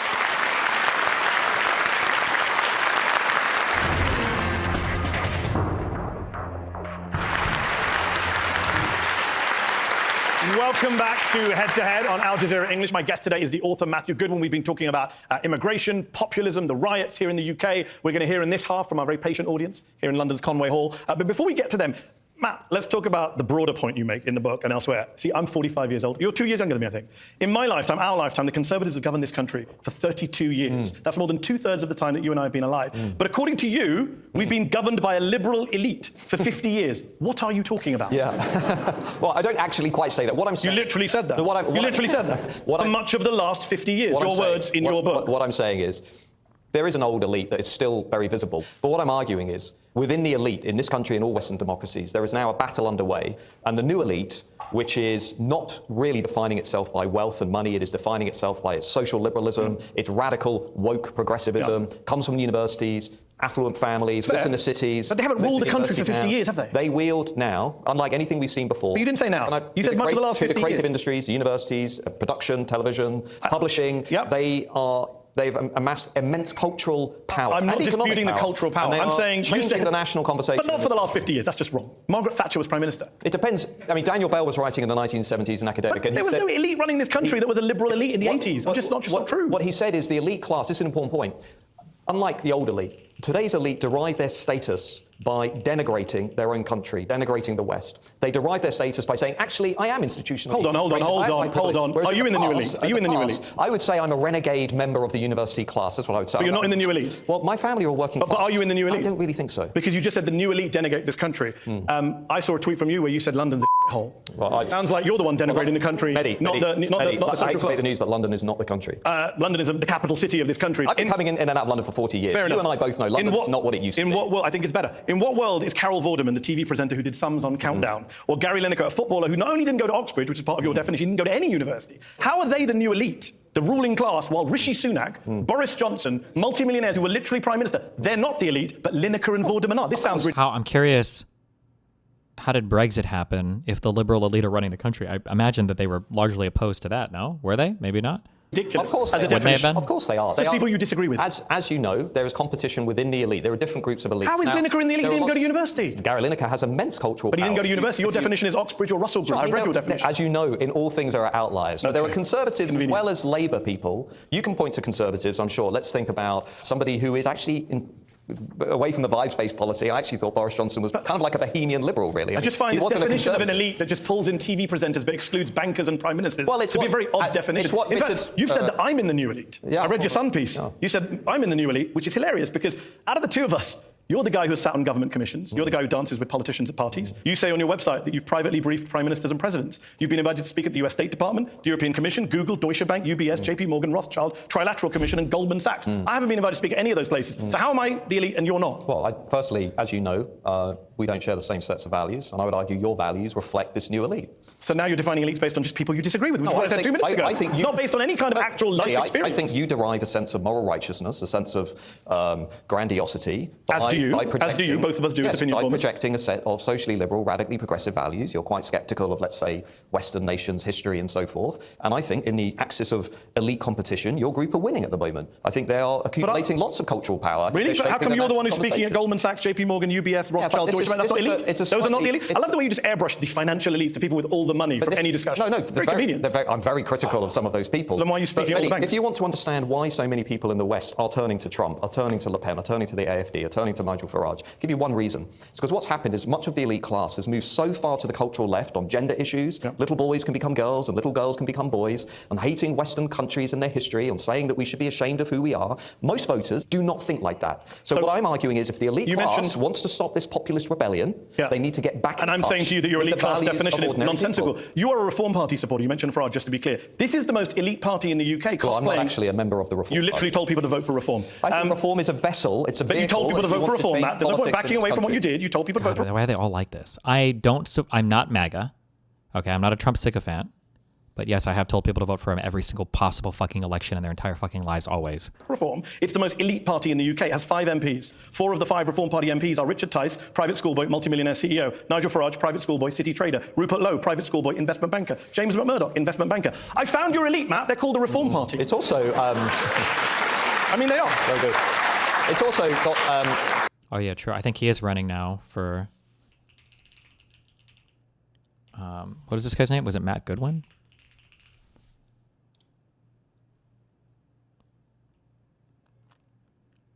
Standing for election in the constituency of Gorton and Denton in a by-election following his nomination by Reform UK on January 27th, 2026.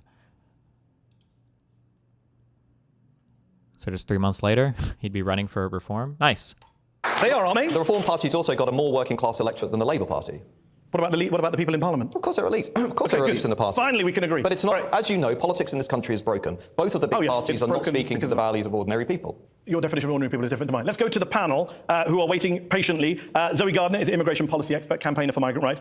Zoe, do you recognise this idea of a new elite shaping the national conversation? What do you think? Well, I think you hit the nail on the head, didn't you? Because he's excluding everybody with real financial and political power from his definition of the new elite. The reality is that almost in the entirety of our media ecosystem in the UK is owned by literally a small handful of billionaire men, right? One example would be Paul Marshall. He's the majority share owner of GB News, your spiritual home. He just bought The Spectator magazine. But all of us ordinary people have felt the pinch, have felt that we're getting poorer. He's now a billionaire. And he has been shown to share really radical extremists and nasty racist content online. He is the type of person who has the real power to set the agenda of the narrative in the UK. What you're talking about, the idea that the left sets the narrative on migration in the UK, it's just not realistic for anybody who's opened a newspaper in the last 30 years. I'm going to bring in both other panelists and get you to respond to all three. David Goodhart is the founder, former member of Prospect, former editor of Prospect magazine. He's now at the Policy Exchange think tank. David, you've written about elites as well in the past, if I remember correctly. I know you live in London. You went to Eton. You studied at what is now a Russell Group University. You've had an influential role in the media. Do you think you're a member of the new elite or the old elite? Well, kind of like you two. I'm a kind of mixture of the two. I mean, you're private school and Oxbridge, if I'm right. Matt is a more kind of meritocratic figure than you in many ways. I mean, I wrote a book a few years ago called The Road to Somewhere, in which I talked about the people that see the world from anywhere and the people that see the world from somewhere. And I think that is quite an important, quite useful sort of social psychological way of looking at populism. But you didn't answer my question. The anywheres are a minority, overwhelmingly highly educated, mobile, believe in openness and autonomy. Somewheres tend to be much more rooted. Their identities are much more connected to place and group, so they're much more discomforted by radical change. And both of the worldviews, the more liberal worldview of the anywheres is perfectly decent and legitimate, as is the worldview of the somewheres. The problem is the anywheres have been over-dominant in our society for the last 30 years. Taj, you were with Tribune magazine. You're on the left of politics. Matt thinks the left is cultural left, dominant, powerful. Do you, A, agree with that? And B, what do you make of the argument that Zoe mentioned as well, about it's the billionaires who are getting away with not being scrutinised while we focus on Gary Lineker and When we Harold talk Walton? about elites, we're talking about class here. We're talking about people struggling to put a roof over their heads, money in their pockets, food on the table. That's what annoys people about the elites, that there is one way of living for them and one way of living for the over 160 billionaires in this country that have a lot of money. If you want to tackle elites, why are we not talking about taxing the rich? Why are we not talking about redistribution? Why are we not talking about investing in many of those communities We that are still talking about rioting? taxing No, the we're rich. talking about culture wars because we don't want to talk about class. We would rather talk about culture wars. We'd rather try and play this game of division and the blame game, rather than dealing with the central issue that for many, many years we have seen a lack of investment in working class communities. The wealthiest in society are getting away with a lot and we're not holding them to account. I want to tackle the elite as much as everyone else, but that's not what we are talking about. So Zoe and Taj are both suggesting that you are focused on culture wars, not redistribution of wealth, and it's partly to protect people like Sir Paul Marshall, who own GB News, that you appear on. You don't talk about him as an elite member. Well, firstly, I disagree with the characterisation of Paul Marshall, who I do know, and he doesn't. Is he not a billionaire? He doesn't share those views that you. He did on social media, Matt. You know this. You know he's shared Islamophobic tweets on social media. I think David hit the nail on the head when he said the problem we have today is that the elite that I'm talking about represent about 20% of the country. If you look at the British Social Attitude Survey, people tend to forget this in London. Only 20% of Brits are strongly and consistently liberal on lots of issues. Yet if you were to look at the national conversation or the policies that are passed, Come on, Matt, you're cherry-picking again. The vast majority of the public agree with what Taj just said. They support redistribution. I'm going to come to that. Public ownership. I'm going to come to that. Those overwhelmingly reflect the liberal priorities of this new ruling class. The issue, and I agree with everything Taj said actually, if you read this book, I'm very critical of things like Thatcher's economic legacy, for example, but there's a difference. The new elite are also advocating beliefs because of their class. Instead of deriving status from money and wealth, they now derive their status from these luxury beliefs like, well, let's preach radical gender ideology to children. Let's defund or scale back the police, or let's have loose, open borders. Let's go to our audience who've been waiting patiently here in London's Conway Hall. Raise your hands if you'd like to come in and ask a question. We're going to go to the lady here in the front row in the dress. I just want to ask, why do you keep using words such as invasion when you refer to migrants? I just want to ask, why do you keep using words such as invasion when you refer to migrants, when you're fully aware about the incendiary impact that it has? Yeah, I think, as I said, I think a definition is an unwanted incursion into somebody's territory, and I think that's what's happening. People asking for asylum are invading Britain? I think they're breaking the law. I think they're Matt Goodwin of 10, 12 years ago, who I knew, he would have been disgusted with this language. As you know, under Tony Blair and New Labour, there was a very realistic, pretty tough position on illegal migration and a broken asylum system. I have moved slightly over the last 15 years, but nowhere near as much as the ruling class in this country. But you're using the language of the far right, Matt. That's what I'm asking you about. I don't personally think I'm using the language of the far right. Tony made reference to a film that I made called How to Stop the Invasion. And the reason I did that is because I wanted to say to the British people, OK, if you actually want to solve this, there are 3 things you need to do to solve it. You need to leave the ECHR, you need to reform the Human Rights Act, and we need an active deterrent. Because I don't want to solve it. Leave the the UNHCR is the UN Human Rights Council, UNHRC, or is it UNHCR? It is UN. Wait, no. I'm sorry. I fuck this up forever. The United Nations High Commissioner for Refugees that deals with. Okay, so he wants you to leave that. You need to leave the ECHR. You need to reform the Human Rights Act. Reform the Human Rights Act probably has to do with asylum seekers or whatever. And we need an active deterrent because I don't want active deterrent, as in just like border patrol. Or? And again, to go back to our discussion, you can say those 3 things. Totally legitimate to want to leave the ECHR. That's a legitimate political debate. But using language that Holocaust survivors have said reminds them of the Nazi Holocaust. Using the language that it's ECHR, the European Convention on Human Rights. Oh, ECHR. ECHR. Okay. In the Pittsburgh Tree of Life synagogue use invasion of migrants. That is disgusting. That's a very cheap political position. It's the language of the far right, man. No, I don't think. I don't. You don't feel bad? I don't play the guilt by association game. I want to fix the crisis. I want to fix. I mean, you're the one associating yourself with the far right by using their language. No, I don't. As I've said, it's an unwanted incursion into territory. You can make that point without using the language that Holocaust survivors are saying, please don't use. All right, let's go back to... I don't like the term invasion is stupid. They know it also. He's playing stupid up here. Invasion is stupid because invasion implies intentionality, and it usually implies a level of coordination, right? If you're being invaded by a thing, then it's somebody is directing it, and the people are kind of working together to make it happen. A bunch of illegal immigrants going to an area, to call that an invasion implies there's some like plan, which my guess is he probably thinks there is, either by the elite to intentionally have it happen or by radical Islam to have it happen. I don't know where he falls on that spectrum, but... To the audience, gentleman here in the front. The government's very concerned about misinformation. Shouldn't citizens be much more concerned about either a lack of information or a deliberate suppression of information? I'm thinking particularly of government agencies. This is very worrying in an open and free society. Briefly, do you agree with that? So during the riots, what we saw was an attempt by many to say this is about misinformation. And there was some misinformation online. But in the immigration debate, what really irritates me is people say, well, voters are misinformed. Here's what's happening right now. The Department for Work and Pensions, they're not making any data available on welfare claimants by nationality or immigration status. You don't get detailed information on things like welfare credits and tax credits. So I'm having a debate with Mehdi, and he's saying immigration is good for the country. I'm saying, how about this? If you're so confident in this experiment, and you care so much about information and transparency, why don't we get all the data out there and let's look at what effect immigration is having? Because across Europe, the data is clear. Okay, it's a net fiscal cost. I mean, Europe's having an aging crisis. Let's see how they do without immigrants. Okay, let's go back to the audience. Yes, sir. You say that you want to... Europe's having did he say an Asian? There's no way he said that. Having an aging crisis. Let's see how they... Aging crisis. Do without immigrants. Okay, let's go back to the audience. Yes, sir. You say that you want to look at the underlying causes of the problems. How do you justify stopping at the immigrant always and never actually looking at the underlying causes of an economic system that harms white British people, sons of immigrants, daughters of immigrants, harms everyone, but yet you only stop at the immigrants as the cause of everything? So in this book, I make the specific point that mass migration is being used by big business, global corporations, to keep their costs low, to keep their profits high, and to keep this broken economic model that you're all living in here in this country, which is a consumption-driven model. GDP is flat, GDP per capita is going down, mass immigration isn't giving us what we were promised, the economy is not dynamic, it's not productive. So I talk about those economic issues all the time, I agree with you. All right, it's interesting though, because he asked about the economic system, you went immediately back to immigration. You couldn't, like, what about actual bosses exploiting workers, not paying enough tax? Yeah, tax evasion. You don't mention any of that. No, but this is one of the biggest things we have to solve as a country. All right, gentlemen, they're second in with the glasses and the beard, yeah. Why do you think that we shouldn't actually be celebrating how the UK has been integrating minorities? Segregation's gone down, education attainment's actually getting better and better and better from migrant communities. Actually, the UK has done a really good job when it comes to integrating migrants compared to Europe and elsewhere. Shouldn't we be celebrating our country rather than denigrating it? On the education system, I completely agree with you. It's one of the examples why Britain is not an institutionally racist society. Children from minority backgrounds are outperforming their white counterparts at every level of the education system. That's remarkable. I see that all the time in the university.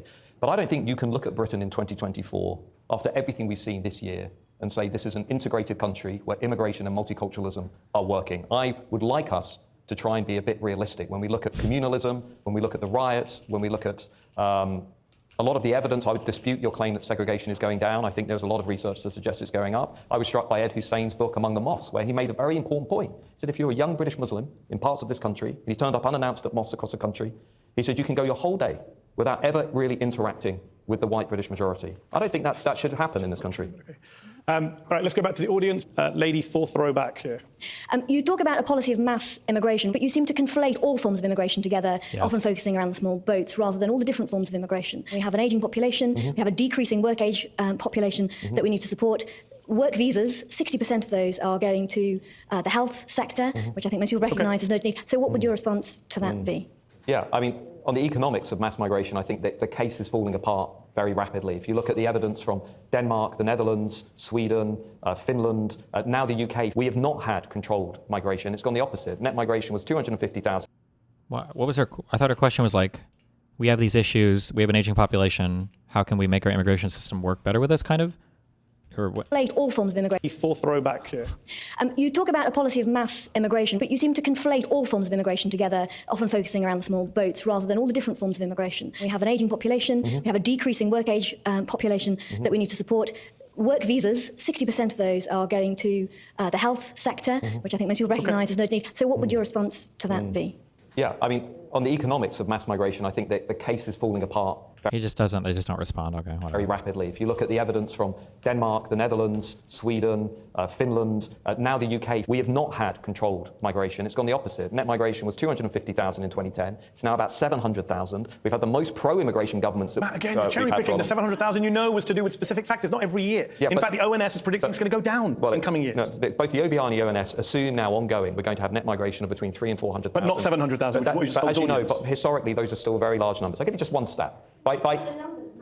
She was asking about specific types. Yeah, no, I'm saying what we mainly now have, largely thanks to Boris Johnson and the Conservative government, is very costly forms of low-wage, low-skill migration. And by the way, on the ageing point, this is an important point. On ageing societies, let me ask you one question. Briefly, and then we're going to move on. Why has Canada, liberal, super woke Canada, changed its mind on mass immigration? Why has it done that? Because it's realised what everybody else is realising. We're creating a population trap. Our populations are growing so quickly, they're exceeding the capacity of the state to provide basic public services. Hold on, I've got to go back to the audience, David.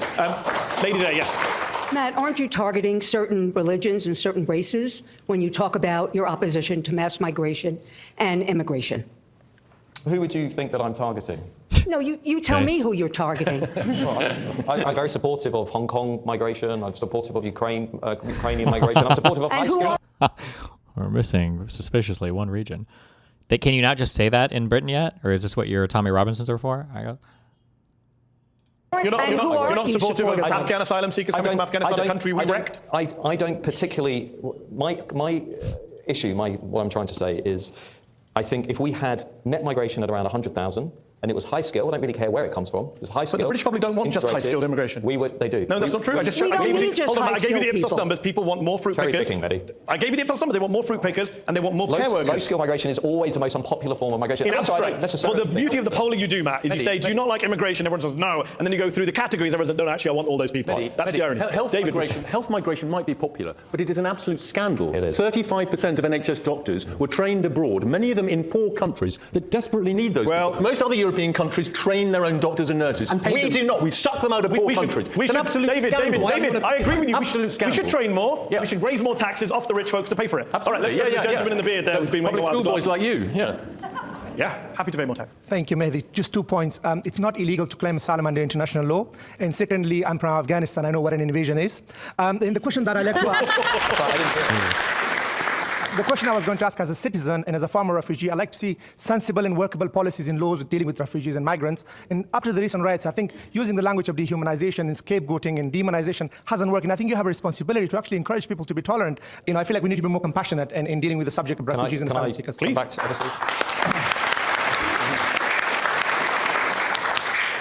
Just firstly, it is illegal to leave a safe country, to cross a channel in a small boat, and to arrive at an unauthorized port. It is illegal. Sorry, that's the rules. The second point about responsibility. We all have to look at ourselves at the end of the day in the mirror and understand what we're doing and the choices we're making and whether our actions align with our values.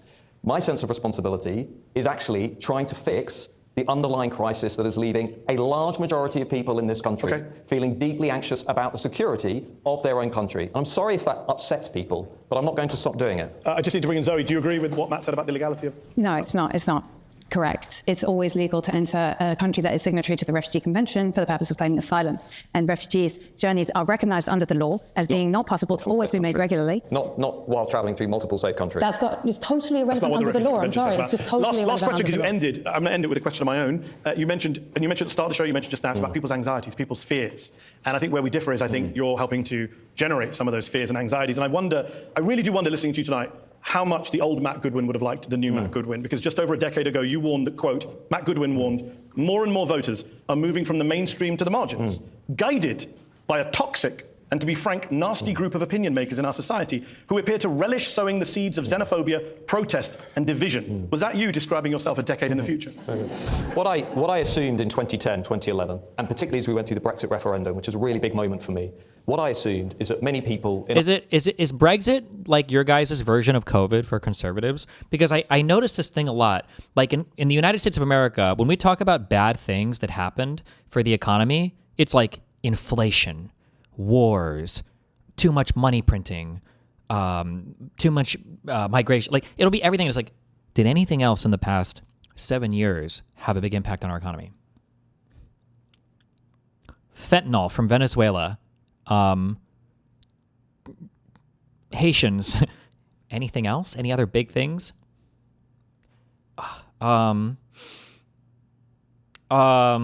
Too much welfare for trans kids. Oh, okay. Why was the economy so bad under Trump in his 4th year? COVID is the only time it ever comes up is when you criticize anything for the 4th year of Trump. It's the only time it ever comes up. And I feel like when I hear British people talk about like all of the economic stuff going on in the country, I hear a lot of conversations. I don't think I ever hear anybody ever bring up Brexit, ever. I don't think I ever hear it brought up. Was it just a non-factor, or it didn't do anything, or there was just no impact, or do people just not like to think about it, or I don't know. But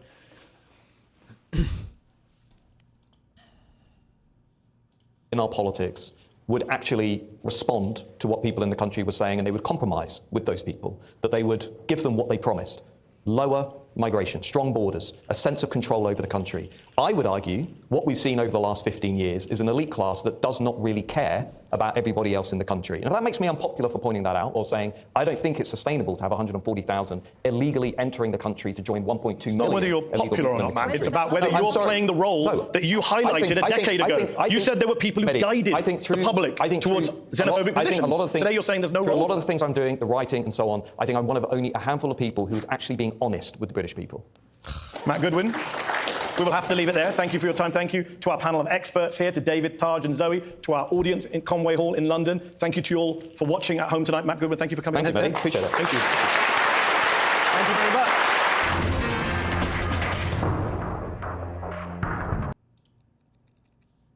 okay. I don't know how much further right you can get on things, but this guy seems pretty far. This guy seems fairly far right. But okay, interesting. All right.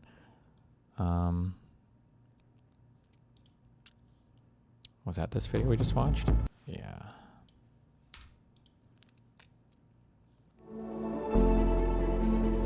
Oh. We'll do that one.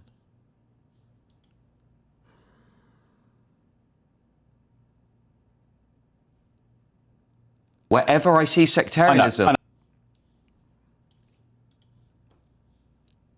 I say, I don't want that.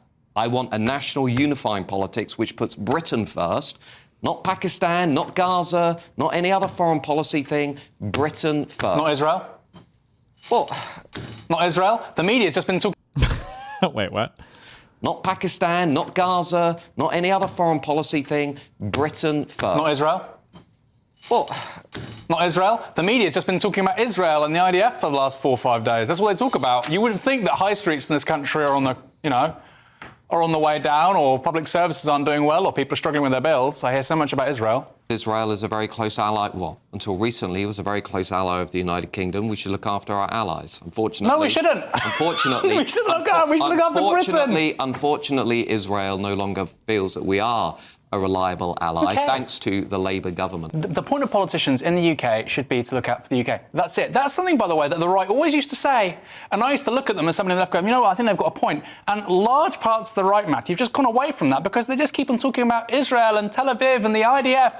They're making the IDF a protected characteristic. You started this by saying British politicians shouldn't be talking about other countries. I say ignore Israel. And then you say, no, actually, no, they should be talking about Wait, is this like the right, Matthew? trying to Americanize this? So this guy is like MAGA, and then this guy is like the Fuentes Candace type, where this guy's like, America first. And he's like, yeah, fuck Israel, right? He's like, well, hold on.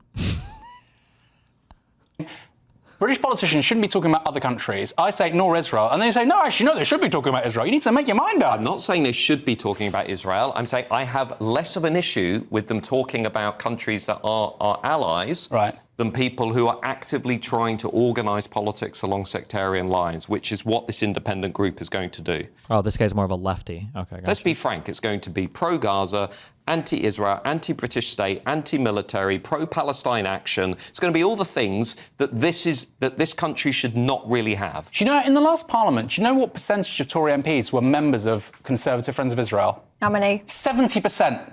Be friends of your own constituency. 70%. Wait, what? How many? Conservative Friends of Israel. Friends of your own constituencies. Okay. I don't think it's relevant. Okay.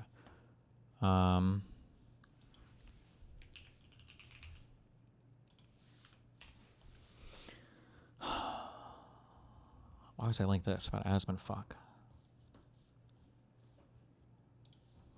after these people, right?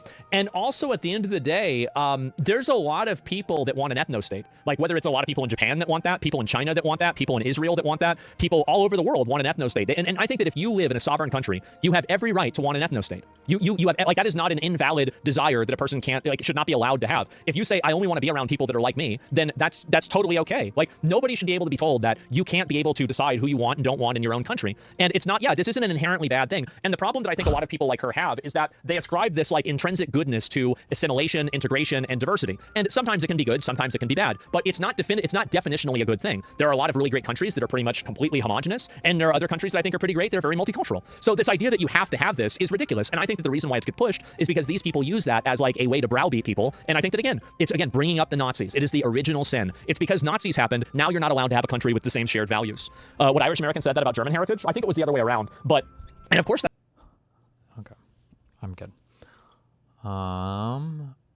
February 27th. Thanks so much for joining us tonight. A year ago.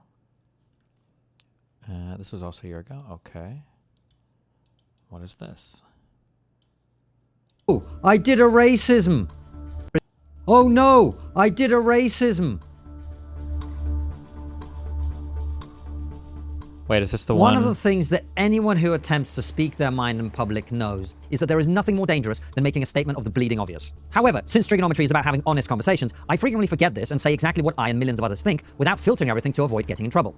Last week, this resulted in shock and outrage when in a discussion with Fraser Nelson about the difference between being British and being English, I dared to suggest that Rishi Sunak was British, but not English. Okay, we watched this stuff. I imagine that, I don't know if this will come up or not. Here's a flavor of what was said, but you can watch the entire 7-minute. We watched this.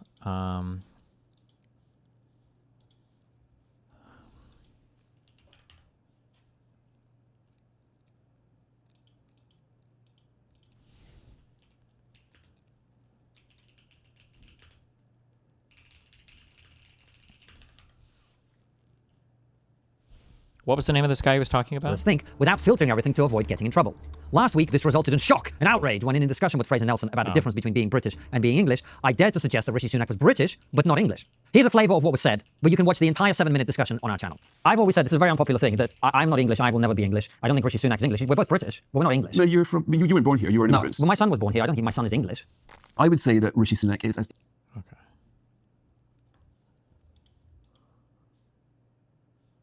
When you are listening to... Let's see, what is this? For this debate on what I think is one of at least potentially the most divisive topics in politics right now. We're going to be asking, is immigration good for Britain? Now, if we look at the figures we've had since the Brexit referendum, I think it's safe to say that many thought the number would go down, not Konstantin is debating with Goodwin on her side. up. And yet, recently revised figures showed in 2022, net migration hit a record 745,000. In 2023, over 670,000. So, is this a good thing? Is this placing too great a strain on society? Or is this something we should start to look at differently and then how it's sometimes depicted in the media on both ends? Now, I'm going to pass over to the panel in a second, but just to get a sense of where the room is, I thought we could begin with a show of hands. So, don't be shy. If you think immigration is good for Britain, and granted it's quite a broad question for now, please could you raise your hand? Not that many hands. If you think immigration is bad for Britain, please raise your hands. Okay, good luck, Polly. and if you're not sure whether immigration is good or bad for Britain, can you raise your hands? Okay, so we've got some undecideds in the room. Now, just to do a little bit of housekeeping for tonight, it's absolutely fine to take pictures, but ideally no flash, so we don't squint at you. And also, there isn't an official hashtag. We were trying to come up with one, weren't we? But we thought you could do hashtag immigration debate, but I realize it's quite long. So, hashtag. Just a random thing. One of the funny things about doing debates like this, I know this isn't like a formal thing, but when they try to figure out like who won or lost based on how many people changed their mind, you're actually way better off coming in the underdog. Because if there's like 100 people in a room and 90 are on the opposition side and 10 are on your side, you only have to convince like 5 people or whatever, and you've you just have a much easier time. Whereas the other guy has to convince like those 10 people, or like they have. It's just such a smaller crowd of people who are probably more. I don't want to say radical, but like if it's 10 against 90, they're probably really on your side, So. In debate was what we almost came up with, also not very sexy. And with that, I'm now going to go to our panel to introduce themselves and tell us any projects they're working on, or if you don't have any projects of. How cleanly do you expect the immigration talking points to map onto UK and US? I think there's a difference that's worth investigating, which is what I'm doing. So. Fun fact, Bridget Jones style that we don't currently know about you. It's passing the buck already. My name is Konstatin Prep. I co-host a YouTube show and podcast called Trigonometry, and I write on my own Substack, which please do subscribe to. My name is Matt Goodwin. I'm a professor of political science, a senior fellow at the Gartem Institute, and I also write a Substack at mattgoodwin.org. Great. We have one, yeah. No scarcity here. My name's Aaron Bastani. I'm the co-founder of mrGemzar, author of a book called Fully Automated Luxury Communism. And that's it. I'm owner of a wonderful... Oh, man. Co-founder of mrGemzar, author of a book called Fully Automated Luxury Communism. And that's it. I'm owner of a wonderful French bulldog and a father of a 4-month-old child. I'm Polly Toynbee. I write a column in The Guardian and do various other journalism. And I'm just finishing a book in time for the general election called The Only Way Is Up.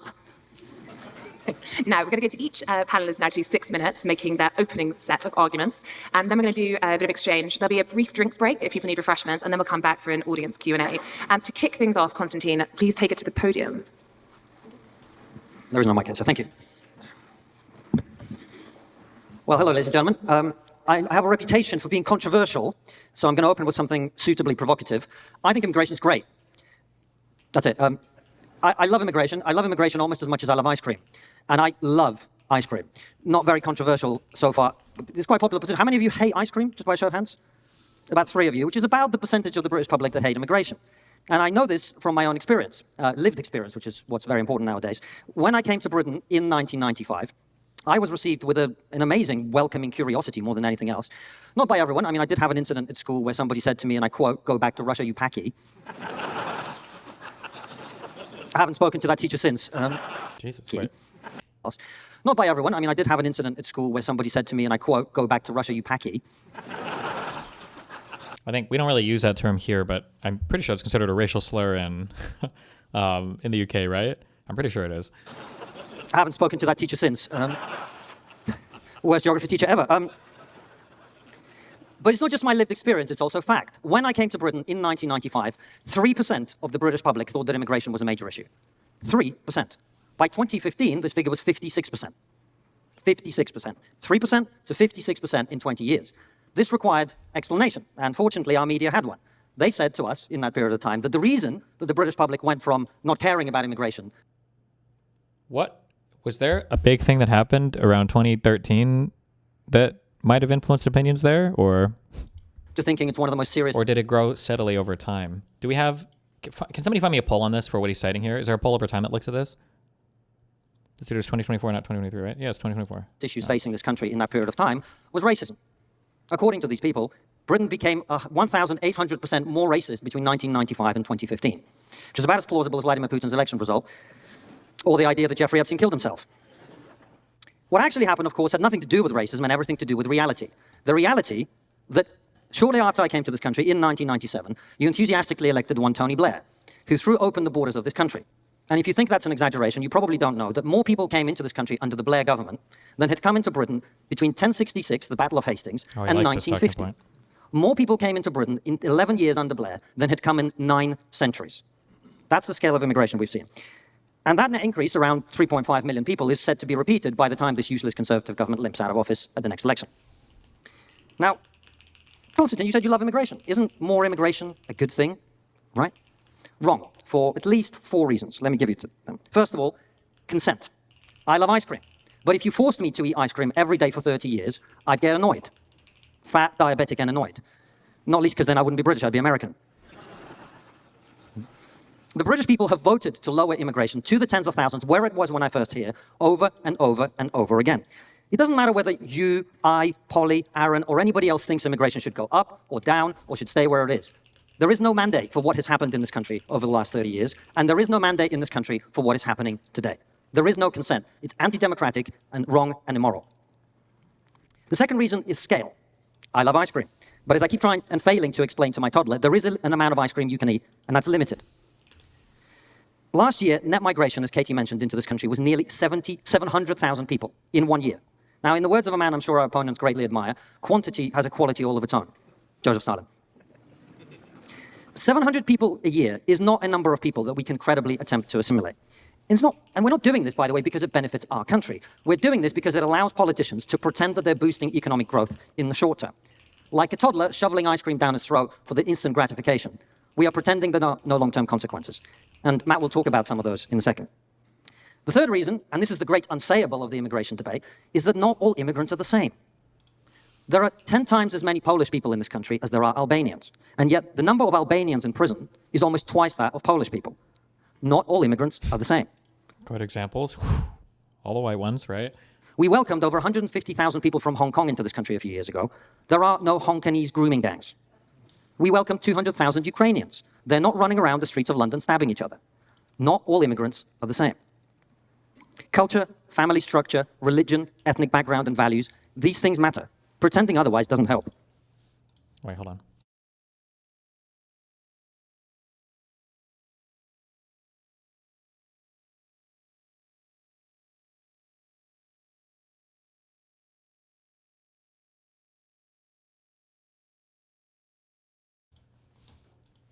We must be wise about who we bring into our country, and we haven't been.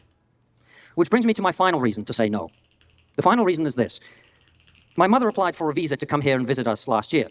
Incidentally, this is precisely the point at which my wife became massively anti-immigration. And to my wife's well-concealed relief, my mother's visa application was denied. As a result, she didn't get to spend any time with her first grandchild for the first year of his life. And yet at exactly the same time, tens of thousands of people are coming into this country illegally on small boats every year. Now, I've lived in this country long enough to know that there is no greater crime in Britain than to jump the queue. And yet that is exactly what's happening. We currently spend £8 million. Oh, are people from Albania normally Muslim? Okay, I don't know. I don't know fuck all about Albanians, other than they were in Taken as the bad guys. A day on hotels for illegal immigrants. £8 million a day. Now, I'm sure the majority of these people are normal people who are here to seek a better life. But there is no reason they should be coming here against our will and breaking rules that everybody else has to respect. Not least because not all of them are normal people coming here for a better life. Some of them are Abdul Yazidi. I love ice cream, but if ice cream started running around sexually assaulting people and throwing corrosive substances on women and their children, I'd be against it. So to sum up, our position on immigration in this country is best summarized by one of my favorite quotes, which is this: you can ignore reality, but you cannot ignore the consequences of ignoring reality. And that's where we are. Thank you very much.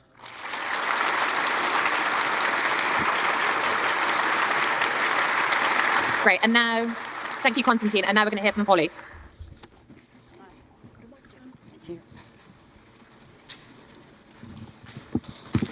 Well, I just thought we'd begin with a thought experiment. I mean, you only have to imagine what would happen if we expelled everybody who wasn't born in Britain. Wait, is she the one who does the fortune telling in Harry Potter? I mean, the NHS, social care, schools, universities, council services, cleaning, catering, caring, nurseries, trains, buses, agriculture, deliveries, taxis, IT systems. We certainly wouldn't be going to build new towns and a huge increase in housing, because if we didn't have those skilled construction workers that we failed to train at home. Only 14% of the population are migrants, people not born here, but that's quite enough to collapse all of society. That 40% really does keep us all going. Nothing would work in the private or in the public sector. So that really answers the question, is immigration good for Britain? Well, we can't do without it. It's not even a question in the real world when you stop and think about it. And that's before we get into any finer points of whether we've benefited culturally, socially, as a country, as a civilization. So the other question is, well, is all immigration good? Now, that's another question. Countries need borders for a sense of self, who we are, voting together, voting in a government that... Do you think there's any arguments to be made to reinforce focus and importance to true morality, even if it's just a reminder of basic decency when talking to far-right or unhinged people who openly say they're racist or bigoted to any heinous degree? No. Don't waste your time. Hold on one sec.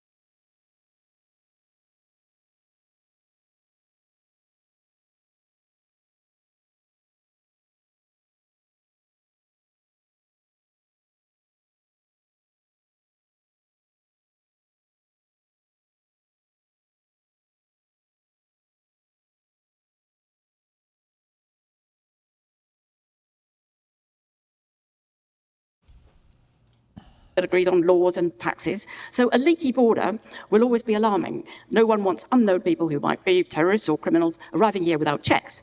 So, of course, all governments must do the best they can to stop people arriving without permission.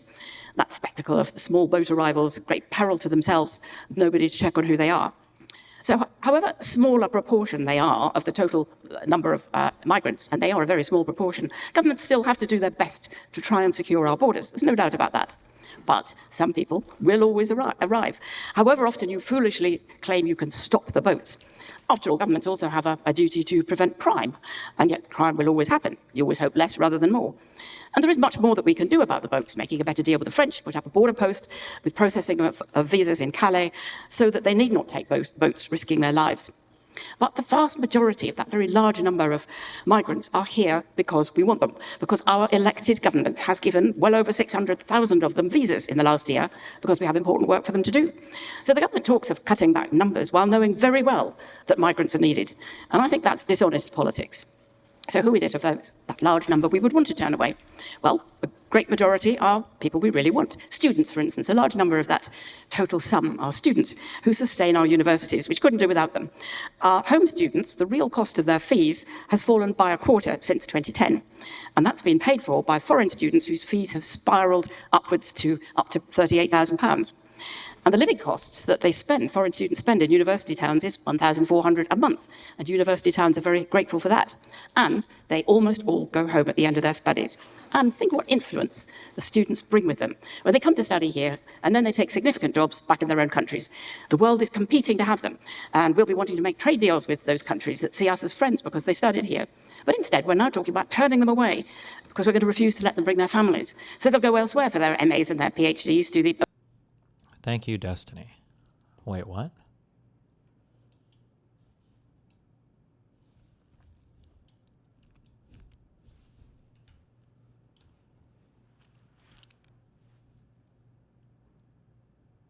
Will anyone be charged over daycare fraud? Oh. Oh, because I said there aren't going to be any charges because it was all bullshit. Oh, good job. And you made money on it. Good for you.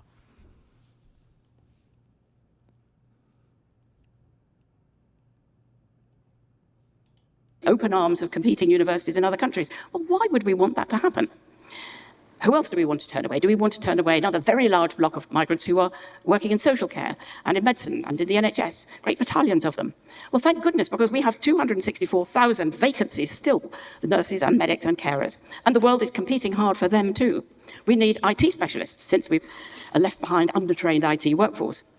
So what's the reason for all of this immigration? It's our own failing as a society. If we wanted to stop it, we have to stop needing others to do all this work for us. And how would we do that? By paying good enough rates for this work to attract British people to do these jobs, pay decent social care pay, rewards, pay decent wages with a decent career structure, and that's expensive. It would cost us. We would have to pay for that. Migrants are cheaper. But this government is deeply conflicted. It doesn't want the solutions of paying higher pay. You know, what's happened to that social care plan we've never seen, where everybody will have to pay much more for goods and especially for services. Migrants are often in unregulated work, paid badly and not regulated, not getting their working rights that the law would give them. We only have one work inspector for every 10,000 jobs, which is a third lower than the EU standard. So that's a big pull factor, pulling migrants in to work in places where it'll never be inspected and no visa will ever be asked for. But of course, if you start to say we want to clamp down on that, more inspection, making sure that laws are enforced, it's called red tape and bureaucracy by businesses. But that's what it would take to make sure everybody is working here legally. If we want to rely less on migrants, then we have to invest far more in educating and training our own people. Schools have had a 9% cut since 2010. FE colleges, far more. Shocking cuts. FE teachers paid even less than school teachers. Half of our children fail those vital 5 good GCSEs. Invest in teaching them intensively from a very young age. Train them up. Or you could bring in identity cards. We worry about illegal employment. But that's another thing that libertarians on the right strongly oppose, though it would help with the problem of illegal employment. There is a huge backlog of people left in limbo. You talked about keeping people in hotels at £8 million a day. Well, it's madness. Of course you should let them work the moment they arrive. Most asylum seekers waiting in penury will get accepted as refugees, so why don't we let them work straight away? There was a time when Boris Johnson said that. There are many things in life and in government that have no perfect solutions, but definitely do have better or worse ways of dealing with them. And we do seem to get the worst of all worlds on immigration. We treat new arrivals cruelly, even though most will be staying. We lie to voters that it can be stopped altogether, which only causes more disillusion in politics. Telling difficult truths can reap political rewards. The Rwanda fantasy is a good case in point. The NAO, the National Audit Office, says it's going to cost 1.8 billion to send each 300 people to Rwanda, and that it won't deter others. Well, what kind of madness is that? I think it's a mistake of government to try and whip up feelings against immigrants as a distraction from cost of living, state of the NHS, and other everyday issues. Most people, when asked, do think that immigration is too high, and they always have, but its salience has fallen significantly. It's not at the top of their list by any manner of means. It's very perverse of the government to stir up the issue when all it does is highlight their own failure to stop the boats. 10-second time limit warning. Okay, let's at least see politicians having an honest conversation with voters, as we're having here today, about why immigration is so high. Because we do need those people, because we failed to invest enough in our own. Thank you very much. Great, and now we will hear from Matt. Thank you. Oh my God, they all have opening statements. Over across. You're being lied to by all of the big parties, by the expert class, by the luxury belief class who consistently advocate policies that make them feel good, which bring them few costs but impose enormous costs on everybody else. That's what's happening in Britain today. We don't have immigration, we have mass immigration. We have something this country has never experienced before in its entire history without popular consent. Most people out there who are not in this debate tonight think that net migration levels are 70,000 a year. They have no idea what's going on. Net migration is 700,000 a year. Over the next 12 years, this country is going to change in ways that we can scarcely imagine. Between my daughter being 2 and 14 years of age, we are going to see another 6.5 million people arrive in Britain. 6.1 million of those because of migration. Immigration is going to represent 92% of all population growth in this country over the next decade. We're going to need about 5 cities the size of Birmingham to accommodate that kind of growth. We're going to be 70% on the way to another London. You were promised lower, controlled, high skill, high wage, highly selective migration. You've been given the opposite of that. You've been given mass, uncontrolled, low skill, low wage, non-selective immigration. You were told that's going to strengthen our economy. Every single study that's been done on the kind of migration we now have, low skill migration from outside of Europe, shows the same thing. It takes more out of the economy than it puts in. We're not getting the best of the best, okay? We're getting low wage workers who are coming in to take jobs on lower than the average salary. If you look at the 2 million people who came into this country over the last 3 years, what percentage of those people do you think came in to work in high-skilled jobs? It's 15%, 1-5. The rest are students, the relatives of students, the relatives of workers, refugees and asylum seekers, before you get to the 118,000 people that have come across on the small boats. As Thomas Sowell once said, immigration laws are the only laws that are discussed in terms of how to help people break them. And I think there's a lot of truth in that. We're not getting high-skilled workers. What we're getting is a political economy that is completely broken. We're throwing bodies at this economy, expecting it to grow, expecting it to become more productive, expecting it to become more dynamic, but at the same time we have almost zero growth. We have the longest decline in GDP per head since the 1950s. We've got meager productivity, and we've still got the sharpest regional inequalities in the Western world. So if you're here to make the case for mass immigration, I have a very simple question for you. Where is the growth that you promised us? Where's the productivity? Where's the dynamism? It's not there, because this is a Ponzi scheme.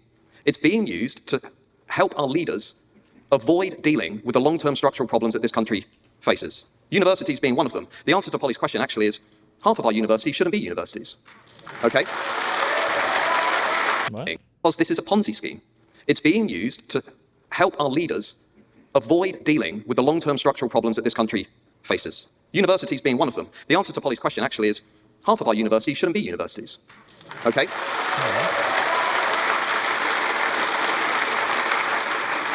And I say that as a university professor.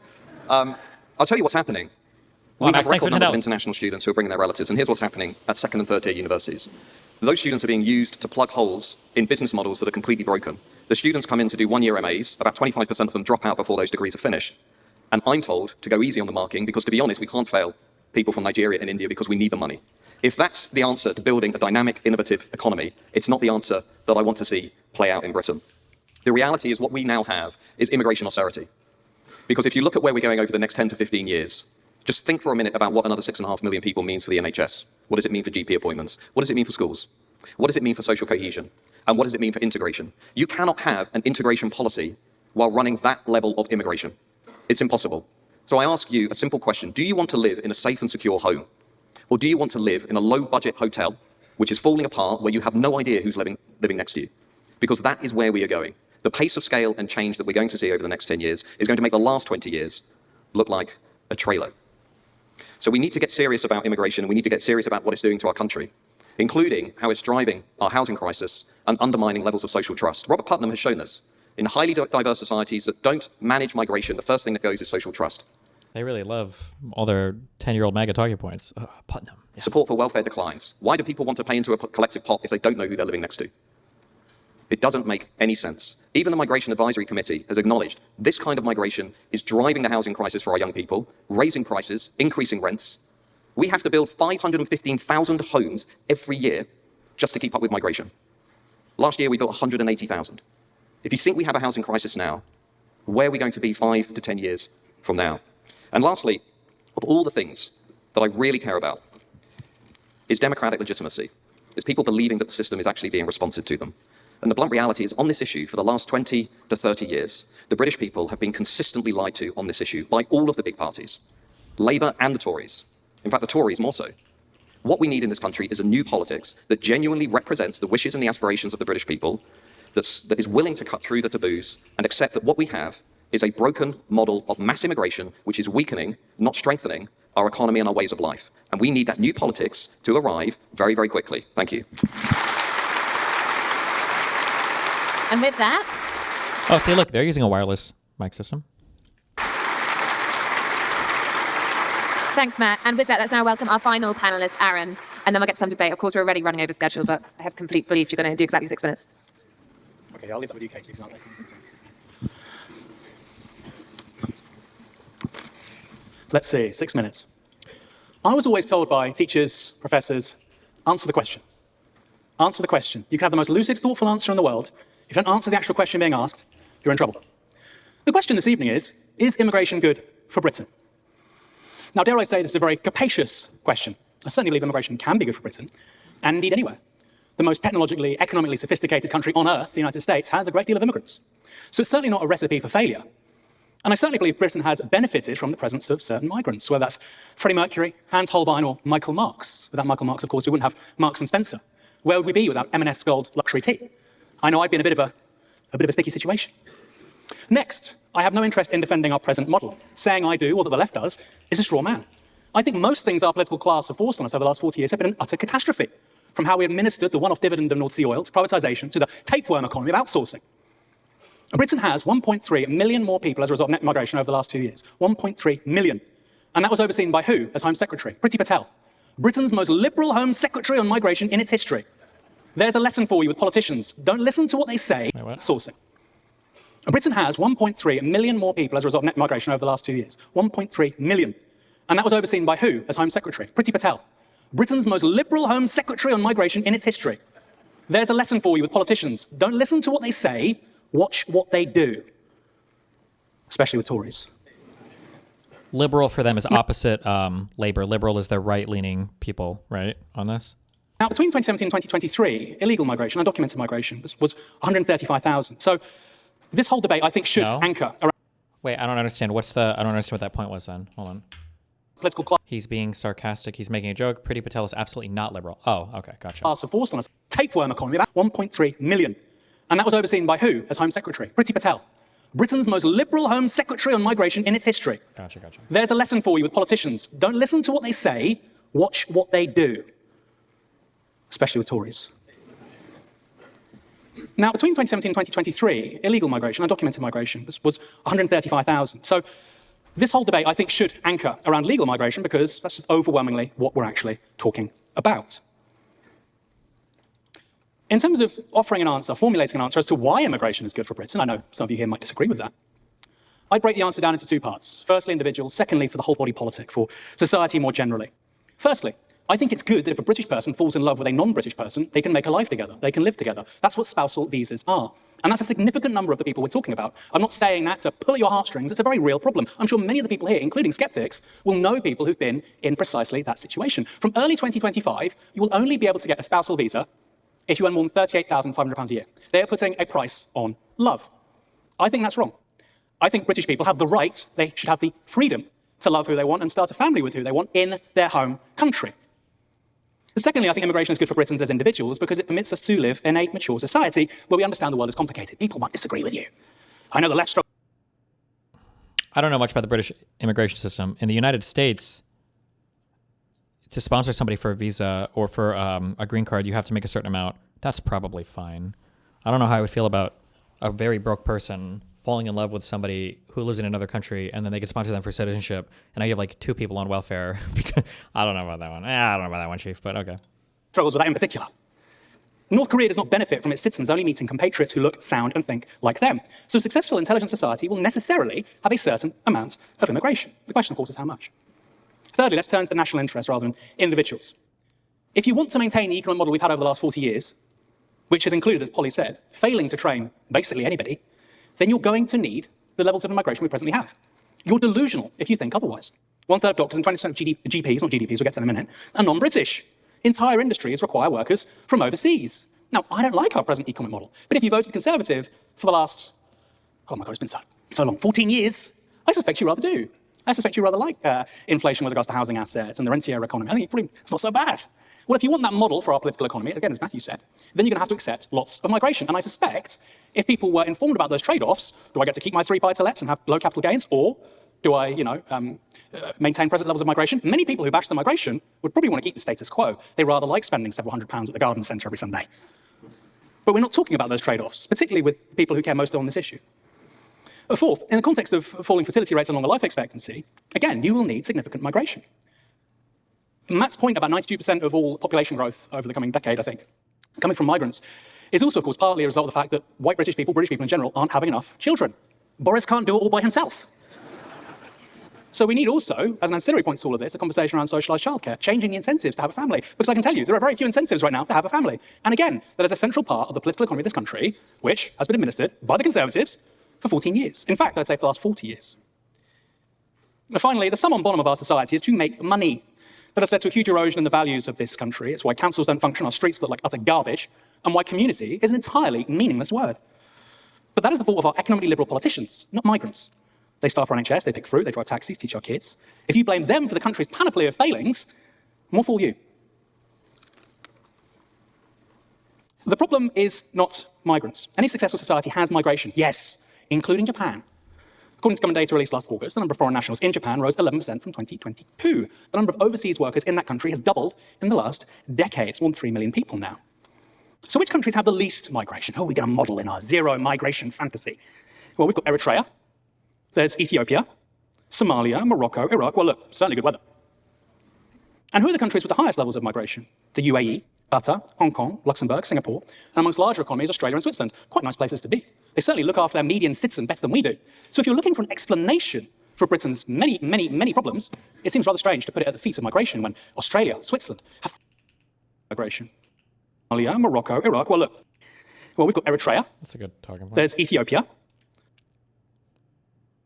This is Aaron Bastani, right?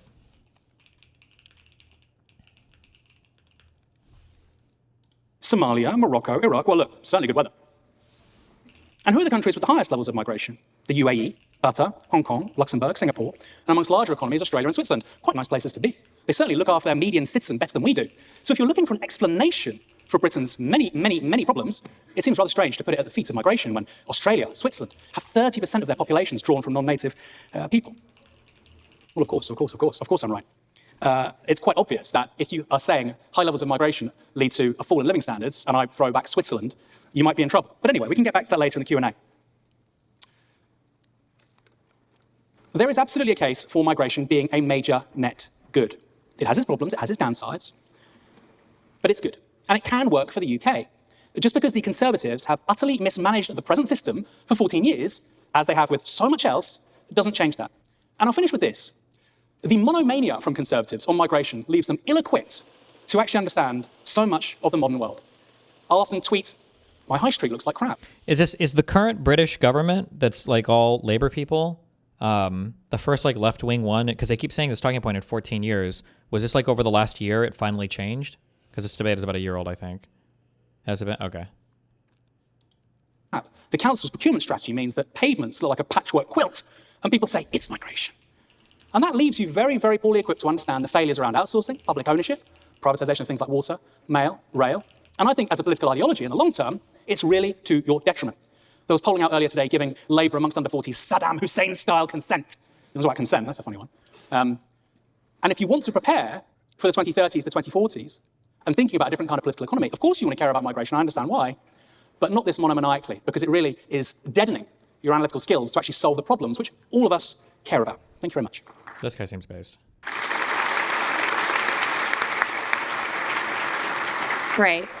Okay, thank you, Aaron, and thank you to all four panelists. I'm just going to quickly go to them briefly, and then I'm going to give them a chance to go at one another, hoping we don't need to call security. Then we're going to have drinks, and then we're all going to come back for the Q&A. So with that, I might start, actually, if we can pass the microphone to this side. Polly, just picking up on a few of the points you made, you were speaking about giving asylum seekers the right to work when they arrive.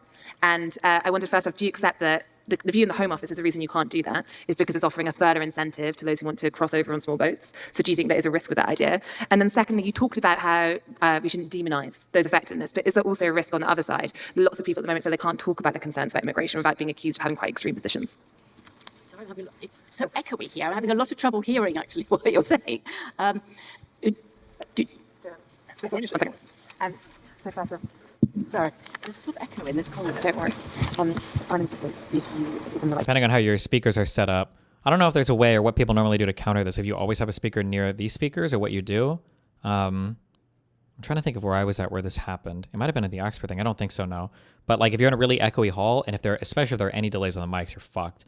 It's literally impossible. We watched some US people, I don't remember what the event was, but like the person couldn't understand what was being said at all, even though it seemed pretty clear to us, but it was probably because of the echo in the room or a slight delay between when you speak and when it comes out of the speakers. It works very well. Are you going to incentivize them to do illegal crossings? If you do enough, you talk about demonising migrants, but is the risk that people don't feel they can talk about these issues, and then that breeds extremism? About asylum seekers, well, the thing is they're going to get, once they're here, 75% of them are going to be granted access anyway. So what are we doing, locking them up in hotels at vast expense, and unhappiness to them and to those all around who live in those areas? It's a very bad idea. Much better to let them get jobs straight away. And if that's an incentive, I don't think so. The National Audit Office looked at, as well as looking at the cost, they also looked at what the pull factors were and said very, very few migrants on the way here have any idea about what the rules are about when they can work, if they can work, are there benefits, what can they draw, what rights do they have. They know nothing at all. So the idea that fiddling around with certain kinds of punitive ways of treating them when they get here will somehow deter them, or indeed that Rwanda will, I think is just wrong. As for demonising them, well, that's not particularly helpful either. If you can either deal with them in some way, if you could find a way to send them all back or stop them coming here, fine, but nobody's managed to do that. If you can't do that, then you might as well treat them reasonably well, because they're going to be citizens, they're going to be parents, people are citizens. They're going to stop being they are going to become us, the way wave after wave of immigrants have for many, many, many generations. They become an us, and then we forget that they were they. Then, Aaron, just picking up on one of your points there, you, I think, made a good case that perhaps the problem is the government's management on some of these issues in terms of why they're particularly negative views. But on that, I mean, David Cameron, a long time ago, going back to 2010, used to talk about tens of thousands when it comes to net migration. Is there a figure that you think would be too much? I think 200,000 a year is perfectly fine. One thing I didn't say when I was talking is that clearly 1.3 million people in 2 years net migration when you're building less than 200,000 houses is insanity. But again, as somebody on the left, I don't see why I should be defending Priti Patel. But that is not an argument against immigration, as I've said. The fact that we are not letting people who fall in love with non-British nationals, they cannot marry them if they're earning less than £38,500 at the beginning of next year, is absolutely appalling. And it's an indictment on the Conservatives, and it's an affront to your liberties. And I mean that, and I think that's something that does matter to people generally on the right and centre-right. So I would say a couple of 100,000. Look, it's the Tories that are responsible for this incredible number of people coming over. I find it just perplexing why the left gets blamed for it, but there we are. That's another question together. We'll go to the other side. We've got two microphones tonight, but we're working for it. Now, Matt, because they didn't spring for the quad channel system. They probably just got a dual channel wireless mic system. See, that's why you got to get the 4-channel one, guys. And challenge one another. Just on your point, I mean, you talked a lot about the risks of having immigration at the level it currently is, but is there not also a risk to sharp measures to bring it down? I mean, if we were to change the visa rules quite sharply right now, there is an argument that care homes would suddenly run into disarray. We would not have the staff to step into them, and similarly on the NHS. Yeah, well, I'm going to challenge a few of those points later on. Yeah, because I think we're in cloud cuckoo land. We're nearly moving on challenging.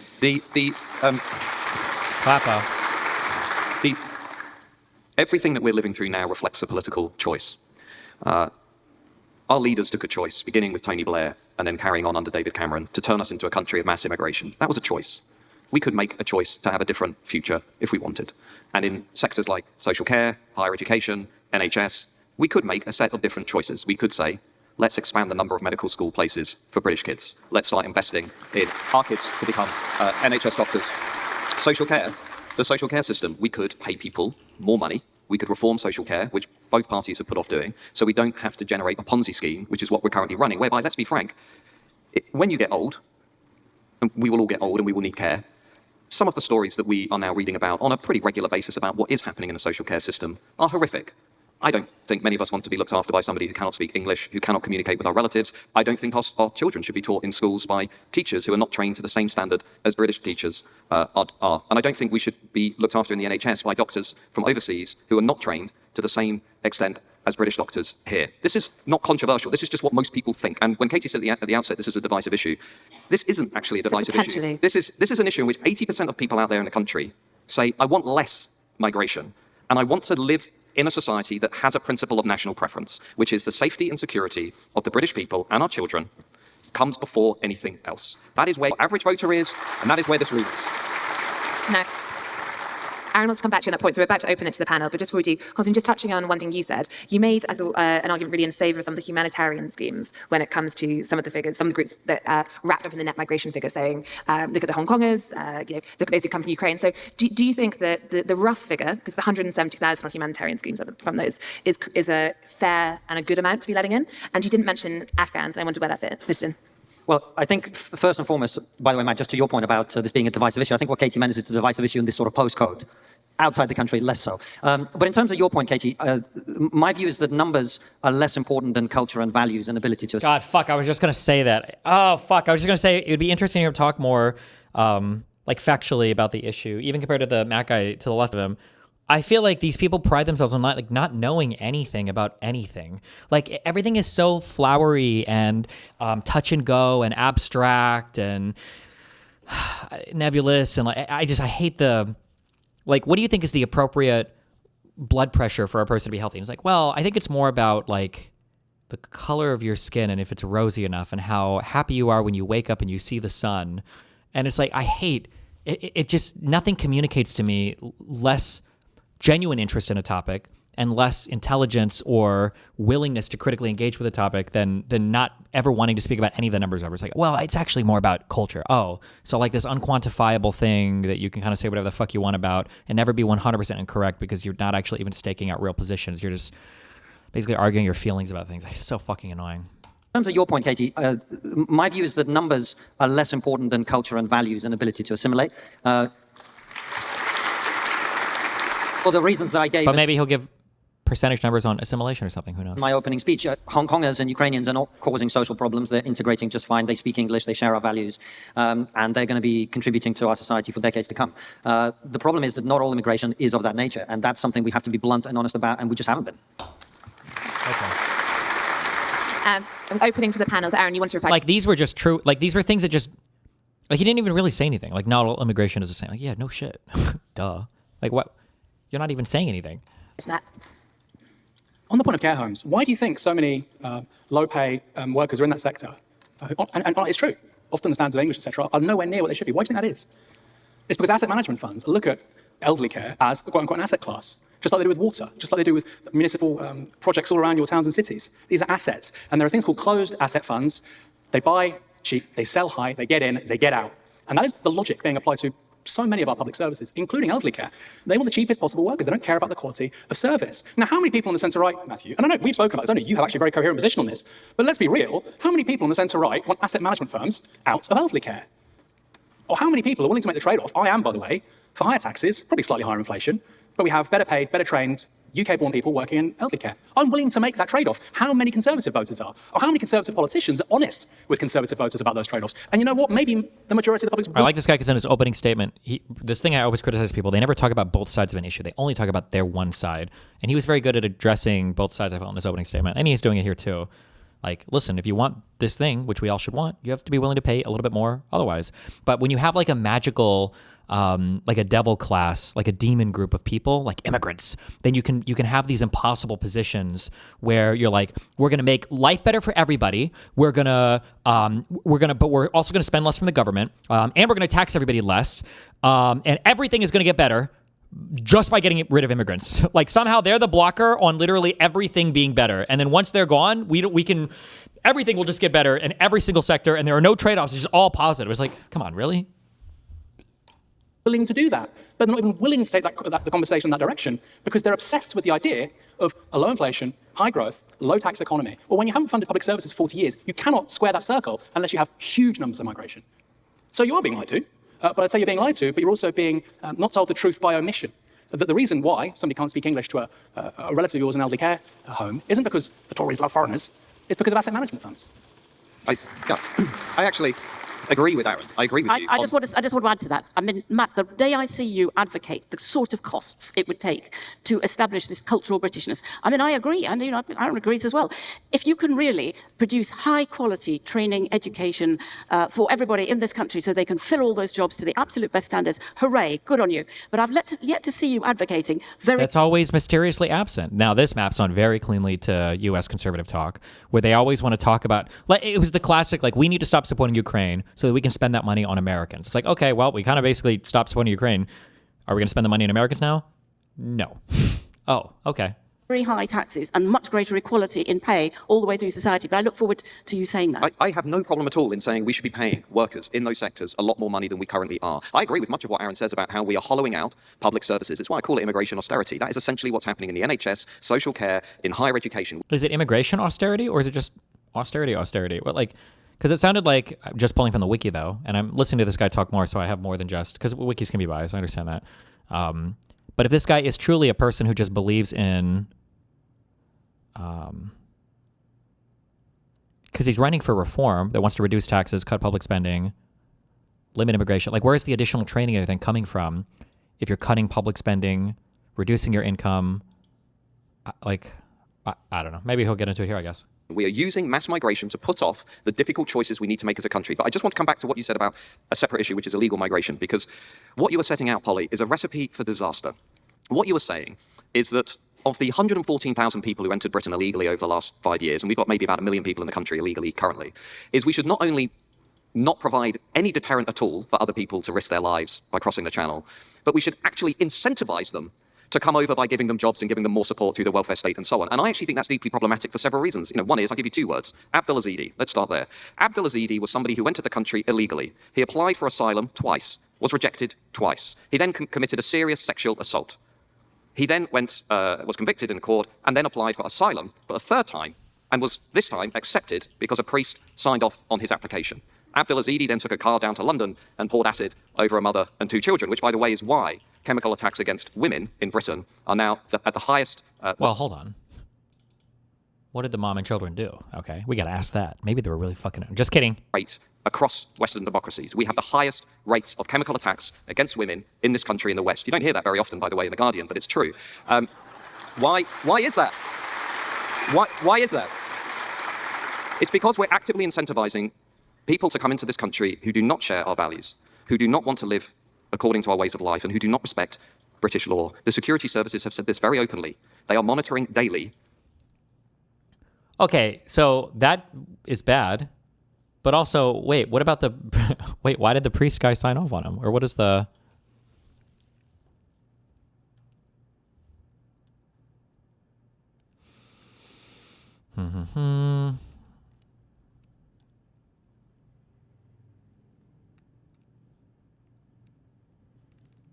What is the punishment for these acid attack things? I feel like this should be prosecuted as like rape or worse. This is like super fucking insanity.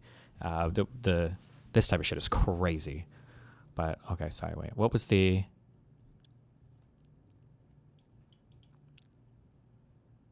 Oh, he took the baptized route. Okay.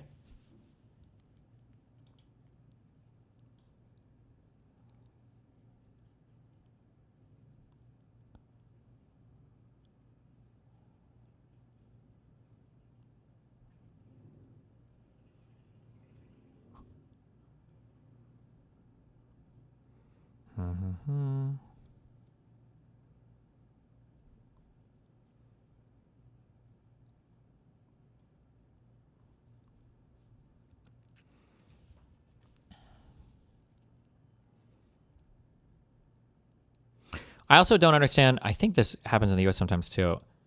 Like, I'm sorry, if you have like a criminal record of any kind, especially in the country you're trying to immigrate to, like there are a ton of people that want to get into some of these Western countries.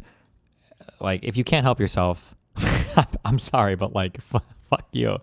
I think maybe I might make an exception to that rule for like infractions, like civil infractions. So like, if you jaywalk or get like a speeding ticket, and maybe that's not a thing that would be factored in. But like, especially when we talk about felonies or like violent crimes or whatever, I don't know how, I feel like that should be like, sorry, bro, you're never coming here. Try again maybe in like 20 years once everybody else that wants to come is here. That's crazy.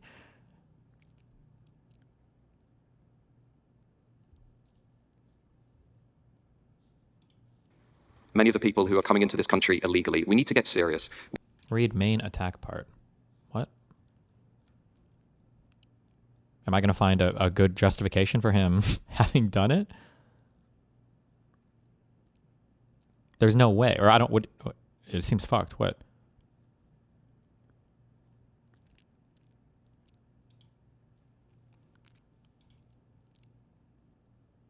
He was in the UK for 6 years after being rejected for asylum twice.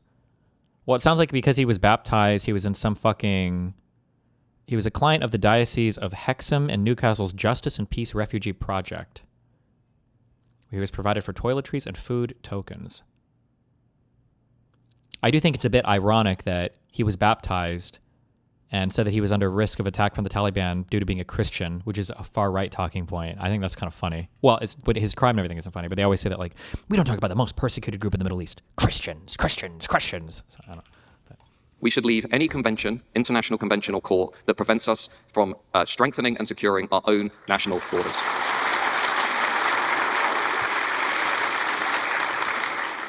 I think it's quite low to use anecdote instead of figures. Of course there are stories. Do you think there aren't stories about, all sorts of people who commit crime? He did use an anecdote there, but I think anecdotes, I don't even think they're Logos level bad. Like, I don't think you're bad logic on an anecdote if you use an anecdote to support a stat, right? So I think acid attacks are per population higher in I don't know if it's London or the entire UK than I think almost any other country in the world per capita. I don't know if it still is, but I know at one point it was like that. So to have that stat and then to back it up with an anecdote or a story, I think it's fine. It's because you're catching all the discrete stat Logos people, and then you're doing the appeal to an actual story or whatever. You're pathos people, right? And you take someone who commits a crime and says, oh, well, that represents... I think that would be...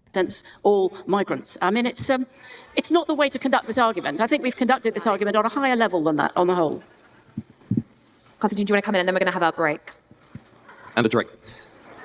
Well, I've been sitting very patiently, which is hard for me given how much nonsense has been spoken so far. Actually, well, now I'm not sure, because I actually wonder how much of it gets reported in some of these places. Like, are they reporting it in like Afghanistan? Well, I guess they have 50 here.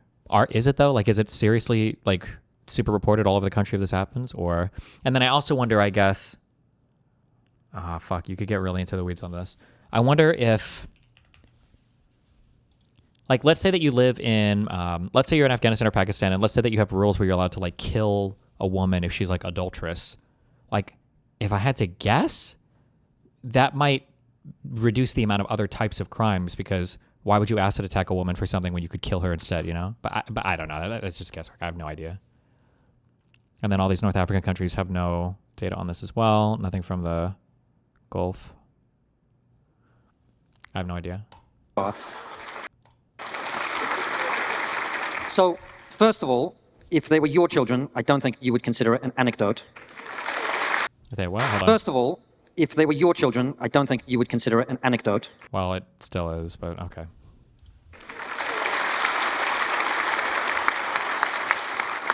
And yes, nobody would deny that British-born people also commit crime. Yes, that is something that we have to deal with. There is no reason why we should import foreign criminals. Now, as for all the other stuff, first of all, Aaron has tried to position this as a debate about conservatives and, more importantly, the Conservative Party. If this was a debate about the Conservative Party being useless, we'd all be on the same side. This is not a debate about the Conservative Party, and one of the things your positioning of it as a debate about that ignores is the fact that the Labour government started this, as I explained in my opening speech. The Conservatives have then continued it. Now, I'm so curious for the percentage of people that are supporting not the Remain, what are they called? Reform UK. Are the majority of these people from the Tory side or from the Labour side? Are they from the Conservative side or the Liberal side in the United Kingdom? Or like Brexit, especially like Brexit is everything. I'm very curious about that. I wonder if there's polling on. Actually, I should look that up. What percentage of voters for Reform UK are Conservative versus Liberal? Because one thing that's very annoying is Conservatives do this thing over and over again where they're like, they support a thing, it doesn't work, and they're like, I'm not going to defend that thing. And it's like, okay, motherfucker, well, it was your idea 5 years ago. And then this cycle repeats, and they're like, yeah, what? You want me to say that was good? No, obviously, we hate that. It's like, well, you supported it before. So it's like, well, now I support this. And then that doesn't work. Like, well, now what? It's like, okay, motherfucker. Polly made the point that, you know, if we remove all the immigrants, terrible things would happen. Nobody was suggesting that we remove all the immigrants. We're talking about the pace, the nature, and the scale of immigration. And the pace, nature, and scale. Oh, so is he going to list some actual discrete facts about any of this? Or like what he would actually like to see? Like actually? Fact that it has been way too high and way too fast. I spent my whole opening speech talking about this. She then talked about the fact how, and both Aaron actually and Polly did this, that boat people who come here legally on small boats are a tiny percentage of the total immigrant population. You know why? Because our ridiculous high levels of net migration. That's why. The number of people who came to this country illegally on small boats in 2022 was 45,000 people. That is all. Okay, that was finally a number. 2022 would have been the 2 years before this, at least. Okay. Almost the same number of people who came into this country legally the year that I came into this country. That's the level of illegal immigration we now have. And they talk about how, oh, you can't stop the boats. It's very difficult. I've just come back from Australia. In 2012, they had 17,000 people come into the country illegally by boats. Last year, the number was 74 people, not 1,000 people. You know how? Because in 2013, they elected a government that promised to stop the boats and then did it. How hard is it to get to Australia by boat?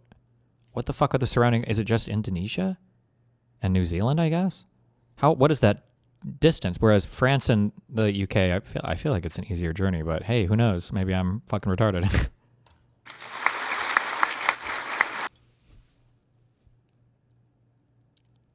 Oh, and Papua New Guinea. And the reason they were able to do it isn't they don't have the same problems with the law and everything else. They had exactly the same problem. They just had politicians with balls. Now, I mean, there's a lot more. Wait, hold on. Also, wait. In 2013, they elected a government. The problem was 74. They had 70. Talk about how, oh, you can't stop the boats. It's very difficult. I've just come back from Australia. In 2012, they had 17,000 people come into the country illegally by boats. Last year, the number was 74 people, not 1,000 people. And the reason they were able to do it isn't they don't have the same problems with the law and everything else. They had exactly the same problem. They just had politicians with balls. Now, I mean, there's a lot more. The idea that North Korea is where North Korea is because of a lack of diversity is interesting. I would put it to you, Aaron, that the reason when North Korea is where it is because of the ideology that you so proudly support in the Navarra media. Well, I mean, North Korea's commitment to illiberal values and being an authoritarian regime that doesn't allow any outside influence, whether it's ideological, economic, or like people, I mean, is kind of a part of that. It's a little tongue-in-cheek to imply being anti-immigration is like being North Korean. But I mean, like a lot of their policies are, we need to be like net exporters, we need to be anti-immigrant, we need to be protectionist, autarky as fuck. I doubt North Korea produces all their shit. I'm sure they get a lot from China. But I mean, like these kind of fall more in line with that camp. But okay. And finally, let me find a note of agreement. I actually do agree with Polly about the need for high wages. But of course, why would employers pay anyone high wages when they've got low-skilled?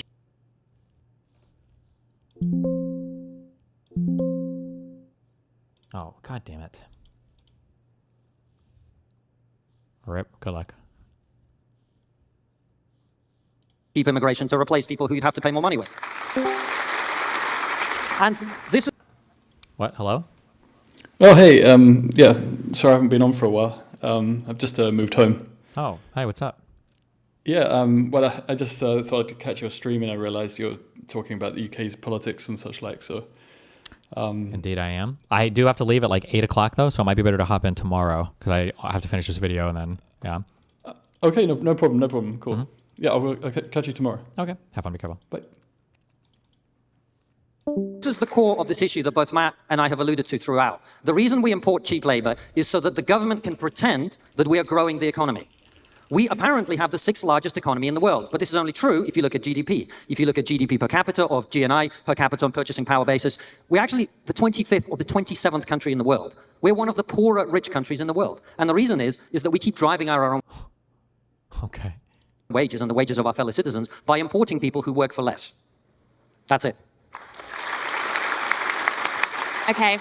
And with that, Aaron, you get a very quick reply on North Korea. Well, I thought it was a serious. No, I'll be honest. I thought it was a serious conversation, and equating me to supporting North Korea is like me saying that somebody who's a conservative is a fascist. It's idiotic and ridiculous. I thought we were having a sensible debate. Finally, let me finish, please. Finally, on one final point regarding Blair.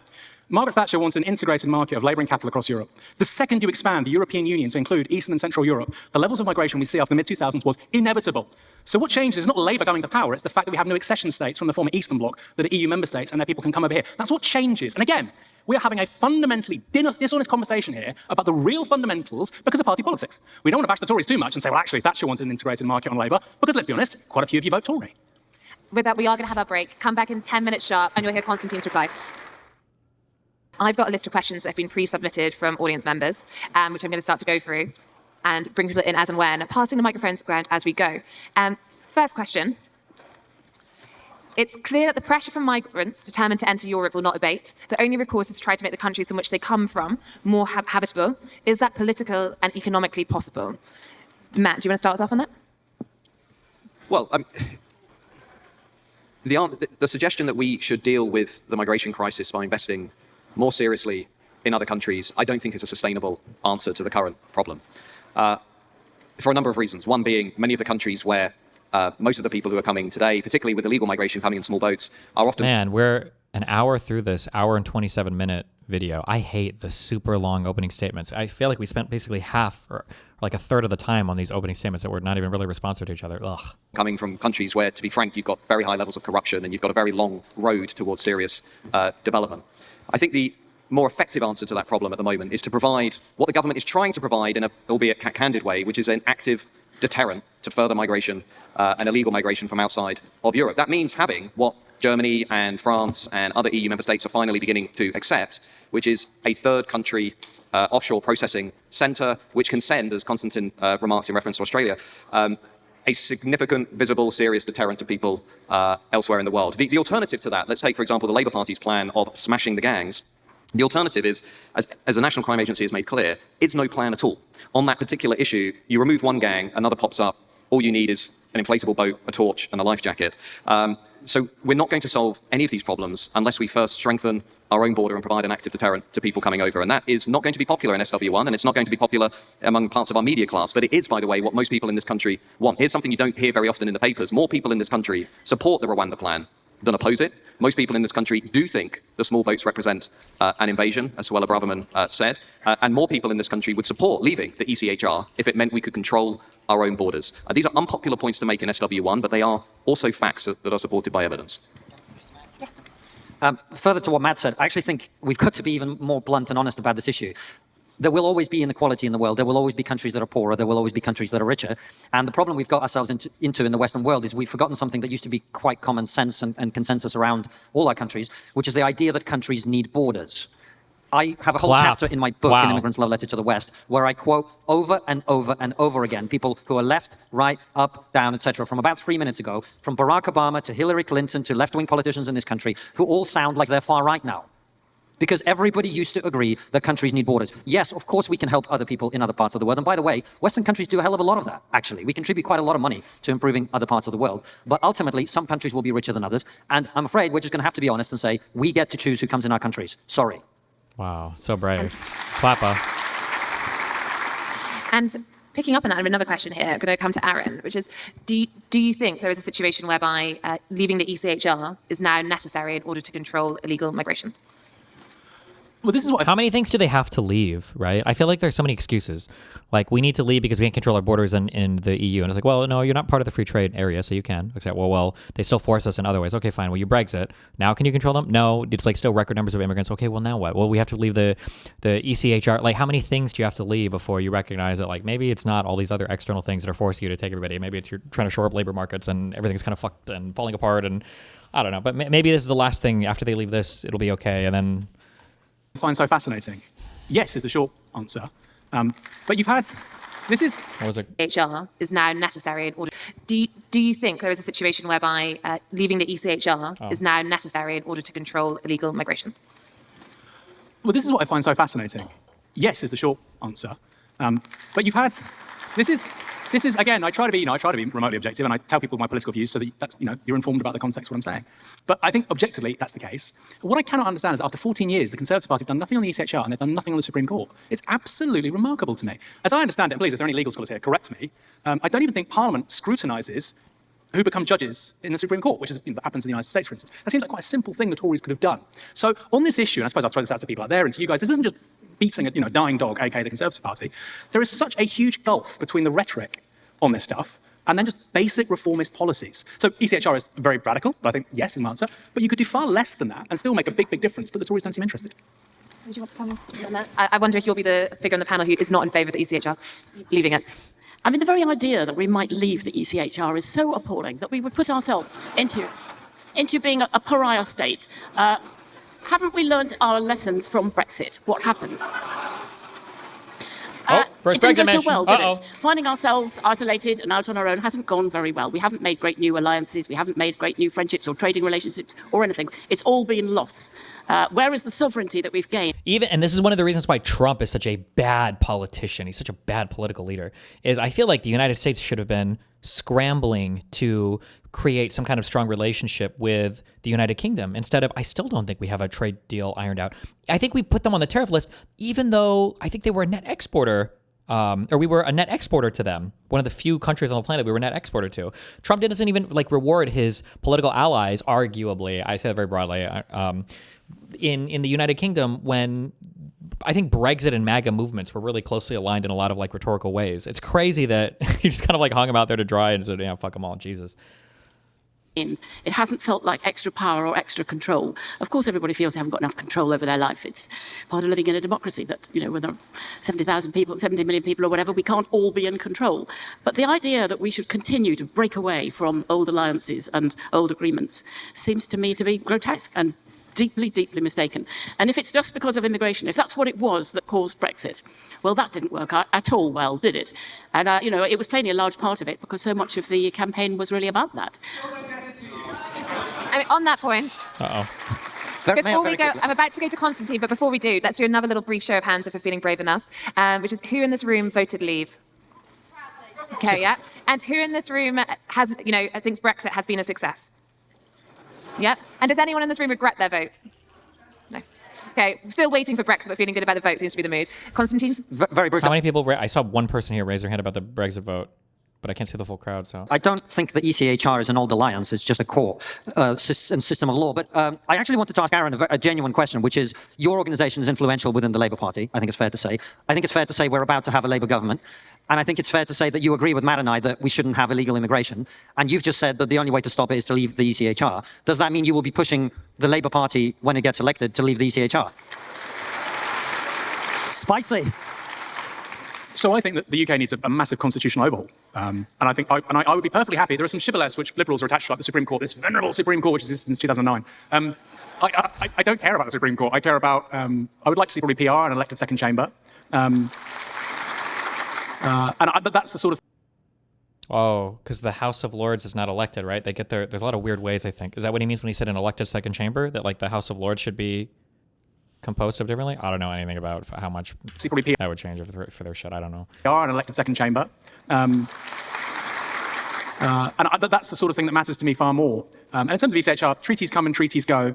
I would like to also see a minimal codified constitution, codifying things like the right to freedom of speech, freedom of association. And again, I find it fascinating that you have politicians of all stripes who say, free speech, okay, well, can it be codified in law as my right? Every kid gets a small copy in their pocket. They're taught it at school. No. So It's not top of my agenda. And by the way, if you care about this stuff, getting rid of the ECHR and getting rid of the Supreme Court would be incredibly hard to do. It would take a whole parliamentary term. You might not be able to do it. It would expend a huge amount of political capital. So would it be up there for me alongside public ownership of water, mail, rail? No. But if you care about this stuff and that's your number one priority, then that's what you should be doing, sure. Can I just add a quick word about... Is that like a political saying or whatever? Water, mail, rail? Are these like, what is it, like utilities, government services, and like trains and shit? Is that... About constitutional reform, absolutely right. Let me just not only what you say about the need for reform, but if we had proportional representation, I think that those people who feel passionately about immigration would be better represented. I think it's quite wrong that so many people on the... No, literally water companies, mail companies, and rail companies being nationalized. Oh, okay. What I about immigration would be better represented. Okay, sorry. Not only what you say about the need for reform, but if we had proportional representation, I think that those people who feel passionately about immigration would be better represented. I think it's quite wrong that so many people on what I regard as quite far right have been denied their own party, and indeed so many people like you on the far left have also been denied it. And I do think that some of the anger would be taken out of it if you had people properly represented in Parliament. I'd also like to see them properly represented in our media class. Wow. Clapper. Woo! But I guess that's why we write Substacks. That is why we write Substacks, because we're genuinely independent of the legacy institutions, which have consistently failed to understand what Brexit was really all about, as has the Tory party. So I think what essentially has happened, the whole premise of Brexit, all the research makes this clear, two motives: to create an independent, sovereign, self-governing nation with lower immigration and control borders. That's not a difficult political project to deliver. Okay? Now, what the Tory party decided to do was deliver the opposite of that. It spoke to the 15 to 20% liberal leaver vision of Brexit, which was mass immigration on steroids, London on steroids, let's help big business basically keep labour costs low and profit high, and to hell with everybody else. That was basically the liberal leaver vision of Brexit, which, by the way... I'll have to look more into the British, I guess how you guys do voting or whatever, but like, if this was truly what the British people wanted, why the fuck was there a conservative government for 14 years? And they were never able to deliver on this, even post-Brexit, year after year after year after year. Like, why is this like the progressive position in the US where they're like, oh no, all the people really want this, it just doesn't show up in any votes anywhere, but trust me? Or maybe it's like a thing people feel a way about, but it's just not very salient. They don't care that much about it, maybe? I don't know. Boris Johnson was architect-in-chief of that, okay? Boris Johnson was not a conservative. And much of the Conservative Parliamentary Party, I hate to break the news, is not conservative, okay? And the idea that we can deliver a self-governing independent nation... It's always the no true Scotsman's on everything, I guess. ...with control borders and lower immigration via the Tory party, I'm afraid, is also incredibly misleading. You will never take control of CCHQ. You will never take control of the donor class. What we need in this country is an alternative vessel that truly represents ordinary British people, not just on immigration, but on the political economy, on the broken constitutional settlement, on housing, on higher education, on all of the things that SW1 has basically struggled to debate and discuss for much of the last 30 years. We have a politics that doesn't represent much of the country. We all know that and we can feel it. Matt, just picking you up on that point before I go to Konstantin. I just wanted to... Sorry. Just before we do, Matt, just to pick you up briefly, you're talking a lot about this other party that needs to exist. Does it already exist? Could it be the Reform Party? Could it be Dominic Cummings' idea of a party to bring everything down? What are you thinking with this other party? And then I'll get to Konstantin. Okay, the answer to this country's long list of problems is not Dominic Cummings, okay? That's one thing I have in my mind. No, what I mean is, if you're serious about delivering political change, if you're serious about breaking a two-party system, which is incredibly difficult to do, it's happened twice, when Labour replaced the Liberals and when the Reform Party of Canada replaced the Progressive Conservatives. It's possible but difficult. It actually means that everybody with an interest in replacing and killing off the Tory party needs to come together. That's the only way it's going to happen. It's the only way it's going to happen. And that means reformers, SDPers, none of the above. It means the ecosystem that's emerging around trigonometry, GB News, Talk TV, Substacks, etc., etc., etc. Everybody has to get serious about delivering political change. Otherwise, this broken system, broken economy, is going to not just stay with us, but we're going to hand it all to our kids. And I can tell you, I do not want my daughter to grow up in that kind of world. I just wanted to take 1 second to address something that makes my blood boil, which we've just heard, which is this idea that to oppose uncontrolled mass immigration is far right. I feel quite strongly about this as someone who lost Jewish relatives in the Holocaust. The word... Bruh. The term far right has quite a clear and defined meaning in language. And the meaning is Nazis and people who believe that Jews should be murdered and people who believe that Gypsies should be murdered and people who believe that disabled people should be murdered. That is who the far right is. 56% of this country was concerned about immigration in 2015 before Brexit, as I said. Are you telling me that 50% or more of this country is far right by the definition I just gave? The irresponsibility of people on the left who have thrown that term around, starting with people like David Lammy,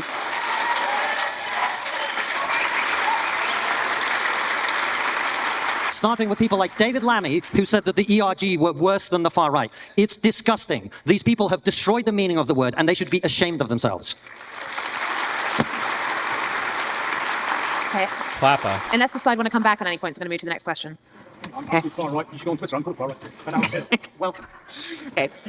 This one, topical, given quite near to here tonight, you have MPs voting on the Safety of Rwanda bill, stripping out, or at least trying to strip out, if you're in the Tory party, lots of laws amendments. So this question is, if immigration is bad for Britain, how do you propose to tackle it? Will the Rwanda bill work? Polly, I think you might be about to say no.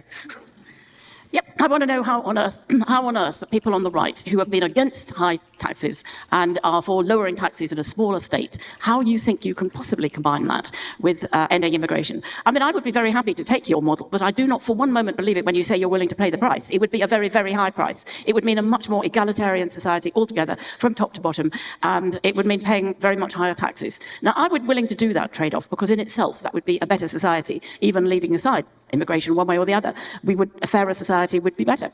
So I want to know how come you think you can constantly, this demagogic way, go on about immigration, but not go on about how much more tax everybody's going to have to pay. Oh, I completely agree with Polly, by the way. The Rwanda deal is a complete abomination, a giant waste of taxpayers' money, and the only reason it's happening is the government won't do what they need to do, which is leave the ACHR. So the Rwanda deal is a joke. It won't do anything. It won't fix the problem. It's just a way of pretending that they're trying to do something while doing absolutely nothing. So I agree completely. Okay, next question, because we're in our final 10 minutes. Assuming overall immigration is reduced to sustainable levels, how many refugees per year should the UK resettle? And is community-led resettlement the best approach? Let's go to Matt and then to Aaron, if that works. I'd actually like to hear the left's answer to this question first, because critiquing... Oh my God, really? I'd actually like to hear the left's answer to this question first, because critiquing current policy on refugees and illegal migrants, the one thing that continuously irritates me is nobody ever says what the upper limit is. It's let's have open borders, let's have safe and legal routes, let's not have an active deterrent, let's have fluid borders. What's the upper limit? And while we're here, what's the upper limit on legal migration? I'll tell you mine. I think maximum, where the average voter is, we should have legal migration, a high skill policy, high wage, high thresholds of somewhere between 50,000 and 100,000, roughly where it was just before Tony Blair came into power. I don't think anyone here is saying we should have zero immigration, though I could be won over by the argument that maybe we should have a 5-year freeze and let's have a moratorium, but that's another question. What's the upper limit? Yes, on legal migration, I'd probably agree around 100 to 150,000. I think you'd probably want people in strategic industries. Aaron, you should just be sitting over here. Probably want people in strategic Yes, on legal migration, I'd probably agree around 100 to 150,000. I think you'd probably want people in strategic industries. Aaron, you should just be sitting over here. Pardon? We did say before the debate that Aaron is moving to the right, so... Well, I still think immigration's a good... Like, it's kind of crazy that they're claiming. First of all, I don't know why there's so much immigration in Britain or what's going on with that. I'll read about that and figure it out. But he's saying an upper limit of 150,000. The other guy said he wants a 5-year moratorium. That means zero. These positions are very, very, very, very, very far apart from each other. A 5-year moratorium on all immigration sounds like a pretty extreme. I don't know. Has any country ever done that ever in the past 50 years? Like a 100% moratorium on immigration? That seems like an incredibly extreme position, but. A good thing. It still has net benefits if done properly, not like it has been over the last 14 years. That was what I tried to convey over there. I would say between 100 and 150,000 people. I think you probably want to get them into strategic industries, computer scientists, engineers, medical health professionals. And then on top of that, you probably want some kind of green card scheme. I think it's quite sexy. I quite like the film Green Card with Gerard Depardieu, can't lie. And then I think, in terms of upper limit on asylum seekers, I think we should have probably a coordinated approach across Europe, 50,000 maximum. But of course, look, it's elastic. Sometimes you're going to get far lower, like in the 1990s. You might have something like Hong Kong, Ukraine, where it's significantly higher, and the public supports that kind of stuff. So it's a hard question. I'd say 50,000. And it should be coordinated across Europe. And I'd say this. We have to accept there is a connection between foreign policy choices and asylum. One of the miracles of the last 25 years is that Iran didn't become a failed state. Iran didn't become Iraq, because tens of millions of Iranians would have come here as refugees. And that was one of the key foreign policy proposals of the Bush White House. So tread lightly in your near abroad if you don't want millions of people coming here. And actually, I think that's probably somewhere where the left and right are in agreement. You see that. You see that in the United States. We don't want to be messing around abroad. And I'll say this, sorry, one more thing. I know we're having to be quick. And it's about our foreign policy interests not aligning with the United States. America doesn't mind if it starts mad wars in the Middle East, which create high energy inflation and tens of millions of people going to Europe. Why? They're not affected. They're an energy exporter and they are separated from the rest of us by the Pacific and the Atlantic Oceans. And I cannot understand for the life of me why Europeans are so gleefully indulgent of their mad escapades. It means displaced people coming here and higher energy costs. But again, that's a conversation for the day. Okay, we're going to go to our final question now, and I'm going to try and see if we squeeze in a quick answer from every panelist, because it is, what time frame is realistic to reduce immigration to your desired level, given the need for social care and NHS staff? So if you haven't already said the level, that we have had from a few panelists say, and what is a realistic time frame to get there? And perhaps we can start with Konstantin. I think it's a bit of a misnomer because we could protect those two areas while reducing immigration in other areas where it's less needed. But broadly speaking, I think within 5 years you could get it down to where you wanted it, while, as I say, protecting certain sectors. Nobody on this panel is advocating for zero immigration. I think what we're advocating for is bringing in people who we want in this country, who are going to be beneficial to our society, as opposed to throwing open the border and having hundreds and hundreds of thousands of people come in legally, and also tens of thousands of people come in illegally. My view is we should be shutting the border to illegal immigration immediately, tomorrow. There should be zero immigration illegally into the country. Well, like, yeah, there should always be zero immigration illegally, right? Isn't that always ideal? There should always be like zero crime and zero, like, yeah, there should be no people breaking the law ever. Yeah, true. Look, I'm a legal immigrant here. I don't understand why anybody would support people coming into this country by breaking the rules and the law. Zero illegal immigration, and then you work your way down, reducing our, essentially, attachment to the fact that we've got cheap labor over time. And by the way, I think people on our side of the conversation should be honest. This is going to cost us something. We should stop pretending that money is the only thing that matters in life. It's not. Ooh, there you go. Do you want to go next?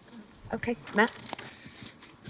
I think the answer is we're not going to see dramatic reductions over the next 5 to 10 to 15 to 20 years. What we're going to see, firstly, is a Labour majority government, which will allow legal migration to remain at current levels, if not higher. I don't think it's implausible that we'll see net migration at some point surpass 1 million a year. I don't think there will be any serious investment in resolving illegal migration. There will certainly not be any active deterrent, and if there is one, that will be repealed and it will be removed by a Labour government. So what we're going to see over the next 5 years is the intensification of all of the things that I've talked about tonight. Legal migration will be baked into our political economy. By that I mean legal mass migration. You can see it in the OBR forecast, you can see it in how the expert class are deciding what's going to happen over the next 10 to 20 years. And unless we have a political leadership that is willing to entertain what Konstantin has suggested, and I agree with him, is we need to leave the ECHR. We need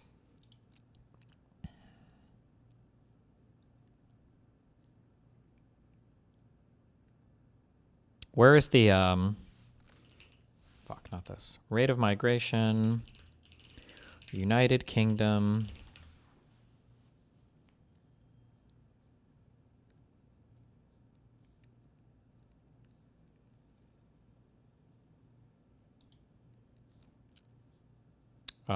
This was, what, 3 or 4 months ago? UK net migration dropped sharply to 204,000 in year to June, down 80% from its peak in 2023. Damn, wait. In the year to June, what does that mean? From January to June? That's what that means, right? I imagine.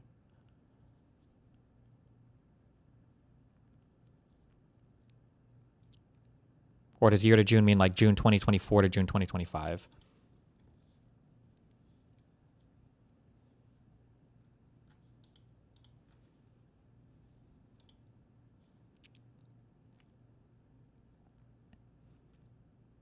Oh, I think it means like a 12-month.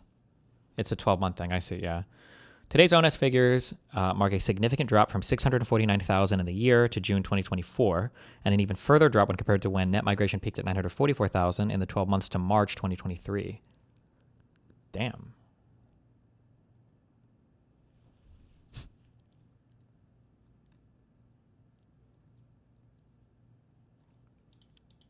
Well, that prediction was not correct. Jeez. Need leaders who understand what to do with political power. Why has the left always been so much more effective than the right? Because, as Tony Blair and Gordon Brown showed, and as they're showing now, by the way, with their new proposals for constitutional change when they win the election, they understand how to change the rules of the game. Why is the left so much more effective than the right? But wasn't the right governing Britain for 14 years? Isn't that a weird statement to make? Or is there does that mean something different in British politics? Or is he just talking about what's on YouTube?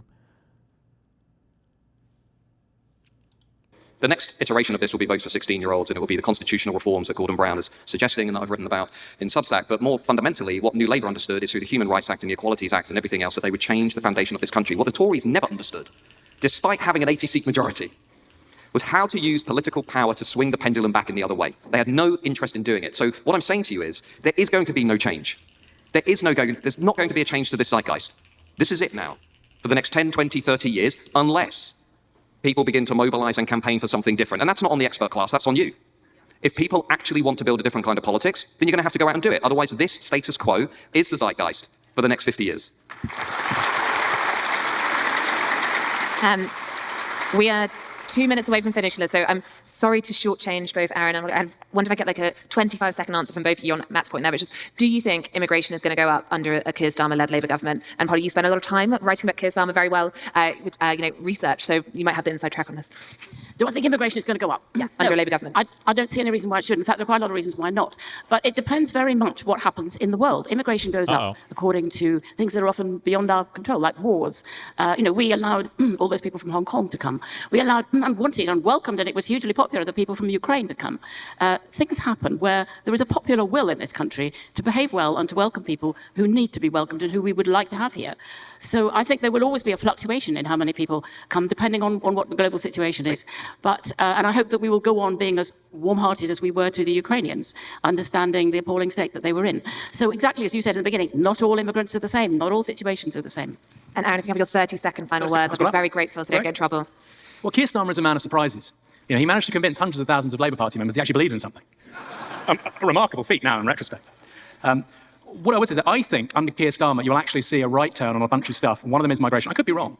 And I think it will actually go down to 300,000-400,000 in the medium term.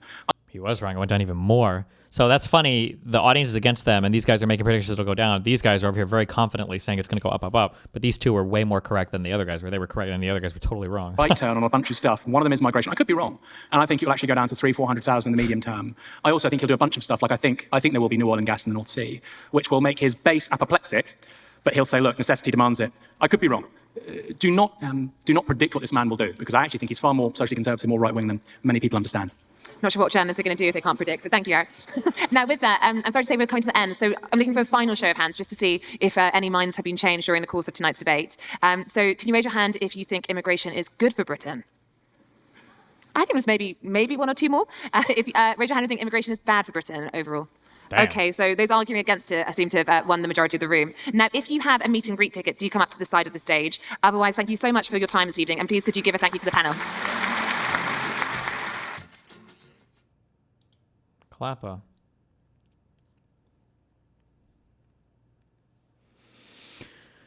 All right. I'll look up all these bottom things I wrote down tomorrow. We'll go through all the factual stuff. We're connecting. Heavy, crested, bad, feather, fly, tease, bantam, topical, curl, sour, wicked, leghorn, shaving, crimp, free range, and rad.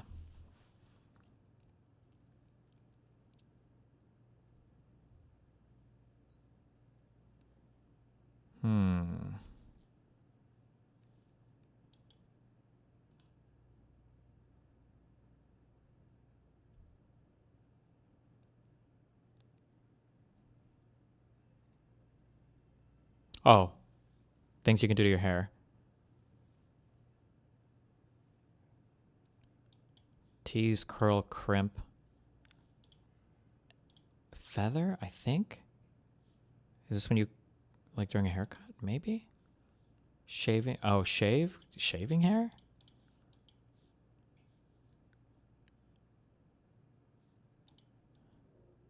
Oh my God.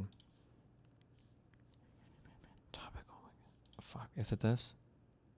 Okay, fuck. Okay.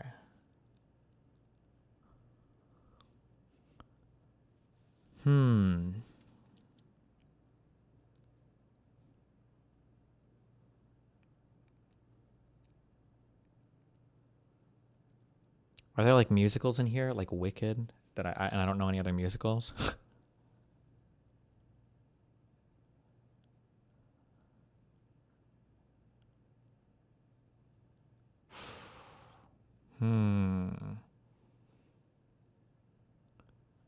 Fly, heavy, bantam,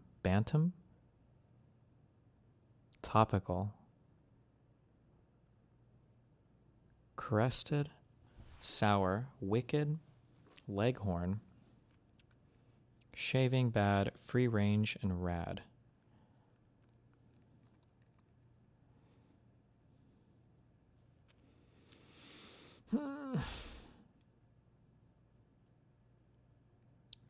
Like things that can be cool. Oh my god. I just fucking boom. Retro slang for cool. Is it all retro shit? Oh, and cream. Boom. Maybe, wait. Yeah. Yes. Something cream. I don't know what the fuck this is. I have no, whatever. What is it? Chicken descriptors. Oh.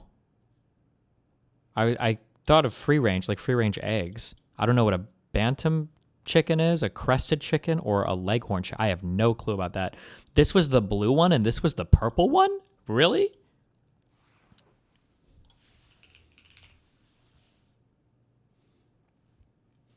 A chicken of a small breed, the male of which is noted for its aggression. Damn.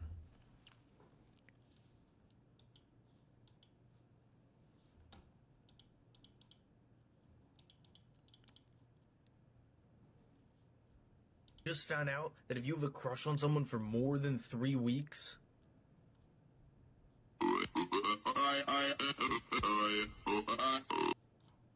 Why are you spamming me? But sorry for I think we've watched this before. Boris, Mark, or not? That's where I've been for the last few years. I've got to say, I'm immensely grateful to you for everything you've done in British politics over the last few years. I used to be an ardent Remainer. I voted Remain. I believed in the European project. I believed that staying in the European Union was the best thing for us. And then something happened, and something monumental happened. It completely changed my opinion on the whole situation. What was that monumental thing, Mark? I was kicked in the head by a horse. Right, very good. Okay, fine. Thank you. Mark, we're going to move on from that and go to David, a new caller from Thatcham in Berkshire. God damn. This one. And there's a Twitch streamer that is watching us and streaming our feed right now. His name is XQC on Twitch. And one of the questions that he is telling viewers to text me and ask, which I've gotten a lot of this, why don't the police shoot the tires? Again, that's it's only in movies, Mike. Only in movies. It's a very common thing that people ask during chases. It's just not something you're going to see. That's crazy! I will tell you, in very, very rare circumstances, and only...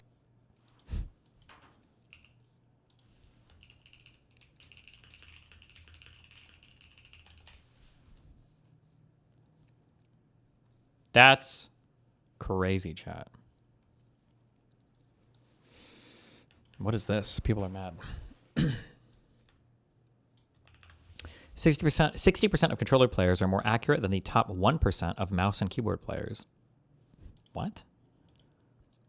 This new analysis shows that the aim assist adjustment did not reduce the gap in accuracy between the two inputs. The average controller accuracy was 36.54%, and the average mouse and keyboard accuracy was 28.41%. A difference of 8.13%.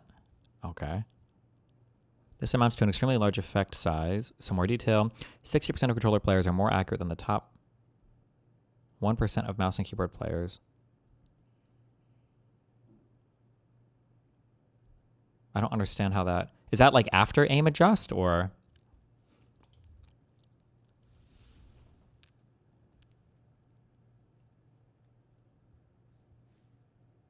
This is in Apex Legends. The mouse and keyboard accuracy distribution essentially doesn't overlap with controller. The best mouse and keyboard player in the dataset hits 41.32%, which is roughly the 42nd percentile among controller players. The average controller player has higher accuracy than 99% of mouse and keyboard players. These data are from a modified version of Apex using 0.3 AA values. All engagements are what most Apex players would consider mid to close range, skewed towards close range. I suspect Respawn has access to similar numbers Oh. So is this post auto aim? It says 0.3 AA values. Is AA auto aim values?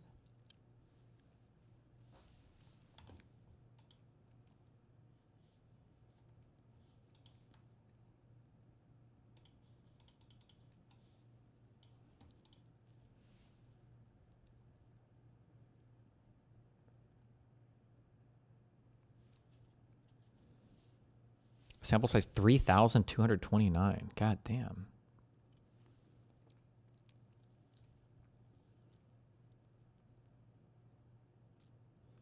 Everybody's saying the aim assist was so strong that people started to switch to controller from mouse and keyboard.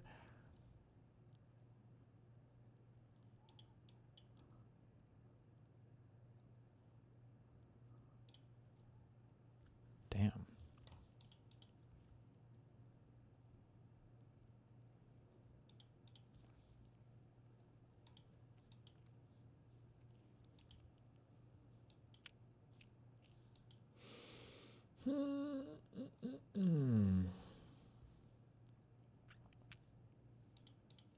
Quick Lauren Southern meme about the 6th Street incident. Oh, yeah. I think I'll read through her Substack tomorrow. She posted a big thing.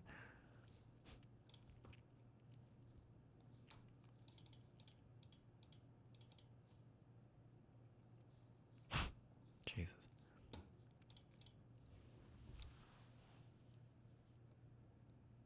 Okay. All right.